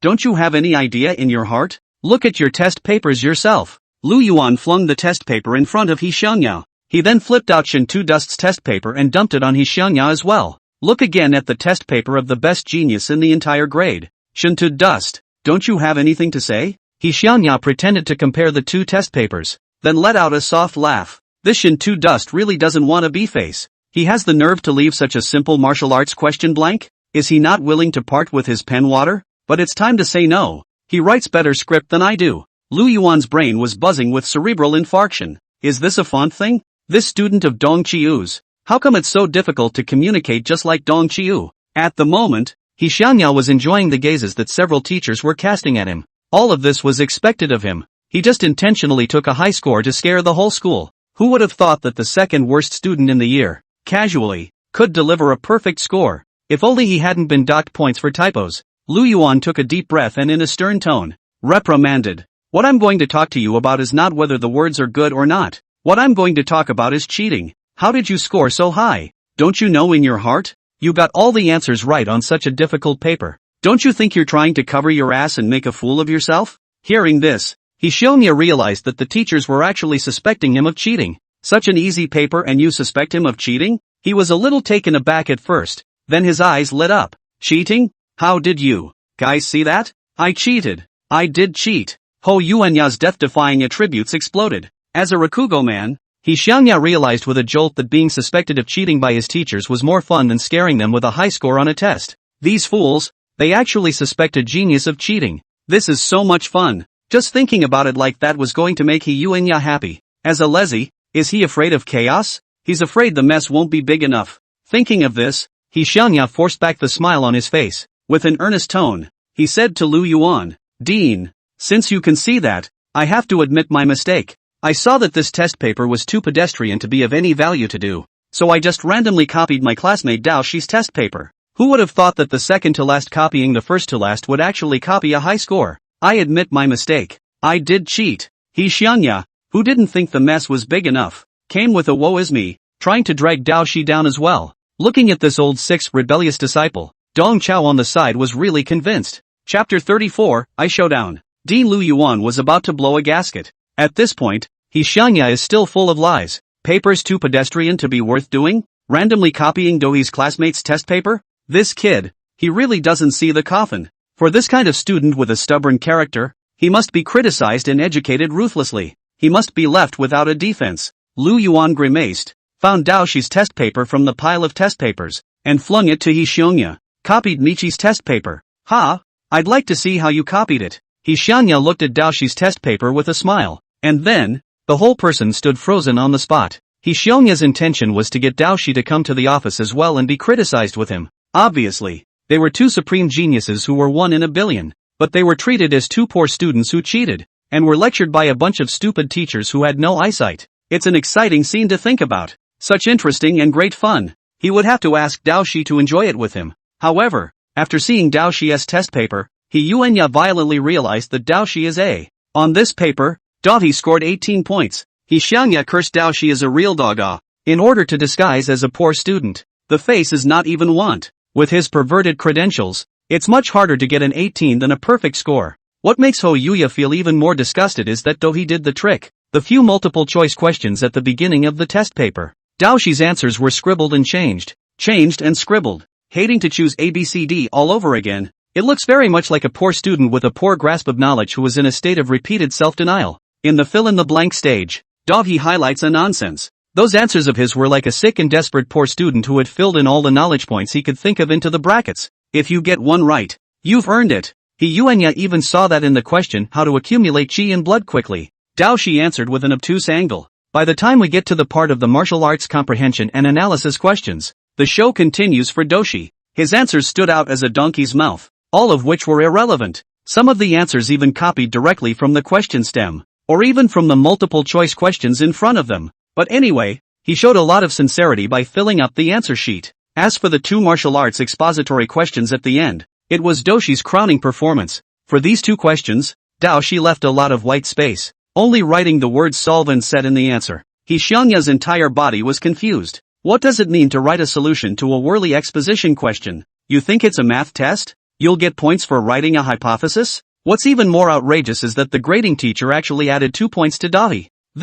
He Xiangya was speechless for a moment. From this paper, he sensed the rigor and calmness of an old actor. This test paper of Dao Shi happens to be approved by Lu Yuan. Lu Yuan was deeply impressed. On this test, Daohi scored the lowest 18 points in the whole grade. However, instead of criticizing him, I will praise him. On his test paper, I felt the drive of a poor student. I felt his desire for marks. But what about you? When you entered school, you and Michishige were the bottom two in the whole school. It's only been a few days, and you've transformed yourself and scored a perfect score on the final exam? You've improved too quickly, Mr. Ho Yuya, haven't you? You're practically a martial arts prodigy. Lu Yuan's tone was a bit conspiratorial. He was purposely using this yin and yang rhetoric to ridicule He Xiongya and make He Xiongya's heart feel ashamed. As expected, a trace of embarrassment surfaced on He Xiongya's face when he heard this. Dean, don't bury me. Where did I get a perfect score? It's not because of the 3 points deducted for typos. Don't worry, I will strengthen my basic language practice in the future.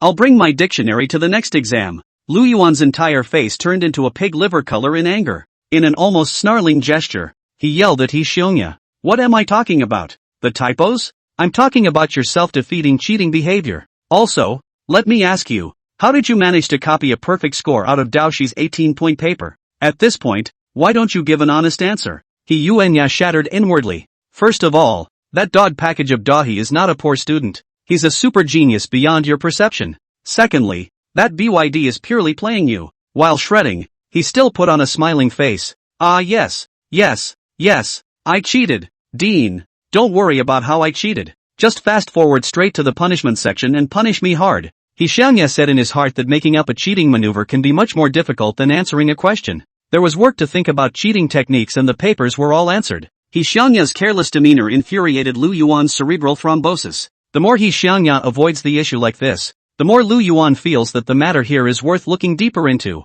How could He Xiangya, the worst student in the grade, get the answers to the test papers? Someone must have helped him. Lu Yuan looked viciously at Dong Chao who was on the side. In the whole academy, Dong Chao is the one who steals chickens and doesn't do anything. He has absolutely nothing to do with this. He Xiongya must also be avoiding the truth because of him. Wang Su's thoughts are similar to Lu Yuan. He already had a bellyful of opinions about Dong Chao, but this time he had found a grip. This student's cheating behavior is, of course, abominable. But what we should figure out more is his method of cheating. Did someone help him cheat? After we figure this out, we can prevent this kind of thing from happening again. Jiang Chang also helped out. That's right. This kind of disruption of the exam order must be severely punished. Listening to the two men singing in unison, Lu Yuan's mind began to come alive. He was just about to expel Dong Qiu when Dong Qiu took the initiative to pass the knife. Expelling Dong Chao for helping a student cheat was procedurally absolutely just. The stupid ex-paper man in the principal's office could do nothing to stop it. Last second, the one at the center of the storm was still He Xiangya. And at this moment, Several people took the opportunity to point the finger at Dong Chao. Sensing the subtle change in the atmosphere, Dong Chao secretly sighed. This kid, He Xianya, will only cause trouble, not calm things down. It got to the point where you had to wipe his ass yourself. Greeting the gazes of several people, Dong Chao opened his arms in a high-profile stance that attracted everyone to him. Forget it, no more pretending. I'm showing my cards.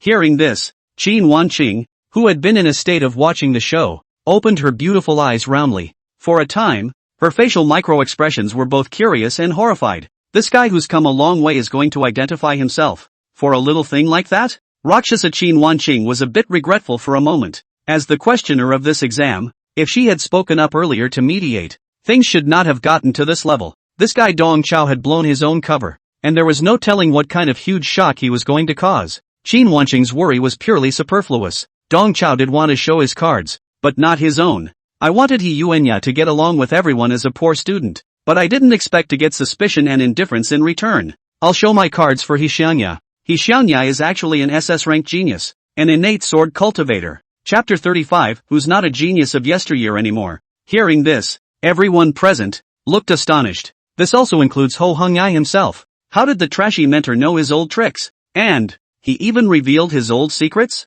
How is this going to be fun in the future? The first reaction of Lu Yuan and the others to Dong Chao's words was disbelief. Lu Yuan laughed dryly, but realized that Dong Chao's expression was incredibly serious. Not like he was joking. Dong Chao took out his cell phone and flipped out the information he had prepared long ago. After becoming He Xianya's martial arts instructor, I investigated him in detail. I discovered that he is actually a genius. Or rather, he used to be a genius. This is all the information I found on the faculty website. He Xianya was 15 years old when he obtained the guaranteed qualification for Sword Pavilion University. At that time, he was an SS grade talent. Later, He Xianya's roots and bones were damaged, and his talent was downgraded to E grade, and his guaranteed qualification was withdrawn by Jianghe University. However, his insights and enlightenment are still there. Today's touch paper is indeed child's play for him. As he spoke, Dong Chao flipped out He Xianya's scorecard from his martial arts entrance exams to back it up. He Xianya's martial arts exam score, which was 542.5, doesn't look too bright. But actually, he missed one subject. He Xianya was absent from the practical test and was admitted to MOMO University based on his written test scores alone. With a full score of 550 points for the written subject, he only deducted 5 points. The deductions were all on misspellings. Dong Chao had long ago figured out He Xianya's character. With this kid's playful demeanor, exposing his true identity would be a matter of time. Fortunately, Dong Chao had long since summarized this information and prepared a contingency plan for He Xianya. Right now, the emergency program comes in handy. Looking at these messages on Dong Chao's cell phone screen, Lu Yuan's mouth was wide open, his face unbelievable. He, really a genius? He Xianya, who had the second worst talent in the entire grade, was actually an SS-level super genius? This was too much bull *******.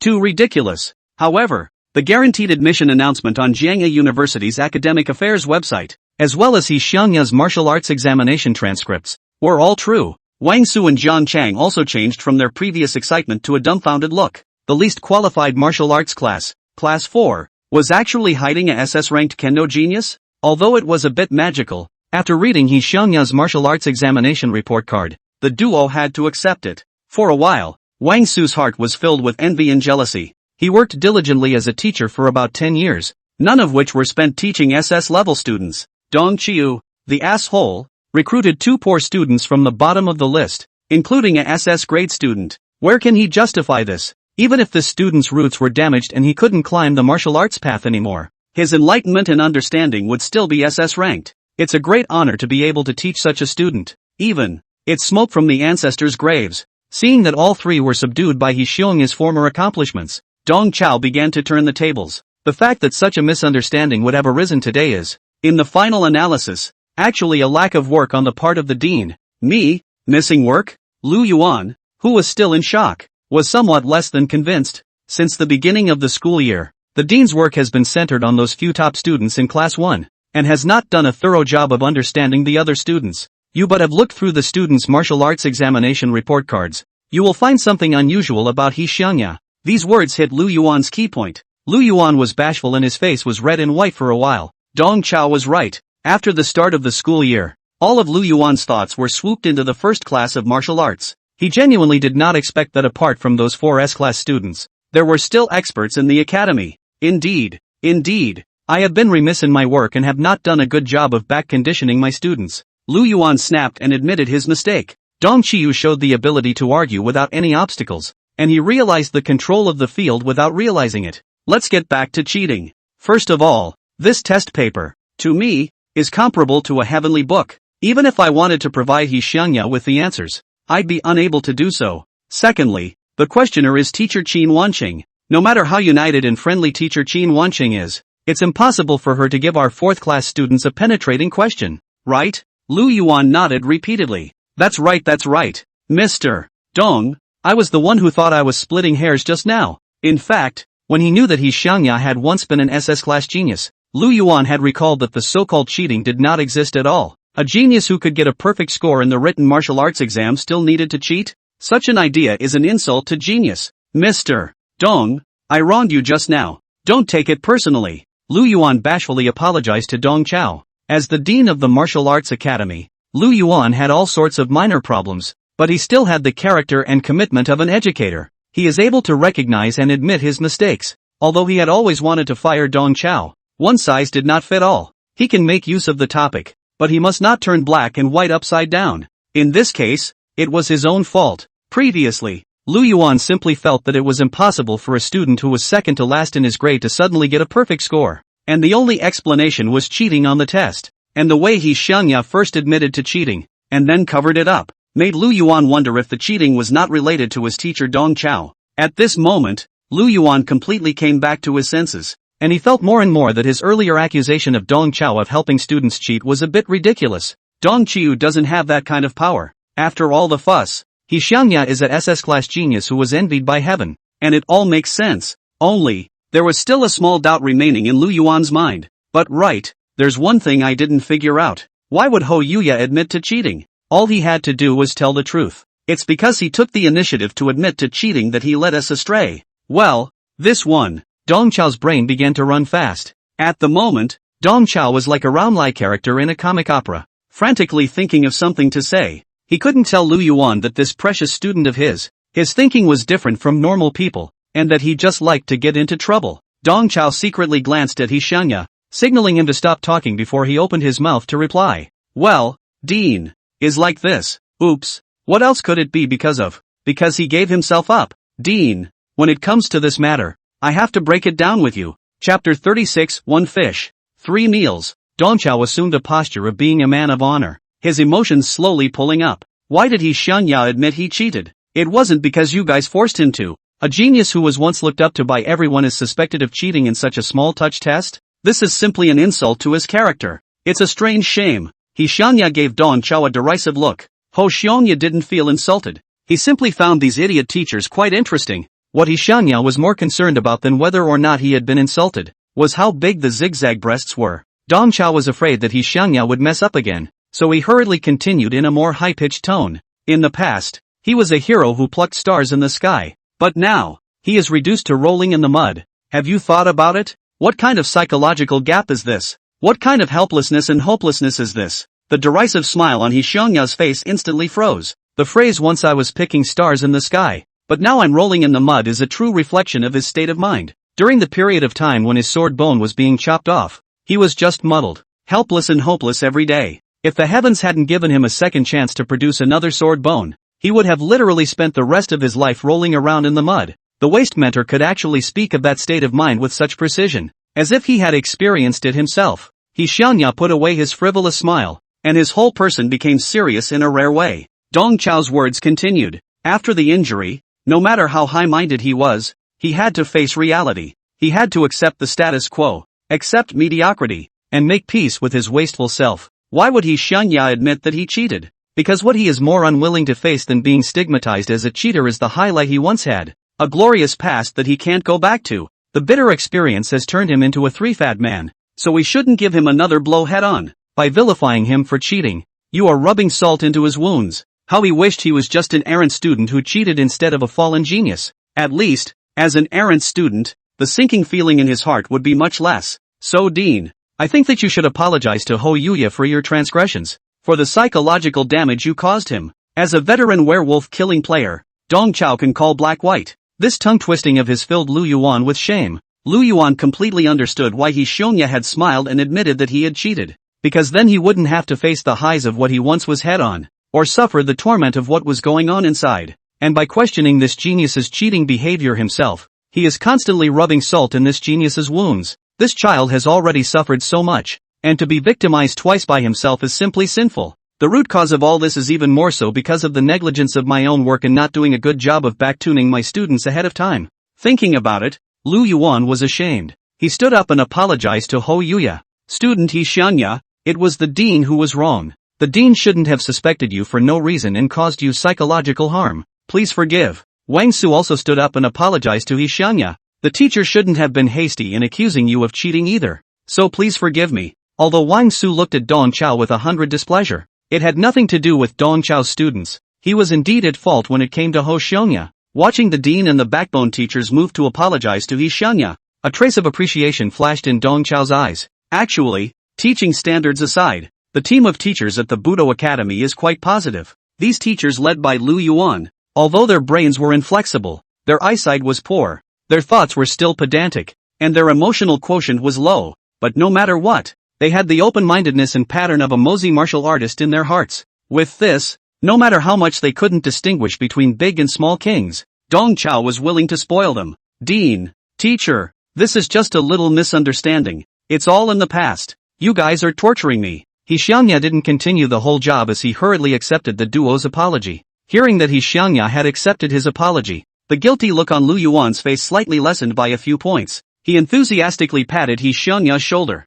Just because you were injured, Sword Pavilion University rejected you. That's them having eyes. They're the assholes. In our MOMOMO University, you're still the genius who is like the sun in the sky. Even if you can't climb the martial arts path anymore, you can still transition into being a martial arts theory researcher. It's just as possible to excel. Don't worry, the academy will definitely help you in any way it can. Listening to Lu Yuan's words, Xiongya's heart warmed. For a moment, he even wanted to tell the crowd that there was still a sword bone in his body. He was still the same supreme genius whose sword shone in the 9 states. But, for the sake of the big fun later, he held back after all. When Xiongya turned his head to look at Dong Chao again, there was a slight change in his eyes. Before that, he had just found the waste mentor interesting, teaching abstract things that were perfectly to his liking. But now, in addition to abstraction and joy, Xiongya from Dong Chao harvested touched, warm, and a trace of unspeakable resonance. I didn't expect that the wasteful tutor who looked like he was not doing his job was quite concerned about his students,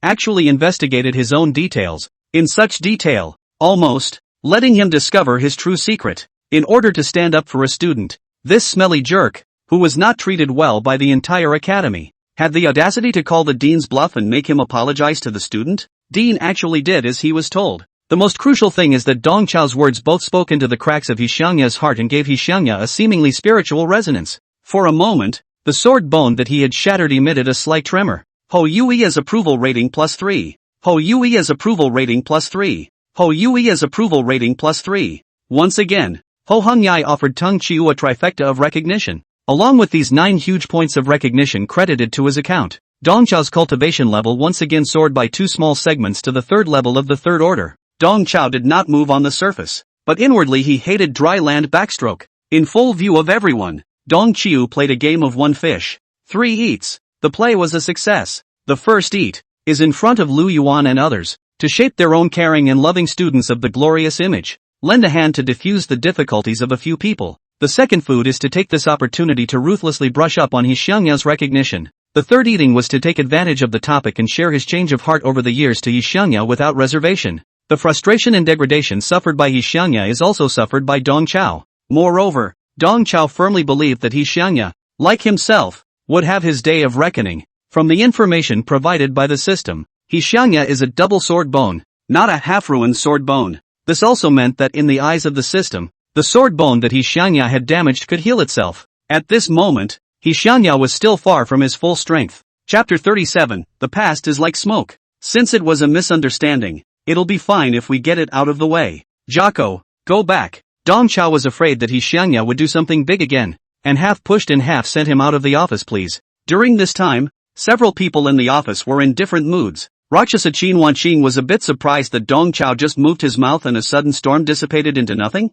This guy with the mysterious identity does have two things going for him. As for He Xianya's SS grade talent, Qin Wanqing was not surprised at all. After discovering that Dong Chao was a big deal, she realized that the two students in Dong Chao's class were definitely not ordinary either. This little episode today reinforced her presumption. Lu Yuan and Wang Su, who had been hard-charged by Dong Chao with their words, both had a sense of identification with Dong Chao at the moment. I didn't realize that Dong Chao was quite caring about his students' mental health. Even, he was brave enough to stand up for his students. So it seems that Dong Chao is not a bit of a personnel failure. Jiang Chang, the intern teacher, has been coldly watching this little episode. While Lu Yuan and Wang Su were apologizing to He Xiongya, he stayed quietly in the corner as if he didn't exist. It wasn't until Dong Chao sent He Xiongya out the door that Jiang Chang's eyes revealed a hint of covetousness and greed. An SS grade student with damaged roots and bones. This was a walking performance for Jiang Chang, who came from a martial arts education family. If we can get this student into our hands,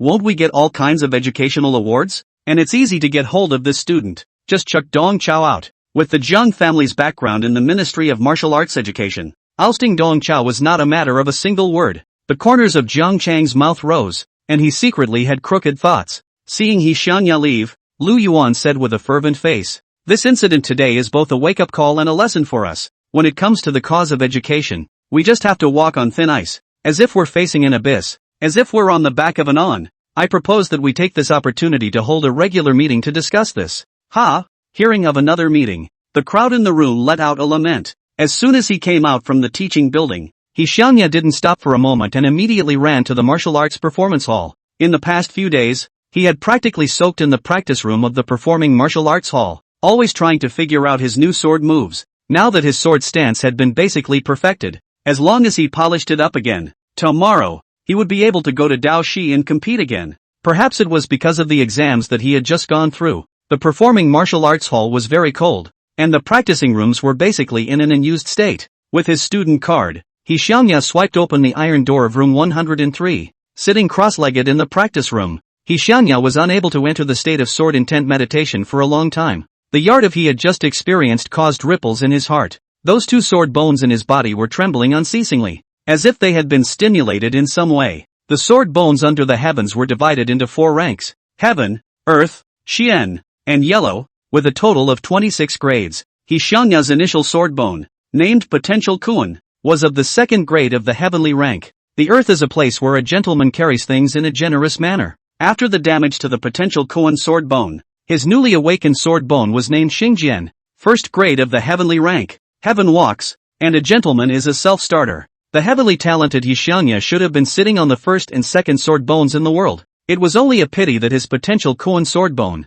broke. He Xiongya hadn't revealed to anyone that his sword bone was, in fact, chopped off. The one who severed his sword bones was also a sword cultivator. He Xiongya will suffer from this disaster, all because of that year's online love. His sword bone, which was chopped off by his online love interest. At the age of 15, He Xiongya fell into an online relationship. He still clearly remembers. The other side of the net name is called Raccoon Sword Girl Akiua Jo. Until now, He Xiongya cannot believe that the top of such a soft and cute screen name, and has a sweet clip sound of the internet girlfriend, but a bearded old man. Back then, He Xiongya, who was still in puberty, was in love with the Raccoon Sword Girl. The Raccoon Sword Maiden offers to propose Benhen and claims that she will wear Ho Yuya's favorite JK outfit on the day of Benhen. Ho Sung-ja gladly accepted the offer. However, on the day of the Ben present, He Xiongya waited, not a sweet and lovely beauty, but a bearded, tiger-backed old man. What made He Xiongya feel even more vicious was that the other party was really wearing JK. The large amount of chest hair exposed by the JK collar and the 2 thick legs covered with leg hair under the JK skirt of the Raccoon Sword Girl became He Xiongya's eternal nightmare.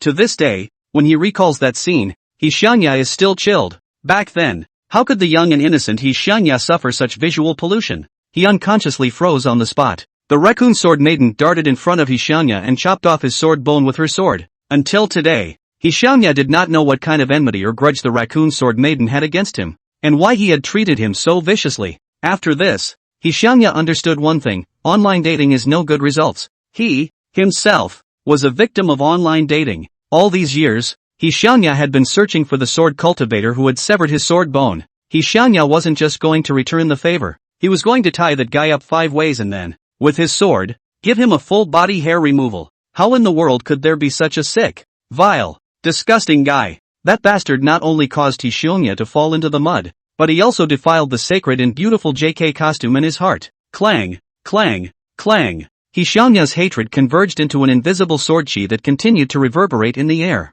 Under the added weight of his hatred, he instead entered a state of sword-heartedness. His entire person transformed into a sharp sword, seemingly wanting to split everything in front of him into two, to vent the hatred in his heart. Meanwhile, next door, in room 101, Dao Shi slowly opened his eyes. Dao Shi felt Hiyuanya's sharp sword intent. In the entirety of MOMOMO University, the only one who could emit this kind of sword intent was Hishionya. Dao Shi mobilized his Dragonine hegemony technique and fought against Hishionya's sword intent. The air in the practice room surged rapidly, creating a cyclone. And in the cyclone, the silhouette of a dragon beast slowly emerged. The dragon beast's black scales were gnarled. Its teeth and claws were open, and its floating and twisting body showed the might and dominance of the dragon race. It's just that this dragon beast, on the contrary, has a hyena head. This unorthodox pairing gives it an overall look that is indescribably weird. This dragon beast was none other than Dao Shi's bloodline aberration, the ancient divine beast. Discord. Chapter 38, job title during working hours. Along with the appearance of Discord's silhouette, Dao Shi exuded a mountainous and heavy sense of pressure. This pressure, which was as substantial as a substance, forced Hishionya's sword intent back. Feeling this pressure, Hishionya also immediately realized that the one fighting against him was Dao Shi. Only that guy could give off such a domineering aura. 103 in the room. Hishionya held his twin swords in his arms as he urged the sword chi in his body, and his entire body became more and more stern. In room 101, Dao He also took out his stranger's sword. Dao Shi held the stranger's sword in his hand. The stock catalyzed the chi and blood in his body, and the whole person exuded a domineering and murderous aura, echoing with Hishionya. Just as Dong Chao had predicted, confrontation and competition always abounded between geniuses and geniuses. At this moment, Dao Shi and Hishionya were fighting across the sky in this way of placing their anger on each other. Meanwhile, outside the Performing Arts Hall, the new Student Council President, Sun Dingfeng, led two of his little followers and arrived at the front gate in a flurry of wind. Sun Jingfeng is 18 years old, but he has a national face of a teenager. At the moment, with his backcombed hair and square-framed glasses, along with the executive jacket and casual suit pants he was wearing, he looked out of place with his peers. It's like having a civil servant mixed in with your classmates. Born in a high-ranking family, Sun Jingfeng grew up deeply influenced by his father and grandfather. Dressing style is 4 words, haul gas. At the moment, his hands behind his back, hanging with a thermos cup, his feet with a calm and unobtrusive pace, the whole person from the inside out through a veteran leader's temperament. This leadership temperament of Sun Jingfeng was very bluff, and along the way, there were already several security guards, who treated him as a new leader and saluted him in greeting. Sun Jingfeng came to the Performance Martial Arts Center late at night to make a short promotional video for himself. He staggered to the front door of the Performing Arts Hall, and his follower behind him, Ma Tao, suggested to him, "Brother Peak, let's shoot the short video here. It's well lit and easy to transport the camera." Sun Jingfeng brought the thermos to his chest and coldly glanced at Ma Tao. "How many times have I told you to call it a position while on the job?" Ma Tao hurriedly changed his address. Yes. My oversight. President Sun. Let's shoot the short video here?" Sun Jingfeng opened and closed his lips, lightly spitting out a few words. "Oh little horse, you see to it." Ma Tao immediately comprehended the spirit of the work, supported the photographic reflector, turned on the video function of the cell phone, and aimed at Sun Jingfeng. In the video, Sun Jingfeng pushes open the door of the Evolutionary Martial Arts Museum with a positive posture full of positive energy and an angsty stance of practicing hard in the museum. Later on, Ma Tao will subtitle the short video, claiming that he had a chance encounter with Sun Jingfeng, the new president of the student union, at the Performing Arts Center. Just after the mapping written test, Comrade Sun Jingfeng also did not slack off, can be called a model for students. The short video, which will be placed on campus forums and campus video numbers, will be a short and sweet promotion. In the words of Ma Tao, this is called a publicity campaign for the community to strengthen the impression of the masses. During the filming of the video, Ma Tao kept touting Sun Jingfeng. "President Sun, fantastic. You have this temperament. You have this sense of camera. You were born to be a leader." This video went out and the publicity absolutely exploded. Ma Tao complimented Sun Jingfeng with his mouth, but inwardly he was cursing. Sun Dingfeng, this idiot, knows how to pose as an official, playing official, and really treats himself as a dish. Isn't it true that he became president of the student council because he had a martial grandfather and a minister father? If he didn't have the shade of his elders, he wouldn't be a doctor. In terms of workability, in terms of service consciousness, in terms of emotional intelligence, Ma Tao thinks that they are all complete Sun Jingfeng. Just because he lost in the spelling session, Ma Tao was left to be a small student council officer. This filled Ma Tao's heart with displeasure. Right now, Ma Tao pretended to help Sun Jingfeng shoot a short promotional video, but he was actually tripping him up. Such a cliched and contrived promotional video was a complete side effect. Ma Tao was able to imagine that this video, when posted online, would surely attract the ridicule of his classmates. What Ma Tao wanted was this effect. For these small thoughts of Ma Tao, Sun Jingfeng actually knew them well. He also knew that the video would inevitably be ridiculed when it was posted online. But he didn't matter. The one that everyone laughed at would only be the grandson of Marshal Six Ears, the son of the Minister of Martial Education. Not him, Sun Jingfeng. Ever since he was a child, Sun Jingfeng's label has always been the grandson of a marshal, the son of a minister, never himself. Aside from Uncle Blade, no one treated him as a separate individual. Everyone only saw him as a continuation of the Sun family bloodline. If he came from an average martial arts family, Sun Jingfeng's A-grade martial arts talent could be called excellent. But unfortunately, born in the Sun family, with his grandfather and father's pearl in front of him, it is difficult for him to be a tilestone. Even his A-grade talent puts Grandpa to shame. If he had come from an ordinary martial arts family, his elders would have tried to find all sorts of heavenly materials and treasures for him to enhance his cultivation. But alas, he came from the Sun family. He was chastised and scolded by his grandfather for just stealing and eating one of the alien cores in his grandfather's safe. What Grandpa cares about is not his soaring cultivation. Grandpa's concern was that he had been a house thief and stolen from the military, leaving Grandpa's name of military god in the dust. In the end, he was just a pendant for the family. Compared to his grandfather's name and prestige, he was worthless. Since everyone sees himself this way, then Sun Jingfeng simply put Six Ears' grandson, Wu Zhiqi Sun title hanging on his lips every day, to make his grandfather and father embarrassed. It's getting late, so why don't you guys go home, and I'll go do an evening class in the practice room. After shooting the short video, Sun Jingfeng signaled the two little followers to go back first, while he himself headed deeper into the performing martial arts hall. President, then we'll leave first, you have an early night too. Ma Tao secretly skimmed his lips as he nodded in agreement. The video is done and the dumbass is still pretending. A guy like him, who was born with a golden spoon in his mouth, still needed to cultivate hard? Just eating all sorts of heavenly materials and treasures would be enough to make him a high-ranked martial artist. The efforts of people like them are just an act for others to see. Sun Jingfeng ignored Ma Tao's hypocritical face as he walked straight towards the deep practice room. Sun Jingfeng also knew in his heart that he was the one who had done wrong in the matter of stealing the foreign cores. That alien core was, in fact, a military reward, and Grandpa was just holding it for him. However, with all the achievements Grandpa and Father had made over the years, wouldn't it be easy to redeem that military reward? Isn't it uncommon for military officers to use their personal merits to redeem some military rewards for their family children, so that their children can win at the starting line? How come Grandpa's got him in the dust? Sun Jingfeng said to himself that his grandfather was really old and confused. If only Uncle Knife was still around. Uncle Knife is so smooth. He'll definitely be able to make this a complete success and won't make Grandpa and I so stiff.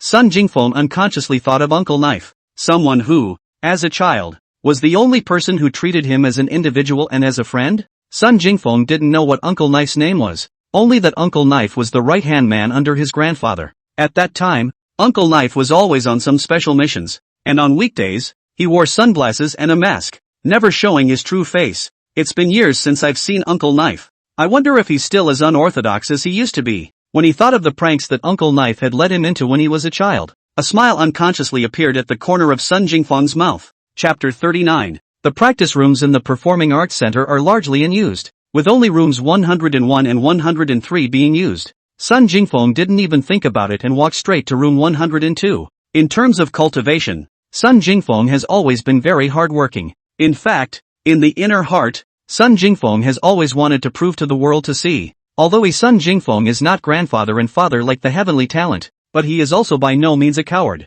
Arriving at the door of room 102, Sun Jingfeng detected a hint of abnormality. To his left and right, there was a strong aura on each side, pouring and colliding. And right now, he was standing at the center point where the two breaths collided. Sun Jingfeng had some doubts in his heart. These two auras are simulated by some kind of machine in the practice room? Just like the kind of machine that can simulate the pressure of foreign beasts in the military's advanced practice room? No matter how knowledgeable Sun Jingfeng was, he couldn't imagine that the practice rooms on the left and right actually hid two demons who could externalize their chi and blood. MOMOMO University's practice room is quite advanced. It's actually on par with the military. With a simple thought, Sun Jingfeng pulled open the door to room 102. Kabiye, a crisp door clicked, and those two mutually colliding breaths violently produced a mutation. Both Dao Shi and He Xiongya, who were fighting across the sky, were in a state of extreme concentration when a sudden door slam broke the delicate balance between them. This sudden change made He Xiongya unable to maintain the state of drawing but not firing.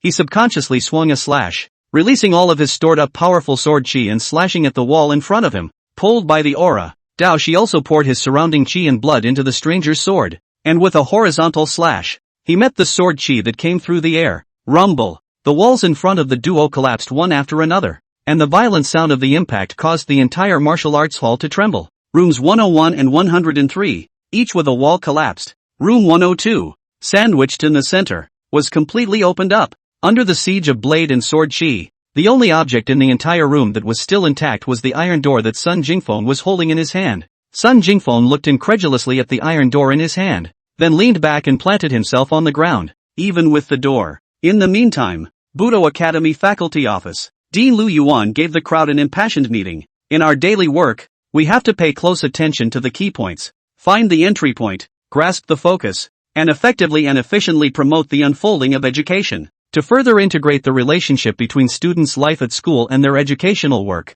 and to be at the honorable forefront of teaching and education. Just then, Lu Yuan's phone rang. He picked up the phone with great irritation. What? The practice room collapsed? How is this possible? Listening to the news coming from the other side of the phone, Lu Yuan's voice jerked up an octave. The teacher on duty at the Performing Arts Center claimed that the practice room was blown down by a student. Lu Yuan was a bit misplaced for a moment. Although the student practice room of MOMO University was an old-fashioned style with relatively simple functions, the basic protection ability was still available. The practice room not only used super composite materials, but also applied a protective boundary that was sufficient to resist the full force of a 7th-ranked martial artist. This strength of protection is perfectly adequate for the student population, not to mention the student body. Even if you add the entire team of teachers at the Martial Arts Academy, there was only one person, Qin Wanqing, who possessed a cultivation level above the 7th rank. How was it possible that a practice room that could withstand the attack of a 7th-ranked martial artist was blown down by a student? Lu Yuan was still wondering if he had heard it wrong when the teacher on duty sent a picture of the scene, which made Lu Yuan completely dumbfounded. The photo shows two students with weapons, facing each other. The two walls between them are all but collapsed. In the midst of the mess, there is also a student in an executive jacket, foaming at the mouth and fainting. Lu Yuan recognized all three of the people in the photo. Confronting each other with their weapons were Dohei and Ho Yuya from the 4th class of Budo. The one foaming at the mouth was the new student president of the Martial Arts Academy, the grandson of Marshal 6 Ears, the son of the Minister of Martial Arts Education, Sun Dingfeng. The trio formed this strange composition that messed up Lu Yuan's brain a bit. This. Lu Yuan stammered for half a day, but couldn't say a complete sentence. Dong Chao only glanced at the picture and immediately understood what was going on. This is another one of his two precious students doing this. He just wiped He Xiongya's ass, and this kid's got a new job? It's so nifty to press the button. Don't just stand there. Hurry downstairs and go to the Performing Arts Center. Dong Chao spoke out to remind everyone. As he spoke, Dong Chao moved a little. He stretched out his hand and pointed towards the door of the room, exerting a psychological hint. Taking a hint from Dong Chao, Lu Yuan hurriedly rushed out of his room and took the stairs down. Wang Su and Jiang Chang followed him. Dong Chao, however, turned back and pulled open the window, leaping down from the 4th floor. He had to get there before Lu Yuan and the others to wipe the asses of the two students, and the only place he had room to maneuver was the time he spent going downstairs. Dong Qiu chose to jump straight off the building and was able to save a few dozen seconds over the others. Lu Yuan and Wang Su were both 7th-order martial artists, and Jiang Chang, the trainee teacher, also had a mid-6th-order cultivation, and all three of them would not actually suffer any injuries if they jumped down from the 4th floor. It was just that they were all influenced by the inertia of their thinking, coupled with Dong Chao's psychological suggestion, and at this time, they were still foolish enough to go to the stairs. Dong Chao leapt through the air and landed with a roll, unloading the force before running wildly towards the Performing Arts Pavilion. Dao Shi and He Xiongya's true cultivation must not be exposed. It wasn't just a matter of whether Dong Chao could still reverse the Big Dipper to swipe recognition from the duo. A more important issue was that with the demonic talent of the two, once they were exposed, they would definitely be coveted and assassinated by the demon race. Dong Chao had fought with the demon race too many times, and he knew their tricks too well. Those guys, like hyenas in the dark, are forever licking their fangs. Assassinating the young talents of the human race and weakening the living forces of the human race was a long-term plan of the demon race. 5 years ago, in the green grass trial, Dong Chao and the 4 little heavenly kings were the ones who encountered a siege from the demon race. He had put his life on the line and forced the use of his spatial powers to bring the 4 little heavenly kings out of the secret realm. Right now, with his remaining state, it was impossible for him to resist the assassination of the demon race any longer. The true strength of Mixushage and Ho Yuya will have to be hidden. What's more, Shen Yuan Daoshi's identity was still so special. Chapter 40, There is only one truth. In order to rush to the scene as quickly as possible, Dong Chao pushed his chi and blood to try to utilize his spatial supernatural ability, only to see his figure gradually turn into a shadow until it completely disappeared. When he reappeared, he had already arrived 5 meters away. This was the most basic move of his spatial ability, Flash. Dong Chao's spatial ability had a strong tactical nature, but it required a large amount of chi and blood to cast it. At his peak, Dong Chao could even manage to tear apart the dimensional wall and teleport across borders between the secret realm and the present world. But right now, Dong Chao could only do a few meters of flashing with all his effort, and it was this short flash that had almost emptied all the chi and blood in his body. Dong Chao's face was pale and his feet staggered, but inwardly, he was incomparably excited. For the past 5 years, he had tried countless times in secret, but he could no longer activate his powers. And now, with his cultivation restored, he could clearly feel that it was back. Everything was back. All the changes in bodily functions and cultivation made Dong Chao more and more determined. He had to hold on to the thighs of the 2 students and make them explode gold coins ruthlessly. Just as Dong Chao was secretly lamenting, a silhouette swept past him. Rakshasa Qin Wanqing leisurely overtook Dong Chao and displayed an impish smile at him. Qin Wanqing also almost fell for Dong Chao's mental suggestion just now and wanted to follow Lu Yuan and the others down the stairs. When she saw Dong Chao opening the window and jumping off the building, she only reacted and hurriedly followed suit. Although he was half a beat slower than Dong Chao, there was as much of a difference between their cultivation levels as there was between clouds and mud. Even though Dong Chao had utilized his spatial powers, Qin Wanqing still easily surpassed him in a leisurely state that was akin to taking a stroll after a meal. The Rakshasa Qin Wanqing was intentionally only a body length ahead of Dong Chao as she turned her head sideways, revealing a mouthful of fangs to Dong Chao and said with interest, "Teacher Dong, I didn't expect it. You're actually a spatial adept. Moreover, your cultivation level, it's reached the early stage of the 3rd rank? You have a lot of secrets on you." Really? Qin Wanqing was keenly aware that the cultivation that Dong Chao was displaying at the moment was at the early stage of the 3rd rank. And a few days ago, when the two of them first met, Dong Chao's cultivation level was still at the 1st level of the 2nd rank. It's only been a few days' work, and he's been promoted by a large segment? How is this possible? Rakshasa Qin Wanqing was genuinely curious as to what Dong Chao had actually experienced in these few short days. Seeing Qin Wanqing with this demeanor, Dong Chao instantly realized that the one who was in control of this body at the moment was a Rakshasa. After realizing that Dong Chao's identity was unusual, the real Qin Wanqing would act a bit restrained when facing Dong Chao. Rakshasa Qin Wanqing, on the other hand, was like a cat that had been killed by curiosity, showing an exuberant desire to explore. Dong Chao did not respond to Rakshasa Qin Wanqing's question as he grabbed the other party's wrist. "Teacher Qin, just in time, take me for a ride. Giddy up." Giddy up? Rakshasa Qin Wanqing was dumbfounded. This Mrs. Rakshasa, you wouldn't want your decryption privileges to be blocked forever, would you? The words uttered lightly by Dong Chao caused a huge tremor in Qin Wanqing's heart. She glared at Dong Chao without any good humor,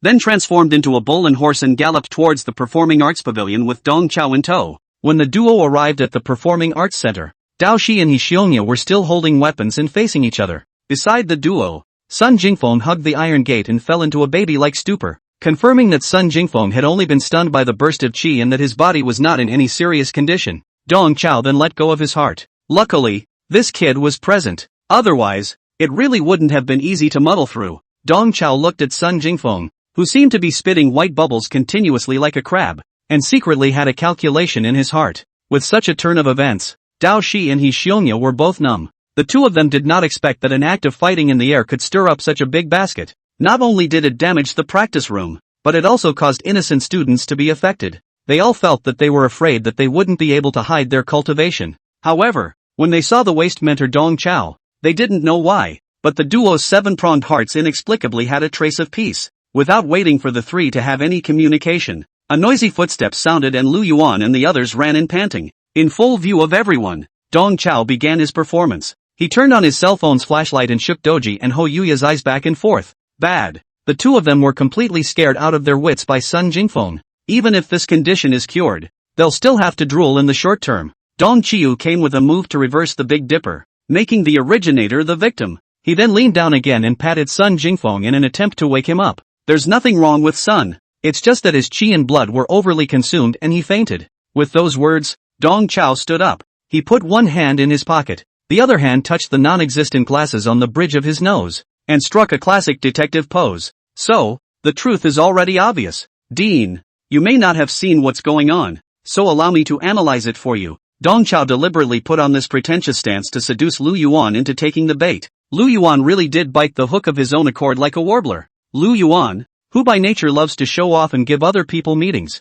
How can he stand this? He sharply interrupted Dong Chao. Why do you need to analyze this? Who can't see it? It's not just that Sun Jingfeng blasted down the wall while practicing kung fu and scared the two students in your class. Lu Yuan said in his heart that you a second-order cultivation guy. You also take on the accent. This is where you have the part of performance. In fact, on the way running here, Lu Yuan was also full of questions. But at this moment, Dong Chao has prompted to this point. No matter how stupid he is, he also understands. Obviously, it was Sun Jingfeng who had bombarded room 102 and then fainted due to excessive qi and blood consumption. As for Dao Shi and He Xiongye next door, they were pure unlucky bastards. Although the three students composed of this picture is easy to make people misunderstand, but the wisdom almost demonic Lu Yuan still found the truth at a glance. Lu Yuan was satisfied with this line of reasoning of his. With a little bit of brain, one could figure out that the real situation couldn't possibly be that Dao Shi and He Xiongye had stunned Sun Jingfeng, right? Where are they both capable of that? Dao Shi was the bottom poor student in the whole year, with a cultivation level of only the 6th level of the first rank. Although He Xiongye had once been a genius of the sword Dao, his sword bone was damaged and he was now only at the 4th level of the first rank, and the two of them tied together wouldn't be able to take a single punch from Sun Jingfeng. Moreover, Lu Yuan had discovered a small detail that further corroborated his judgment. As Dong Chao shook the duo's eyes with the flashlight, a crystal saliva literally dripped out of the corner of Dao Shi's mouth. This kid, he's really scared silly. Chapter 41, Am I So Strong? For Lu Yuan's set of deduction, Wang Su half believe half doubt. But Dean, Sun Jingfeng's cultivation is only at the 4th stage of the Great Circle, and his talent is only A-ranked. How can he destroy the protective boundary? As Sun Jingfeng's martial arts instructor, Wang Su knew Sun Jingfeng's situation like the back of his hand. Sun Jingfeng's cultivation was good, even comparable to those top students in Class 1, but this cultivation was still far from the level of damaging the practice room. Wang Su's words stumped Lu Yuan.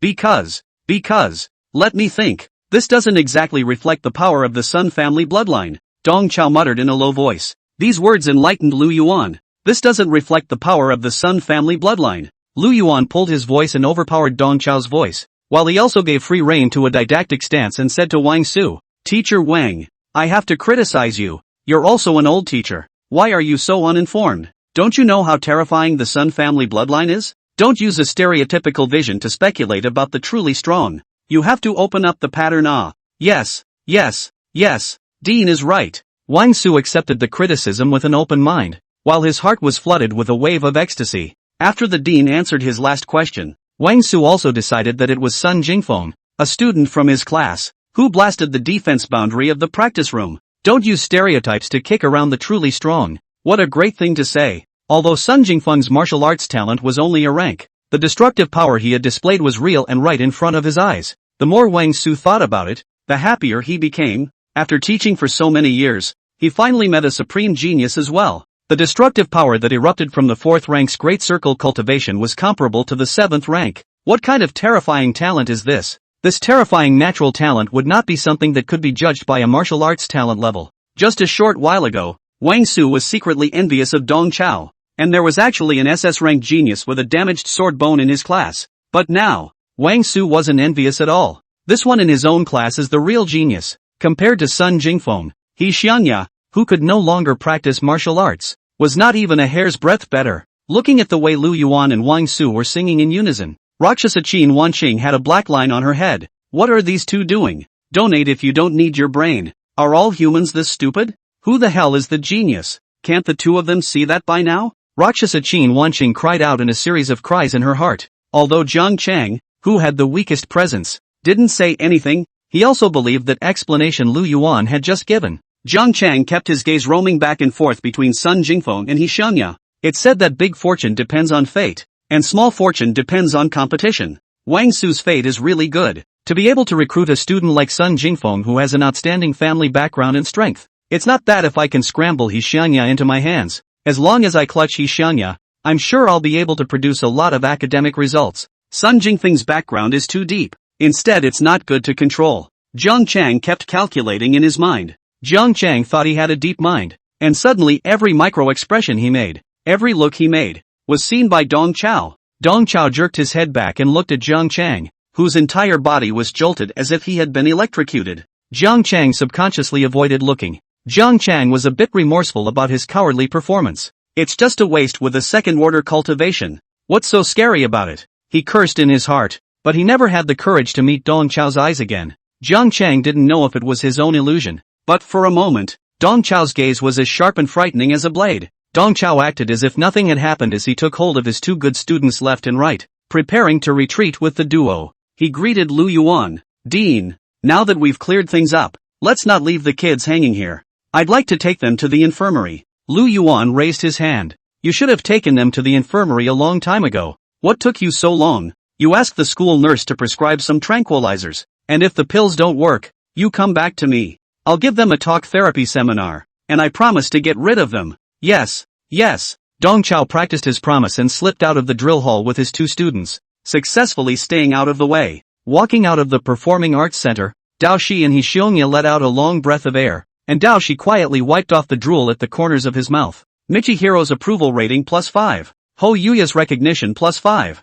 Both of them gave birth to a sense of celebration after the robbery, and they offered their recognition to Dong Chao. The two men were more than a little surprised at the back of their minds as they celebrated. After the waste mentor arrived, he was so confused that the crisis was resolved. Of all the people in the room, no one really suspected them? Harvesting 10 points of recognition, Dong Chao's cultivation level refined by another point, reaching the 4th level of the 3rd rank. The qi and blood in his body was also a bit fuller than before. As a space alien, qi and blood were vital to Dong Chao. Dong Chao pushed his elation to the bottom of his heart as he took on the posture of a mentor and said to the two of them, "What did I tell you guys? Did I tell you guys to put your minds to business? Did I tell you guys to stop thinking about that be martial arts from now on? Not to play with things? If you didn't listen to me, you guys almost got hurt just now, didn't you?" Michishij choked and stared, as Dong Chao relieved the two of them. Dao Shi wondered for a moment if Dong Chao had seen everything. Just now, Dong Chao seemed to be playing the dean and the others with a subtle performance. But now, he thought, he was overthinking it. Dong Chao pretended not to notice the rich expression on Dao Shi's face as he continued to speak to himself. It seems that there is still not enough schoolwork to keep you all still in this out-of-the-way spirit of practicing martial arts. Give you guys a few practice lessons and you'll be honest. Tomorrow, the teacher will take you all out to the stall, to give you guys the upper difficulty, and let you all see the way of the teacher's trade. Dao Shi was sure that Dong Chao really didn't see anything. Moreover, he was the dumbest of all the teachers. All stupid through and through. What does he mean by that? Meanwhile, the Performing Arts Hall. Lu Yuan infused a qi blood into Sun Jingfeng and the latter woke up leisurely. Lu Yuan was full of smiles. His wrinkled old face seemed like a faded old daisy. Mr. Jingfeng, you're so powerful. You actually shattered the practice room. Lu Yuan tried his best to put on an amiable demeanor and even used an auxiliary of tone. Sun Jingfeng looked at the mess in front of him in confusion and asked incredulously, "Did I do this?" Lu Yuan and Wang Su nodded with certainty. "Of course, who else could it be if not you? Is it really me?" Well, Sun Jingfeng rolled his eyes and thought about it. His memory finally stayed in the moment when he opened the door. After opening the door, he didn't remember anything. Seeing that both the dean and Wang Su were so certain, he couldn't help but be wistful. Could it be that is the reason for that foreign core? That alien core that I stole and ate not only enhanced my recovery ability, but also my destructive power? The more Sun Jingfeng thought about it, the more he felt it was the case. For the damaged practice room, Lu Yuan was not distressed at all. Anyway, Sun Jingfeng's father was the minister of the Ministry of Martial Arts Education, and rebuilding a practice room for the school was not a matter of words. What's more, compared to discovering a genius like Sun Jingfeng, a practice room was nothing. Student Jingfeng, the dean won't bother with you for destroying the practice room, but I still have to criticize you. You're such an exceptional genius. Why didn't you tell your teacher in advance? Should have let us have a mental preparation. Lu Yuan's words appeared to be a criticism, but they were actually praise in a roundabout way. Genius? I'm a genius? Sun Jingfeng's eyes glowed. The word genius was both unfamiliar and exciting to him. Of course you are a genius. With a cultivation level of the 4th stage of the Great Circle, you can easily destroy the protective boundary of the practice room. What is it if not a genius? I'm a genius. I'm a genius. Ha ha ha ha ha. Looking at the wreckage in front of him, Sun Jingfeng could not help but be happy. It seemed that after eating the alien core, he had finally stepped into the ranks of geniuses as well. He could be on par with his grandfather and father. Sun Jingfeng's heart, unconsciously, rang with a short video-style background sound. My name is Sun Jingfeng and I am the only son of the Sun clan. After being belittled by my grandfather, I ate a foreign core and my cultivation increased greatly. This time, I will take back everything that belongs to me. Chapter 42, Family, Who Understands? Late at night, Dong Chao carried a knife and sneaked back to the teacher's dormitory. Just now, taking advantage of the fact that no one was around at night, he had a burst of practice in the teacher's practice room. These days, Dong Chao had been secretly using his energy, working hard to melt the overlord body and sword intent shared from Dao Shi and Hishongya. Today, he added a new training subject and started the restorative training of his spatial powers. Before training, Dong Chao purposely tested his qi and blood values on the testing machine. His blood value today was as high as 6,500. Each point of recognition from Dao Shi and Hishongya increased Dong Chao's qi blood value by the slightest amount while bringing him cultivation. Qi and blood is the most basic and important existence in martial arts cultivation. Generally speaking, a third-order great perfection martial artist had a qi and blood value of around 5,000. Right now, however, Dong Chao's cultivation at the 4th level of the 3rd rank had already reached a qi and blood value of 6,500. This was nearly double the value from a decade or so ago when he had cultivated to the 3rd rank with his own skills. For martial artists with enhanced psychic abilities, the qi and blood values were just a straightforward reflection of the strength of the physical body. But to an elemental-type psychic martial artist like Dong Chao, the qi and blood values were like the charge of a battery. With sufficient qi and blood for support, elemental-type supernormal abilities could be developed in depth. Dong Chao's spatial ability, among all the elemental abilities, was the one that consumed the most qi and blood. His own qi and blood value, on the other hand, was just sloppy. Dong Qiu at one point jokingly referred to himself as Gobu Kakashi. He had all the work in his head, but not enough chakra to perform it. And right now, Dong Chao already had 6,500 qi and blood at a mere 3rd order 4th rank cultivation, and if he were to return to a higher rank, his qi and blood value would definitely be far more than what it was going to be. With sufficient qi and blood for support, the flowery work in his head had the possibility of being realized. Dong Chao couldn't help but feel emotion in his heart. This was the benefit of hugging 2 super thighs. Based on the system's sharing function alone, his cultivation today was much more substantial than in the past. It's true that practicing hard will only be for nothing, and speculation is the right move. After carefully placing his black blade into his storage bag, Dong Chao had no intention of taking a break. He still had an important job to do. Dong Chao turned on his computer and logged into the campus forum of MOMOMO University. He made a post under a trumpet. Family members who understand a whole speechless live. The president of the student council of the Budo Academy. The practice room collapsed. Dong Qiu uploaded that photo of Dao Shi, Hishongya and Sun Jingfeng in the same frame and continued to write below. Let's just say that the practice room being destroyed is funny at a level of 10. The student council president who destroyed the practice room fainting on the floor while the 2 poor students dragging their feet pose on the sidelines is funny at a level of 1,000. Many people had heard about the destruction of the practice room, and everyone was frantically discussing it on the forum. Dong Chao's post, which was in the T, immediately received everyone's attention. Someone soon left a comment on the post. The student council president you're talking about. It wouldn't be Sun Jingfeng,